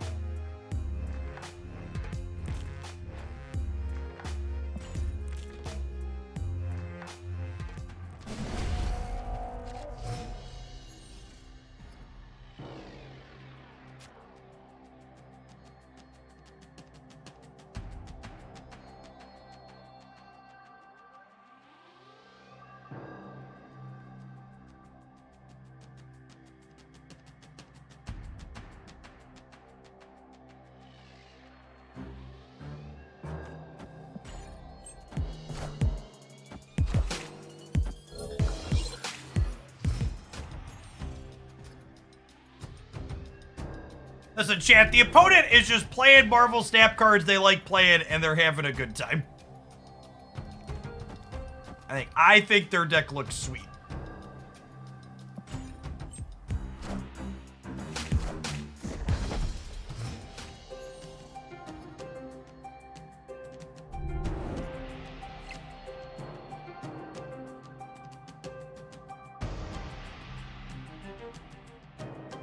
Uh-uh.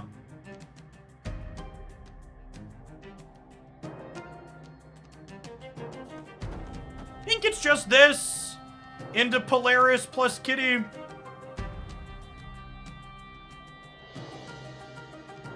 Only subscribers get around slow mode.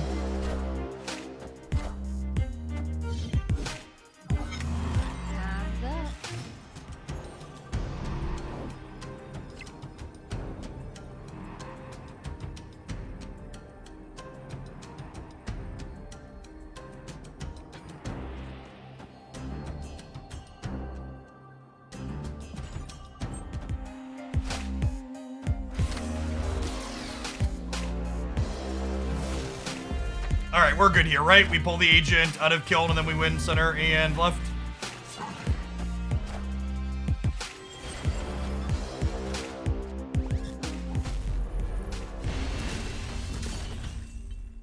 Victory.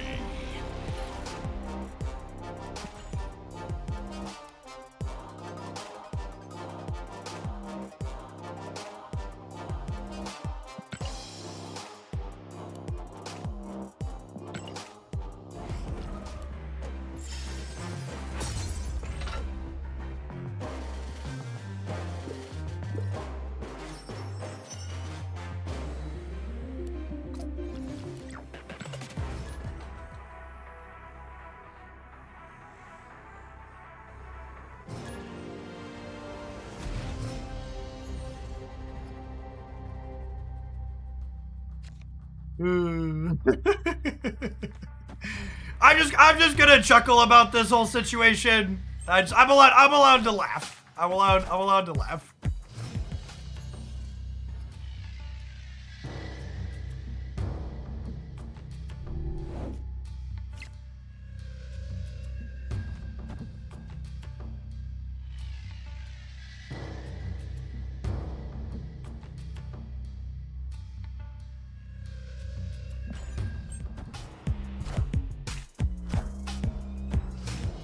Oh my god, this is ladder. Thank you for pointing that out. I do that all the time. No, when I hit retreat later by mistake. I was laughing.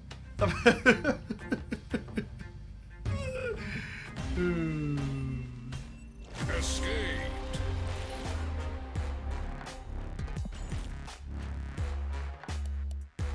I apologize for both clicking the wrong thing and then clicking the wrong thing again, going retreat later.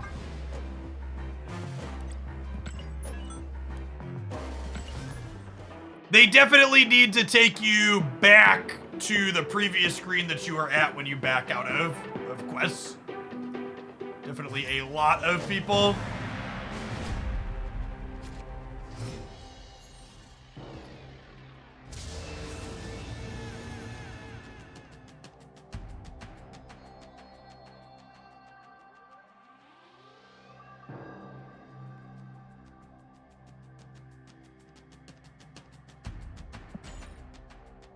Hey, Guard, thanks for the raid. Hope you had a good stream.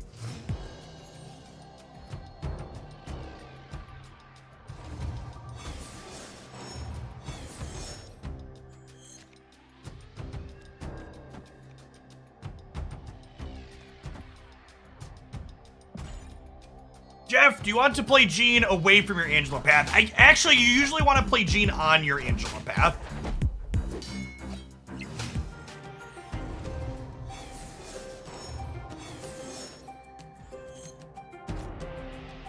Because your Angela path is going to be one that you have a bunch of stats in. Although I don't know that we can beat a Cyclops.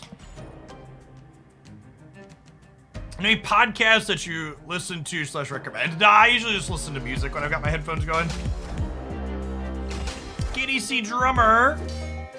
KC Drummer, thank you for the brand new Prime. Appreciate the support. The Jean variant is excellent. You are not wrong.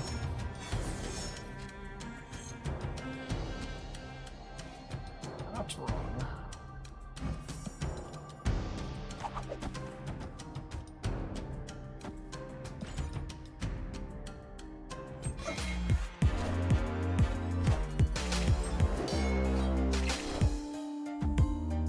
I need to fix its split. So do its splits not look good? That's sad.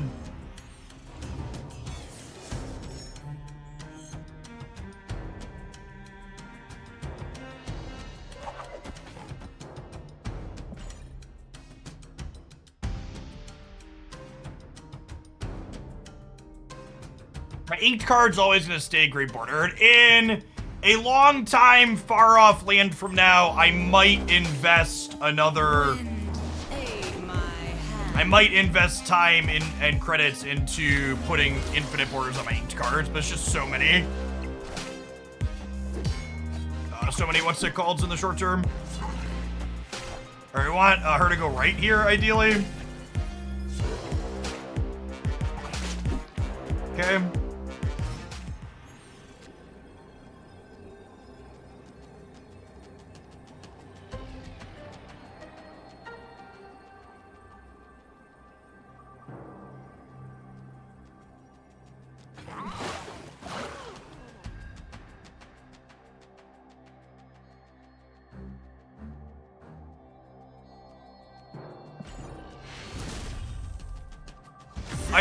Iron Lad with your Legion is another one of those, like, all right, bold strategy, Cotton.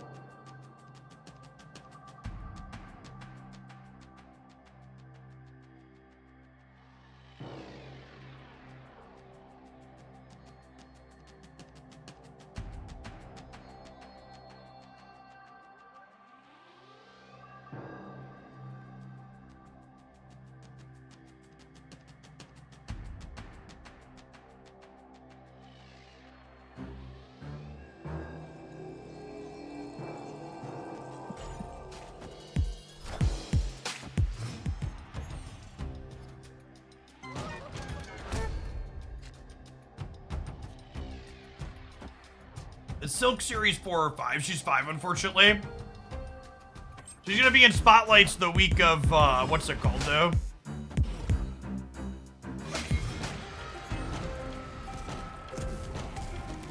she'll be in spotlights the week of That's just it. X23.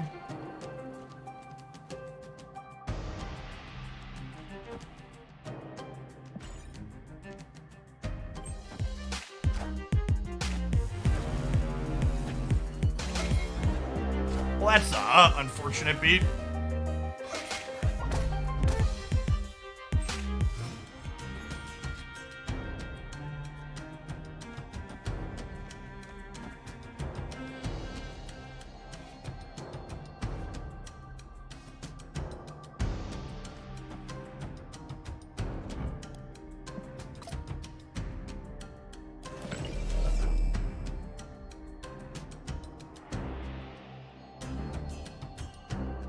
So we know they have a 4-cost Professor X.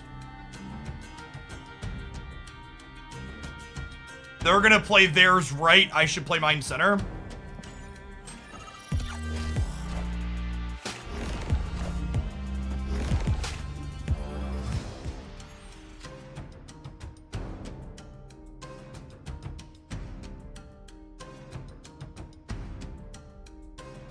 Opponent snapped. And then I'm getting Spider-Man. Did I lose? And if I'd have gone with my original line, they'd have just been fucked here, right? They'd have been at 7, and I would have been +8 here. That's so sad. Yeah, they have Jeff as well. Escaped. All of these Professor X decks are exhausting. I really hope the OTA changes tomorrow. Do something about them.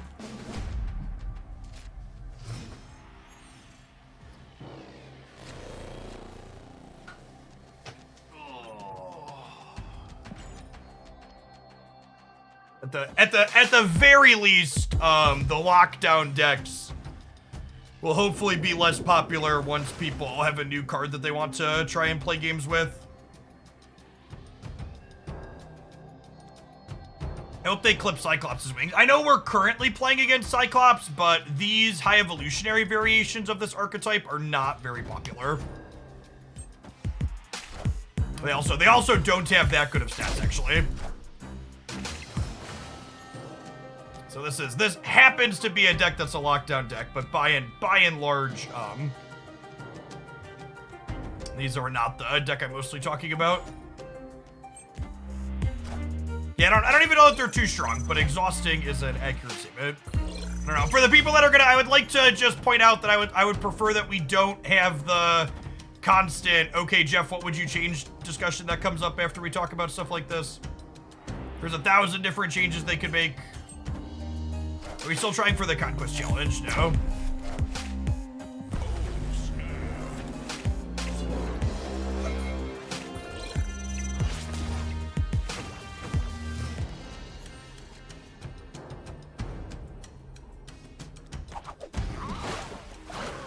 It's kind of funny the way that this works out with Craven here. I want to play these here to boost them up and then move them elsewhere. I don't even know that I have an opinion on what I would like to see changed. I just think, in general, a Professor X deck should probably never be the best deck in the game.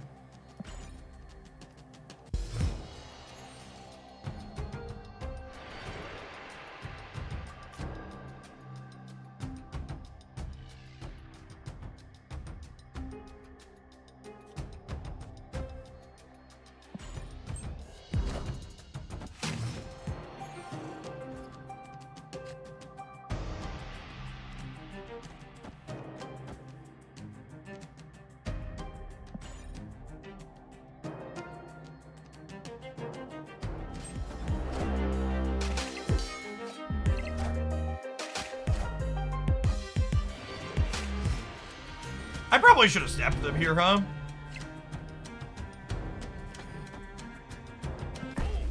So I guess there's a world where they storm the Bifrost this turn, but... Victory.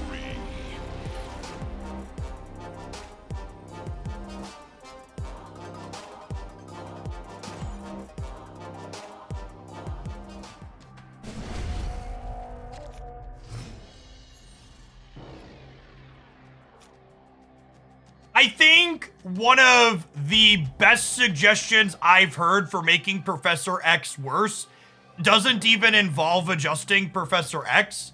Someone in my Discord server was like, what if Captain Marvel had Jeff's text and could get into Professor X's path? I think that would be I think stuff like that, where they could like adjust other cards that are good into them and make them tech cards, I think is a sweet way to approach those types of format shifts.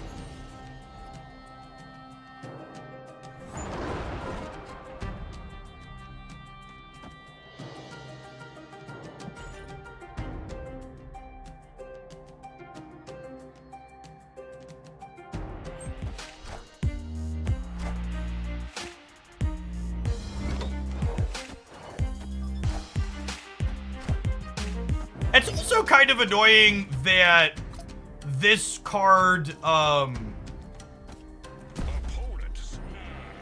kind of annoying that you can't interact with this card. Like, if this was an ongoing, and I could Enchantress away, it'd be a bit less obnoxious.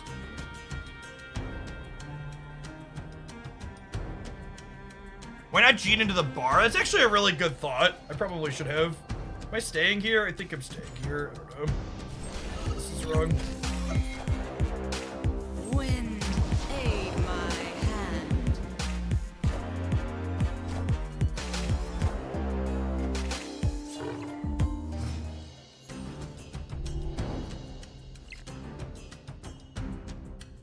Okay, so them having priority here is huge.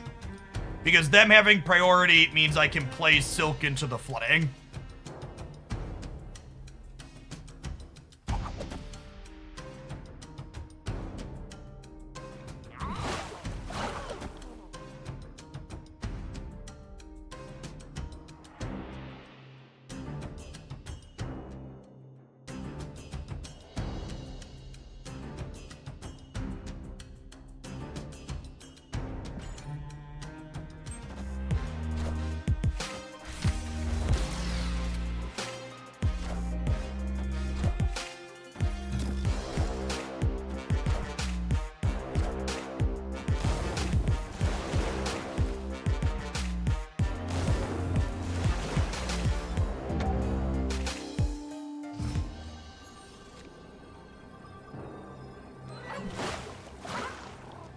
So this ties the middle. We stay -1 here. We're +3 here. Misty Knight goes here, we lose. Otherwise, we win, we lose to Jeff. Yeah, the fact that Kingpin is left really sucks here. Because if Kingpin wasn't left, I could move Jeff and win 100% of the time.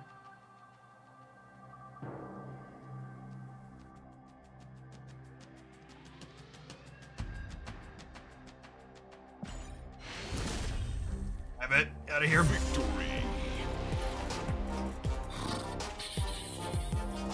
Chat! They spent all their collector's tokens on High Evolutionary. How could they ever afford Jeff the Baby Land Shark?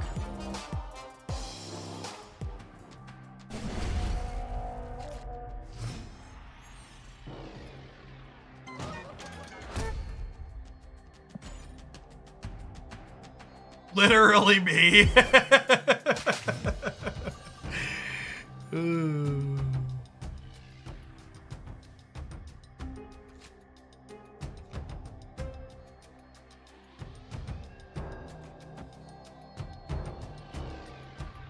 Always invest in cuteness. LOL.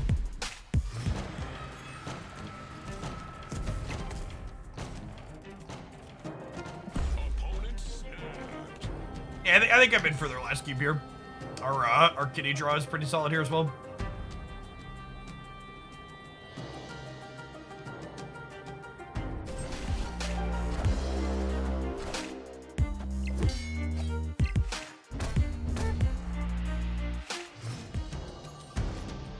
Jeff might be the best token purchase you could make so far. I agree with that. It's one of the best cards you can pick up at the moment. I don't think I want to pull Sunspot into the negative zone. We can also do that later. Wind, aid my hand.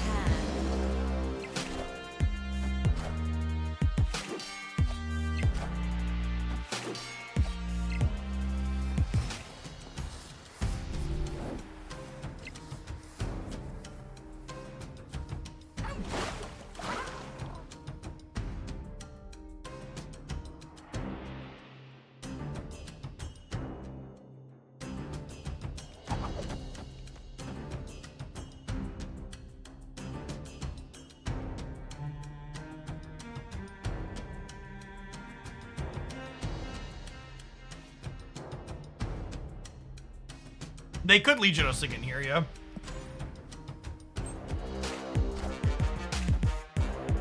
Just step up.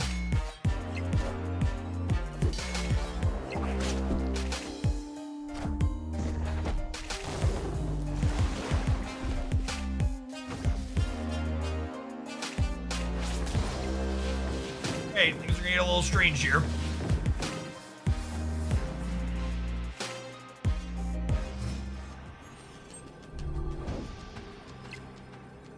Vestra on the deck, chat. Ship it. Howdy, Papa Loki. Afternoon.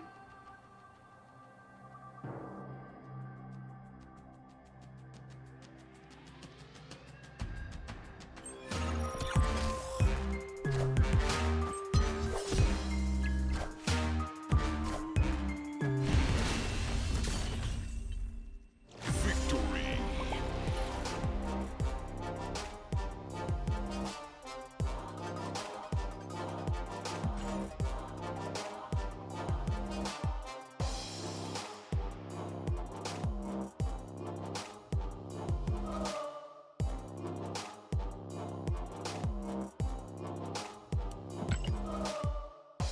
By playing with this Mirage, we spent the first 4 hours of today's stream playing with Mirage.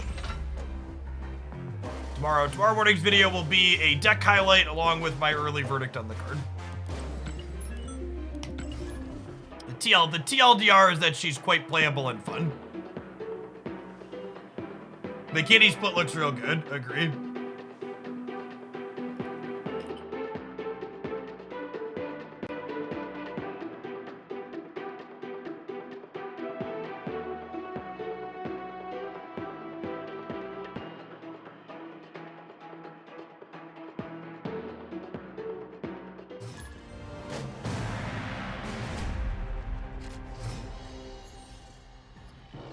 Fun? We don't have fun here. I need answers.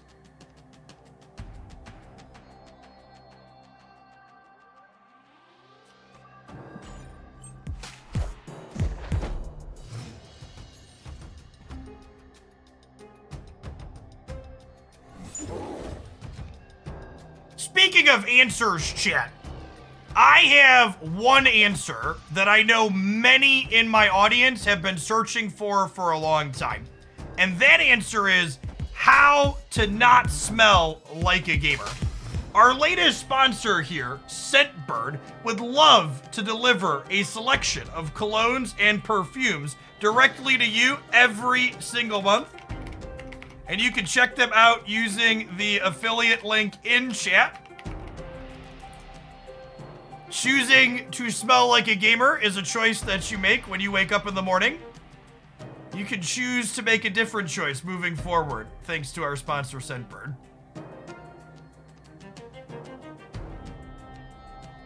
Am I snapping the Shang-Chi and the Monster Island? I think I am. Got Jean Grey there on curve, then we'll get to Gamora, the Avengers compound too.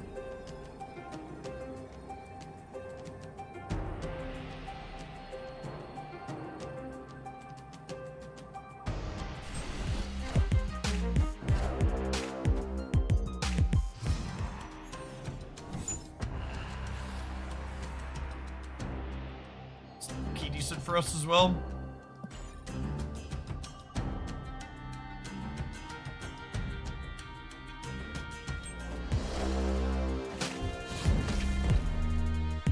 That is true. Our sponsor is not a substitution for regular bodily hygiene and shower.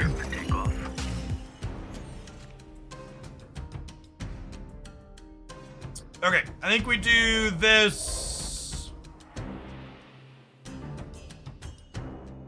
The real question here is, do I move Nightcrawler in order to play to drawing Miles next turn? That would allow them to play into Death's Domain to move Silk, but I think we're still winning if they do that.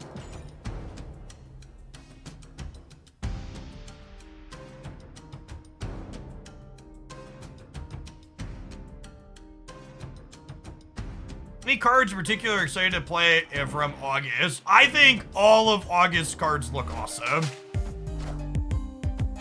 and I am excited to play with them.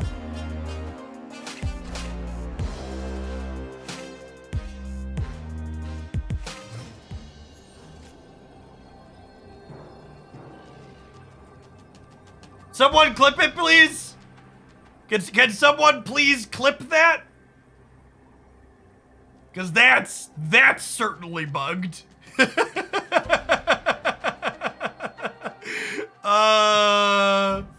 Yep. That's certainly a bug diggity.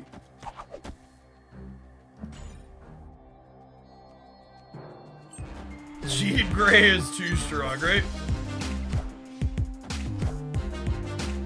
I missed it. What happened? Our opponent was able to play into Monster Island with Hazmat on turn 5 with Avenger compounds up. Victory.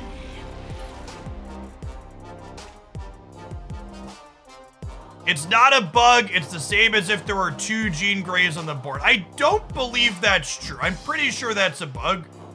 They must play here each turn if possible. On turn 5, all cards must be played here, which means it's not possible to play here because you must play here.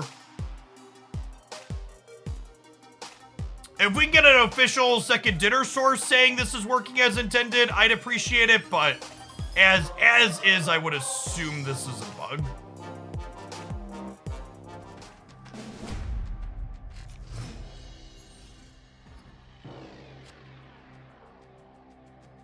Thank you, Jace. Like that.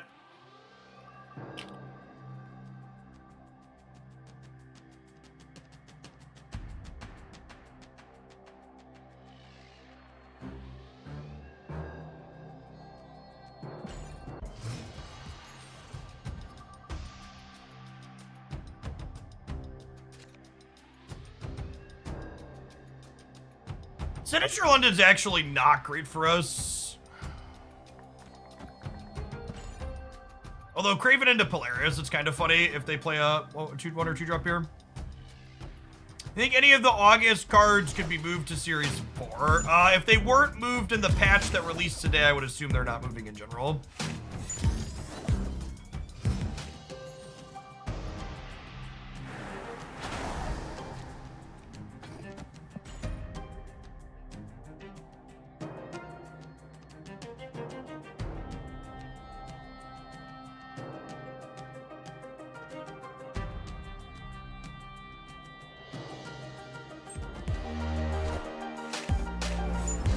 Wait, they're also playing Craven? Excuse me? I'm sorry, what?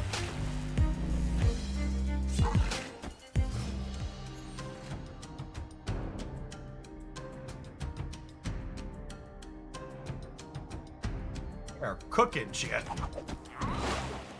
Well, I think with them having a Craven too, I'm just playing these out here because I don't really want them to move around, I don't think.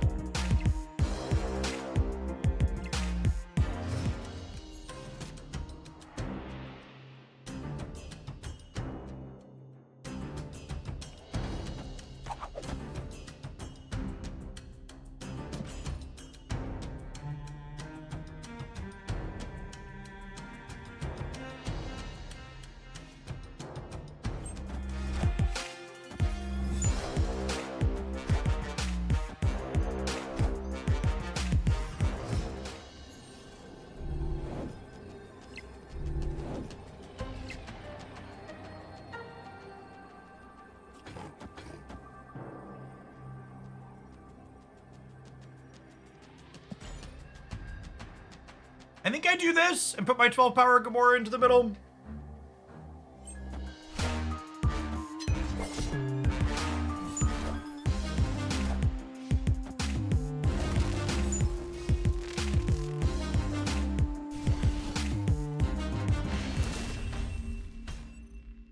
Victory.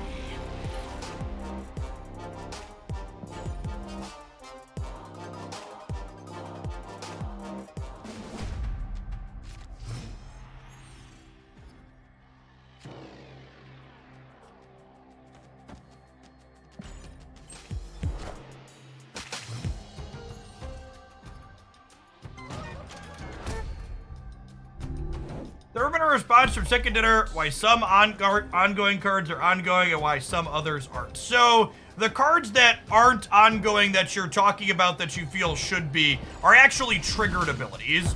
They're not an effect that happens constantly. They're an effect that happens when something else happens. Just like the TLDR. I like to put the rest of your cubes into the center since my craving gets to go on Cologne.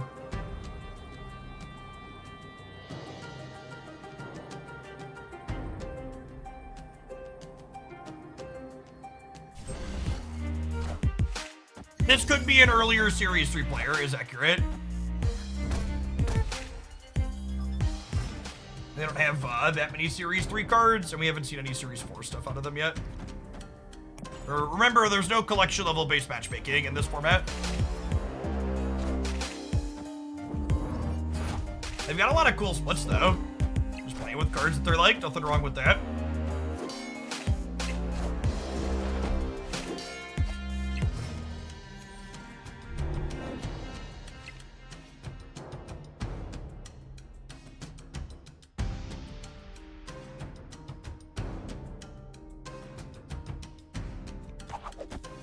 What do we think of this? Forcing them to play into the icebox on the last turn? I think I like it.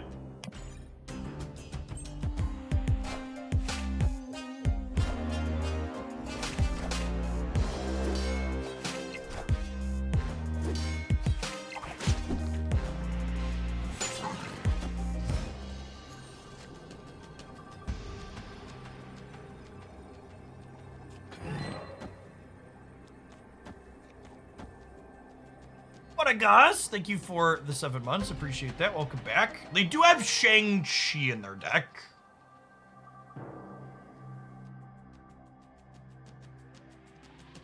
They do have Shang-Chi in their deck.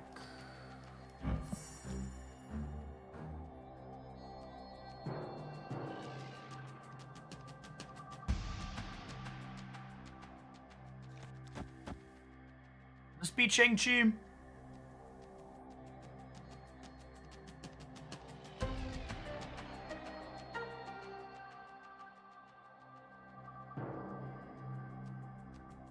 It's only 13? No? My gene stops me from playing for the center, unfortunately.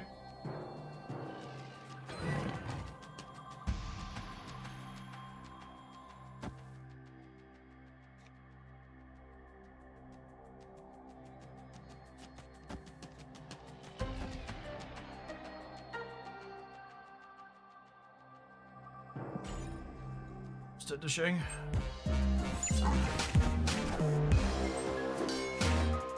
Yeah, I don't have any choices. And they're already in for 4, so we'll make them show it to us, but I just put it here. Yeah.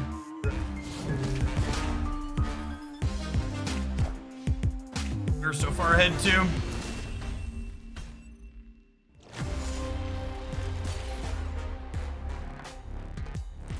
Alright, there's Shang-Chi Armor Cosmo deck, too, giving us a beating.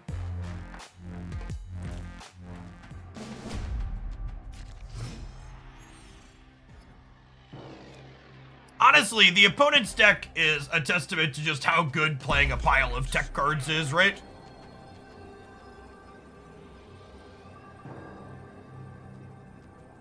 You get so many match wins off of just like having Shang-Chi and Enchantress and Cosmo and Armor.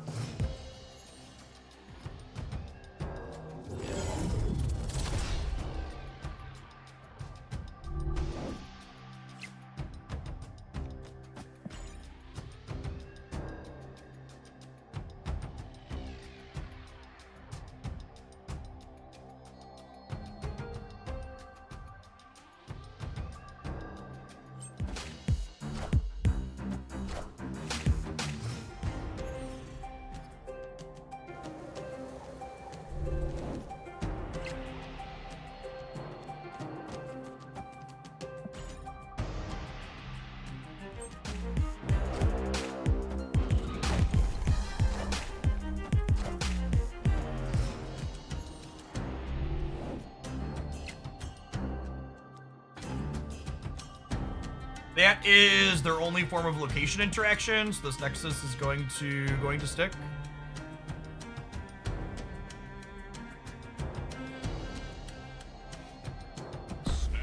I'll snap them.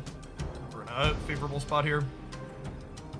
And I have a decent number of points in the middle without having anything that dies to Shang-Chi this game, I think.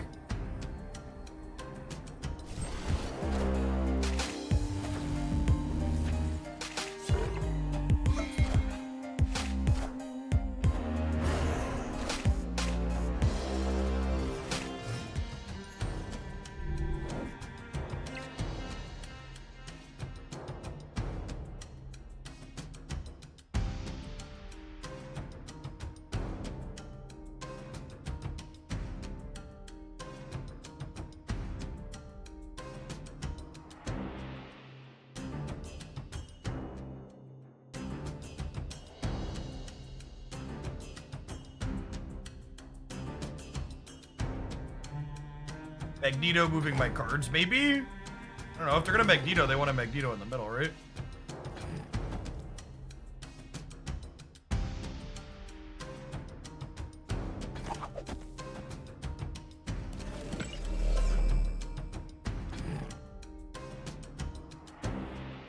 Probably don't want to move there because of Kraven.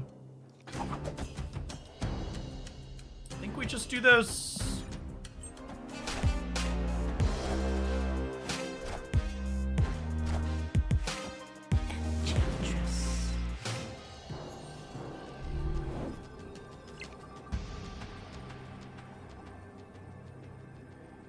And then, yeah, I just play Kitty out here, who gets us to 21, and then that's beating Magneto. And they don't have any other combinations of big things here, right?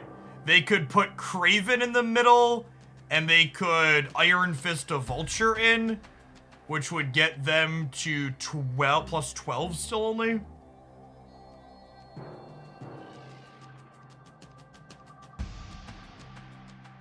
This is beating Magneto left. Yeah, Kraven and Kitty stay middle if they Magneto left or right. Why not Gamora mid? Gamora mid would get Shang-Chi, right?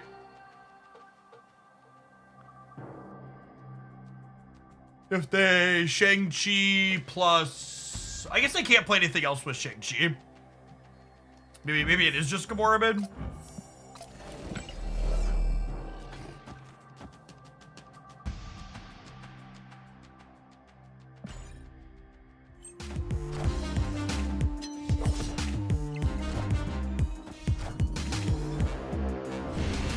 Either of our lines beat this. I think either of our lines beat anything they could do.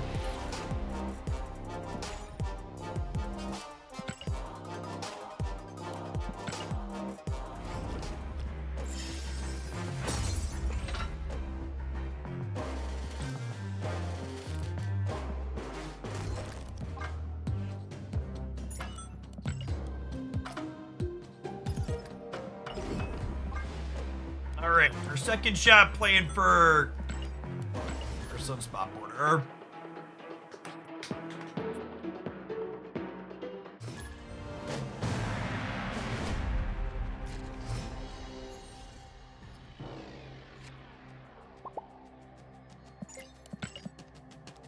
I don't think we want to Sinister London the Kitty right away. This will definitely be a game where we want to prioritize getting Kitty going every turn.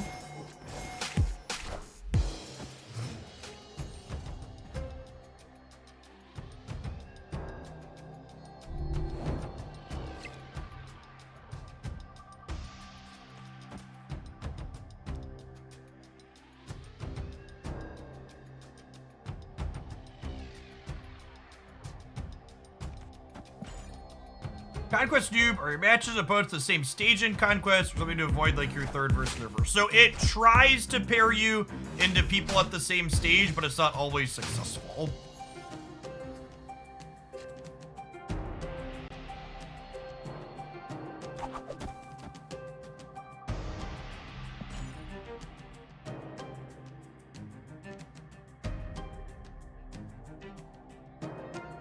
So Garza, an awkward location for us. All these locations are kind of awkward for us.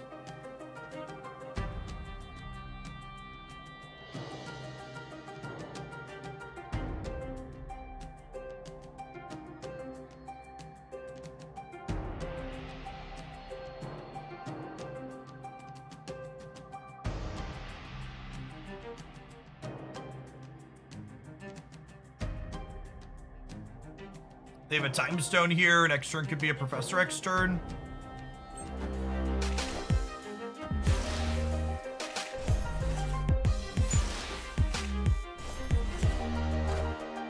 God, that's such a rip.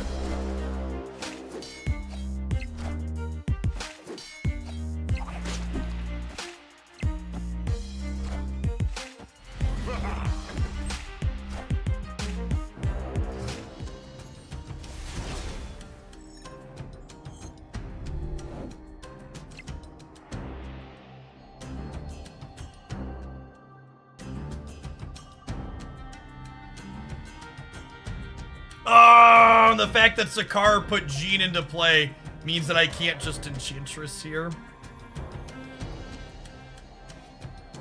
Opponent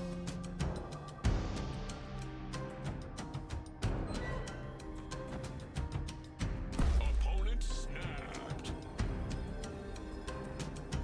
I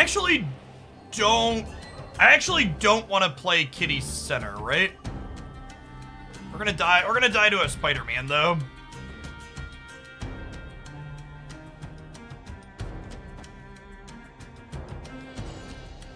I'll give you one more cube to show me Spider-Man.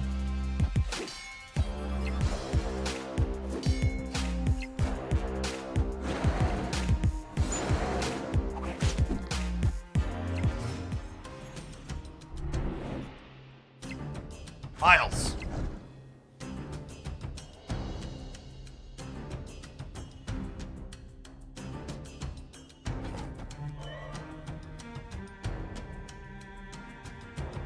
The odds we win whichever path Silk ends up in. Non-zero?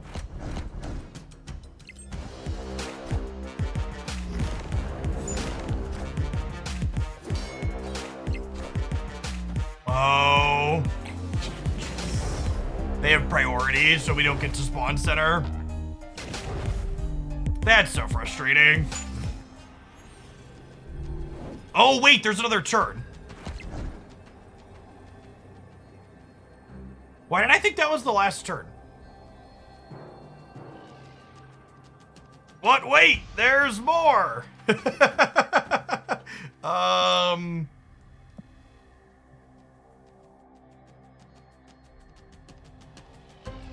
up by 18. I lose to Thanos, right?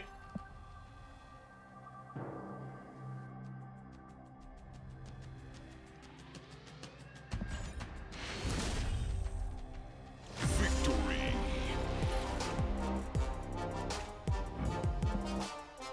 For people wondering why I'm not making multiple plays on the left, it is because I am cursed with literacy. It is my cross to bear. I hope not to inflict it on too many of you at home.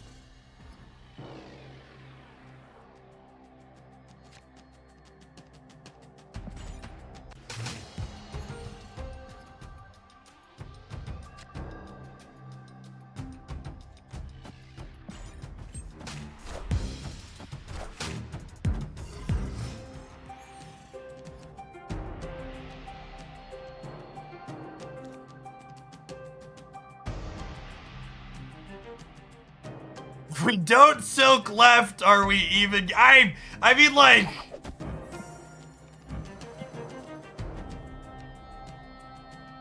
I mean, is it?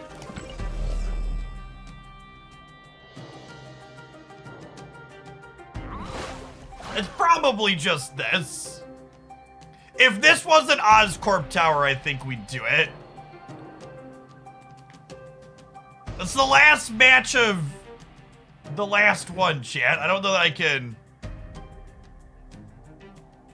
We can turn 4 Silk into Jet. The problem is it gives them more chances to Reality Stone. I guess they have priority this turn anyways. I was gonna make Jeffs.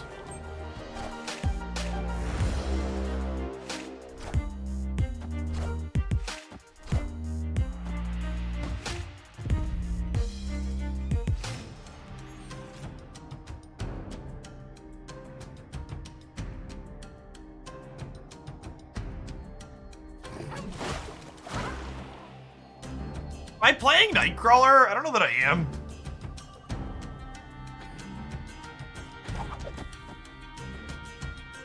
Oh, I actually don't need to move Jeff, because I can just do this now, right? We can actually just ping-pong the silk back and forth here. I think I should probably snap you. Especially with the enchantress in hand, too.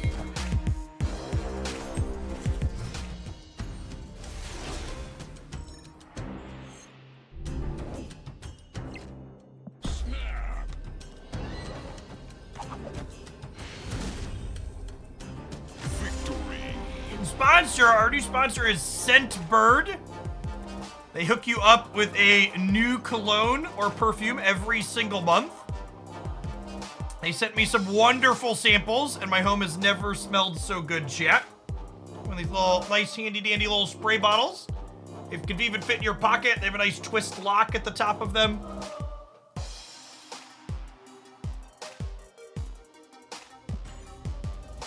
Check them out using the link if you're not sure what type of scents you are interested in. They even have a quiz on their site. It helps you figure out a good range of ones from that they offer to pick from. They are great for traveling, yeah.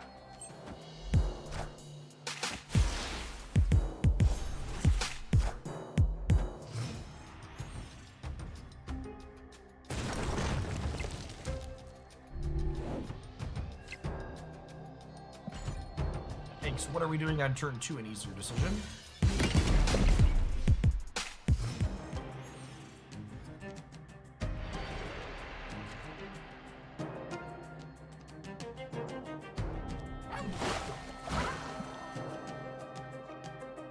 And Jeff middle, actually, so this way if we draw Craven, we can go Craven 1-drop, 1-drop, and slide everything on the Bifrost.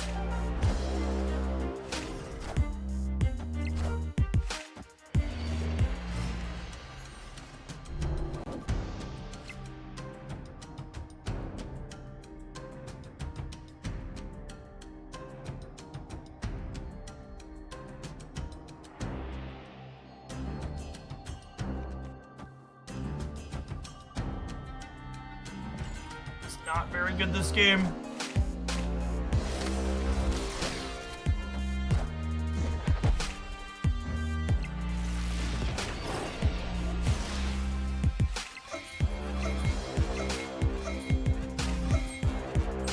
Miles is very excited about the Bifrost jet.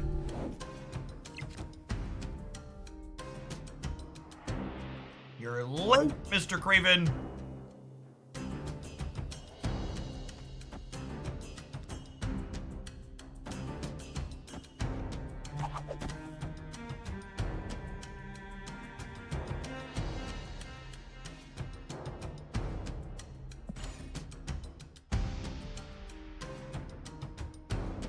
Their hand's also been a little bit weak. Yeah, the blue particle effect on Kitty. The border looks real good. I like the blue particles on Inked. Are you supposed to Miles middle because of Professor X? They have an extra energy because this hit Psylocke last turn. So if they're professoring here, they're gonna beat us, I think. So they can play a stone too. I guess with Jeff, that's not guaranteed to be the case. Friendly neighborhood Spider-Man here. Joke's on you. I wasn't playing for the center anyways.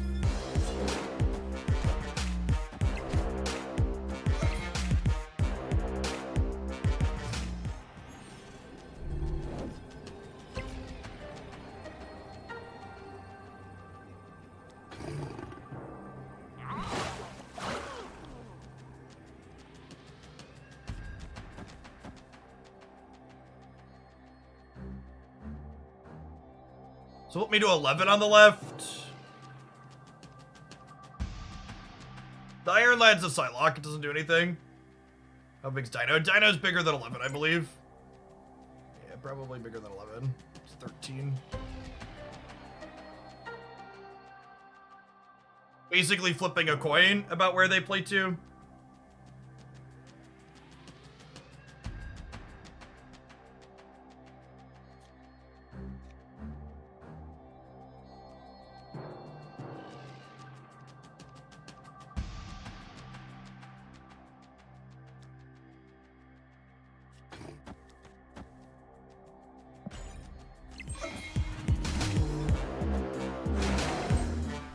Feels so bad.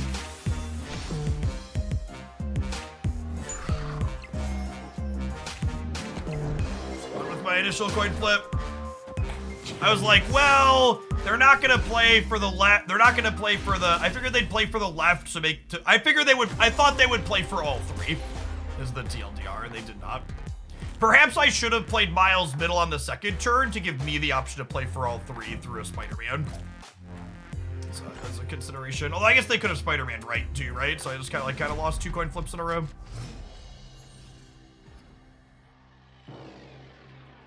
Not anything particularly skill testing about situations like that. Sometimes you just guess wrong.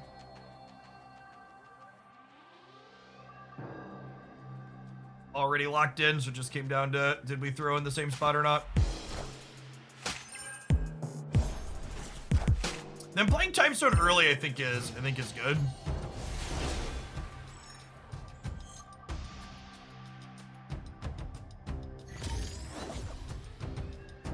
It frustrates me how often my stat matches come down to 50-50s and other earlier choices matter to the game. I mean, the truth is a lot of the time when your match ends up at 50-50, there were probably choices earlier in the game you could have made differently to make it not be a 50-50 at the end.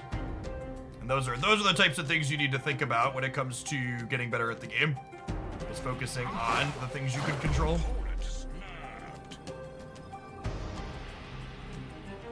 Host to Spike, thank you for the prime, appreciate that. We're definitely just vibing here. We'll have to figure out, are we Polarising into the Fisk Tower, or are we Polarising into the Craven Path? If they play another cheap card to one of these, we might just fill this over here. Snap 8 my end turn.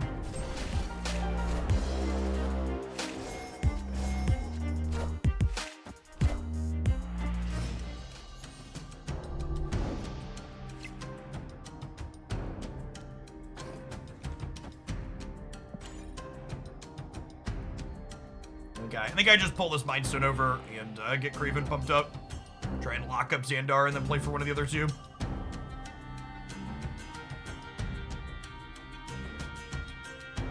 Luxury, Cologne, at a discount price? Might even say it's common sense. I'm gonna steal that one for promos later this week. You can expect your royalty checks never.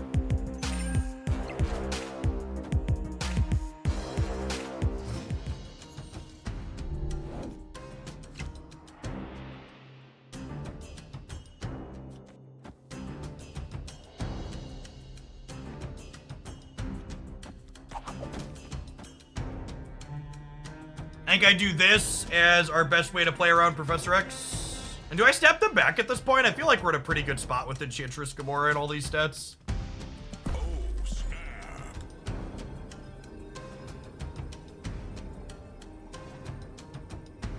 I would see Blue Marvel. Yeah, I would expect Blue Marvel and Claw to be in the output range of things my opponent's deck is doing. Magneto. Magneto is not a card I'm going to be playing around out of their deck. I think that's unlikely.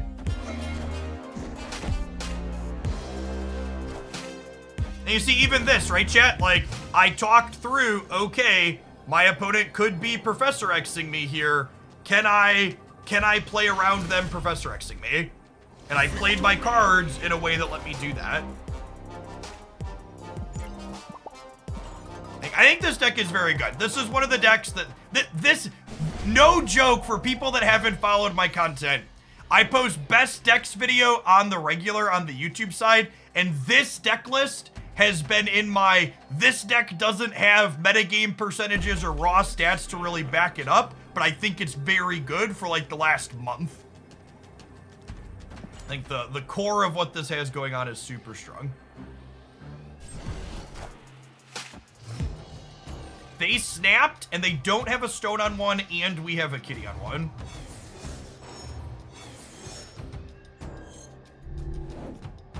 I agree that part of the reason why this deck isn't more popular is because it's expensive. I think Silk is not, I think you can do without Silk. I think Jean is pretty important to the power level. I actually think Jean's more important than Silk in terms of the effects she offers. I think your Silk could be a lizard or something else and you'll be fine most of the time.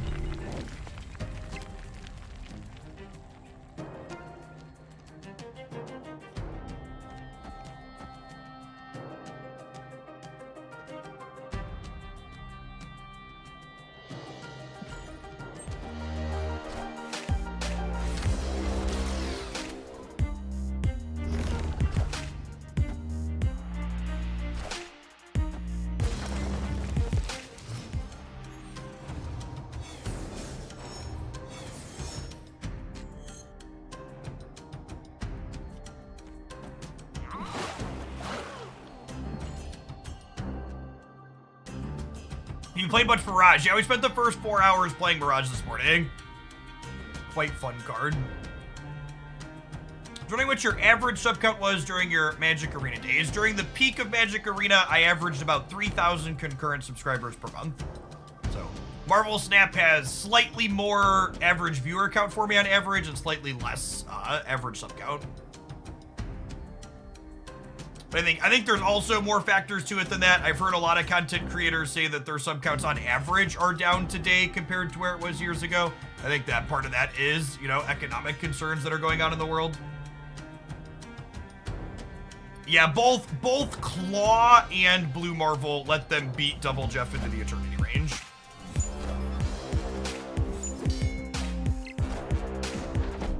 Are we getting Professor X tier in the center?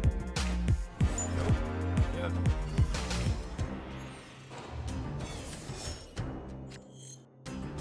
They do also have a Professor X. You're not wrong.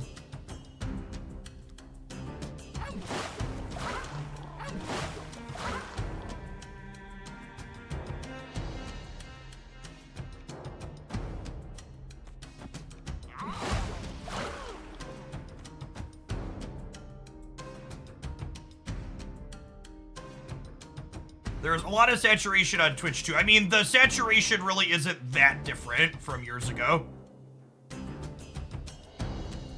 If the peaks were during COVID. No, my sub peaks were before COVID happened. It was the 2019 was my previous best year on Twitch because that was the year Magic Arena blew up.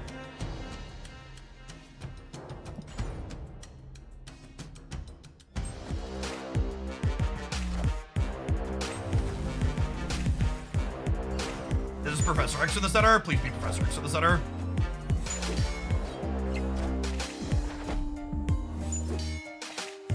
Friendly neighborhood Spider-Man here.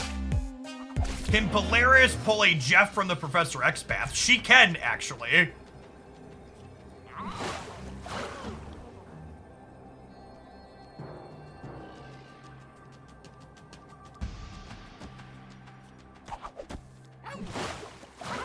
What a weird game. I've no idea if we're gonna win or not. I think we're ahead.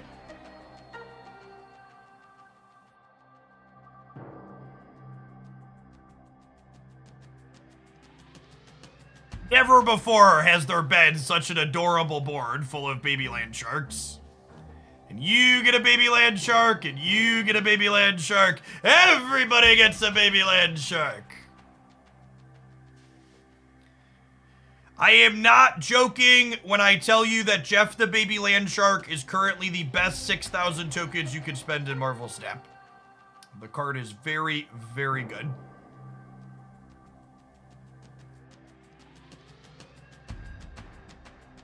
Maybe Thanos edges him out a small amount because Thanos is the best deck right now. Maybe.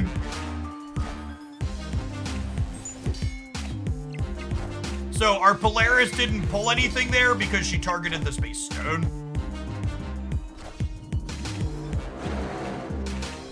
Jeff being spotlights anytime soon, not until the first week of September.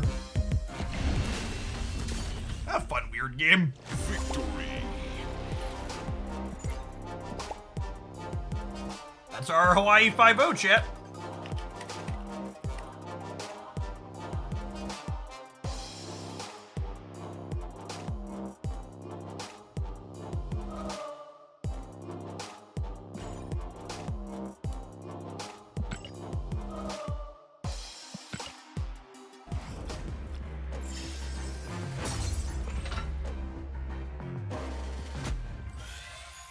Does that count towards the Conquest tournament? I mean, that technically counts towards the Conquest tournament, but that run was probably like an hour 10 or so.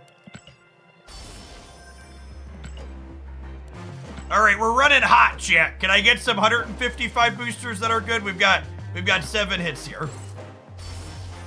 Maximus, nope, already have an inked on that. Ironheart, already have a gold on that. Bast, already have a gold on that. 2099. Those are boosters I'll need at some point. He's gonna get OTA buffed, Copium. Orca, okay. We're looking for boosters on cards that I don't have inks and golds on yet. Bucky, that's another one I don't have. Look at, we're running hot on booster splits too here. Ebony Maw. Okay, that was like 5 good booster hits. That's solid considering how many cards there already have inks and golds on.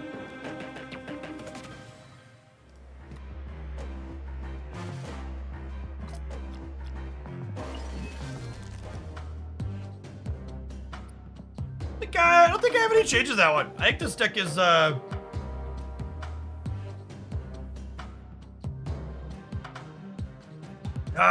good luck in your next run, Mongoose. We had a 4-1 earlier today. They're tough. We're gonna hit with some dopamine. I don't think I have enough credits left to upgrade anything, right? Yeah, I only have 1,600 credits. Is Polaris integral in this? I think Polaris is pretty important in this deck, yeah. What are cards you could change in here? I think you could do without Silk, and I think you could technically do without Jean Grey as well. I think Jean Grey is good in this metagame, and she's explicitly good at stopping turn 4 Professor X's from giving it to you. But Jeff is not optional. I think if you sub out these 2 cards, this core is still fine. I also think if you're looking for a more budget build that's a little bit different, this build is not. Oh, I put Echo in here. I don't think I like Echo. What did I want to do? I can change for some. I think this core is also solid. It's doing some similar things. Little bit less of a movement package, a little bit more of a control lockout themselves. So if you're looking for something that is similar with the Kitty Pride type stuff, and you can tell this deck is, all good Marvel Snap cards because they're all inked in gold in my collection. All the playable Marvel Snap cards we have good splits on at this point, basically.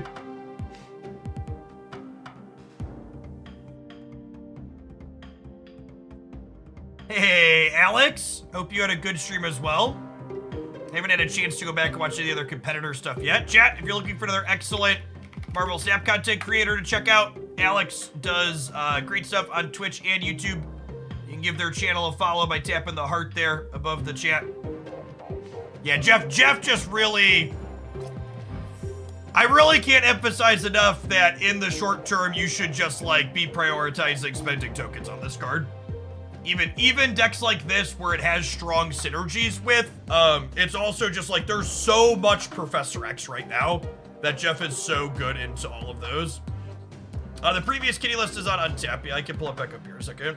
It's also 3:30, so I think I'm gonna go ahead and call it an afternoon. I appreciate everybody hanging out through the end of the stream. If you want to see more content for myself, be sure to check out my YouTube channel. Speaking of, over on Hoaglandia Snapside, we will have, if you weren't here for the first part of the stream,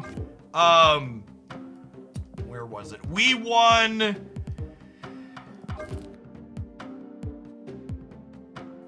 I wasn't sure how this deck was gonna do, so we started it in silver, and we won silver conquest, gold conquest, and then we narrowly lost infinity conquest, losing 2 heartbreaking variance beats in our 5th match with this. We won 9 matches in a row with this pile of cards. This is gonna be the highlight on the YouTube channel tomorrow morning with Mirage, who has been very playable and fun. I think Mirage is probably best in slot for these 2 energy can trigger collector, generate a card style card. Yeah, this build looked, use some Mirage for it. I think if you're missing Mirage, this deck is super playable without her. I'd recommend Agent 13, but you could also play Cable or Maria Hill in that slot, depending on what other cards you like. This deck is sneaky good inside of Conquest because Nick Fury and Agent Coulson giving you random cards give you a lot of cube equity. Yeah, I don't like playing Hoodin decks that can't mitigate its downside. I've really liked, so Cosmo is a card I hadn't played in this deck previously, but your Angela and Collector get big to a point where they get Shang-Chi'd really consistently. So being able to have Cosmo protect our Collector or Angela on turn 6 is really strong. Cosmo also stops random stuff like Shadow King, which is great. And not to mention, Cosmo just randomly hoses things like Wong if you run into them. So yeah, I'm pretty confident I like these 12 cards in this deck with Mirage being very substitutable. All right, speaking of other content creators on the Twitch side, who is live that we can raid here this afternoon? Looks like It's Guest Gaming is playing some Marvel Snap-a-Lappin'. I'm gonna go ahead and send you over their way. They make a lot of regular Marvel Snap content. They do some rating for Snap.bn as well, so peace. A couple folks asked before I hit the thing, do I plan to play Baldur's Gate 3? I do not. I do not have time in my life for another 100+ hour RPG at the moment.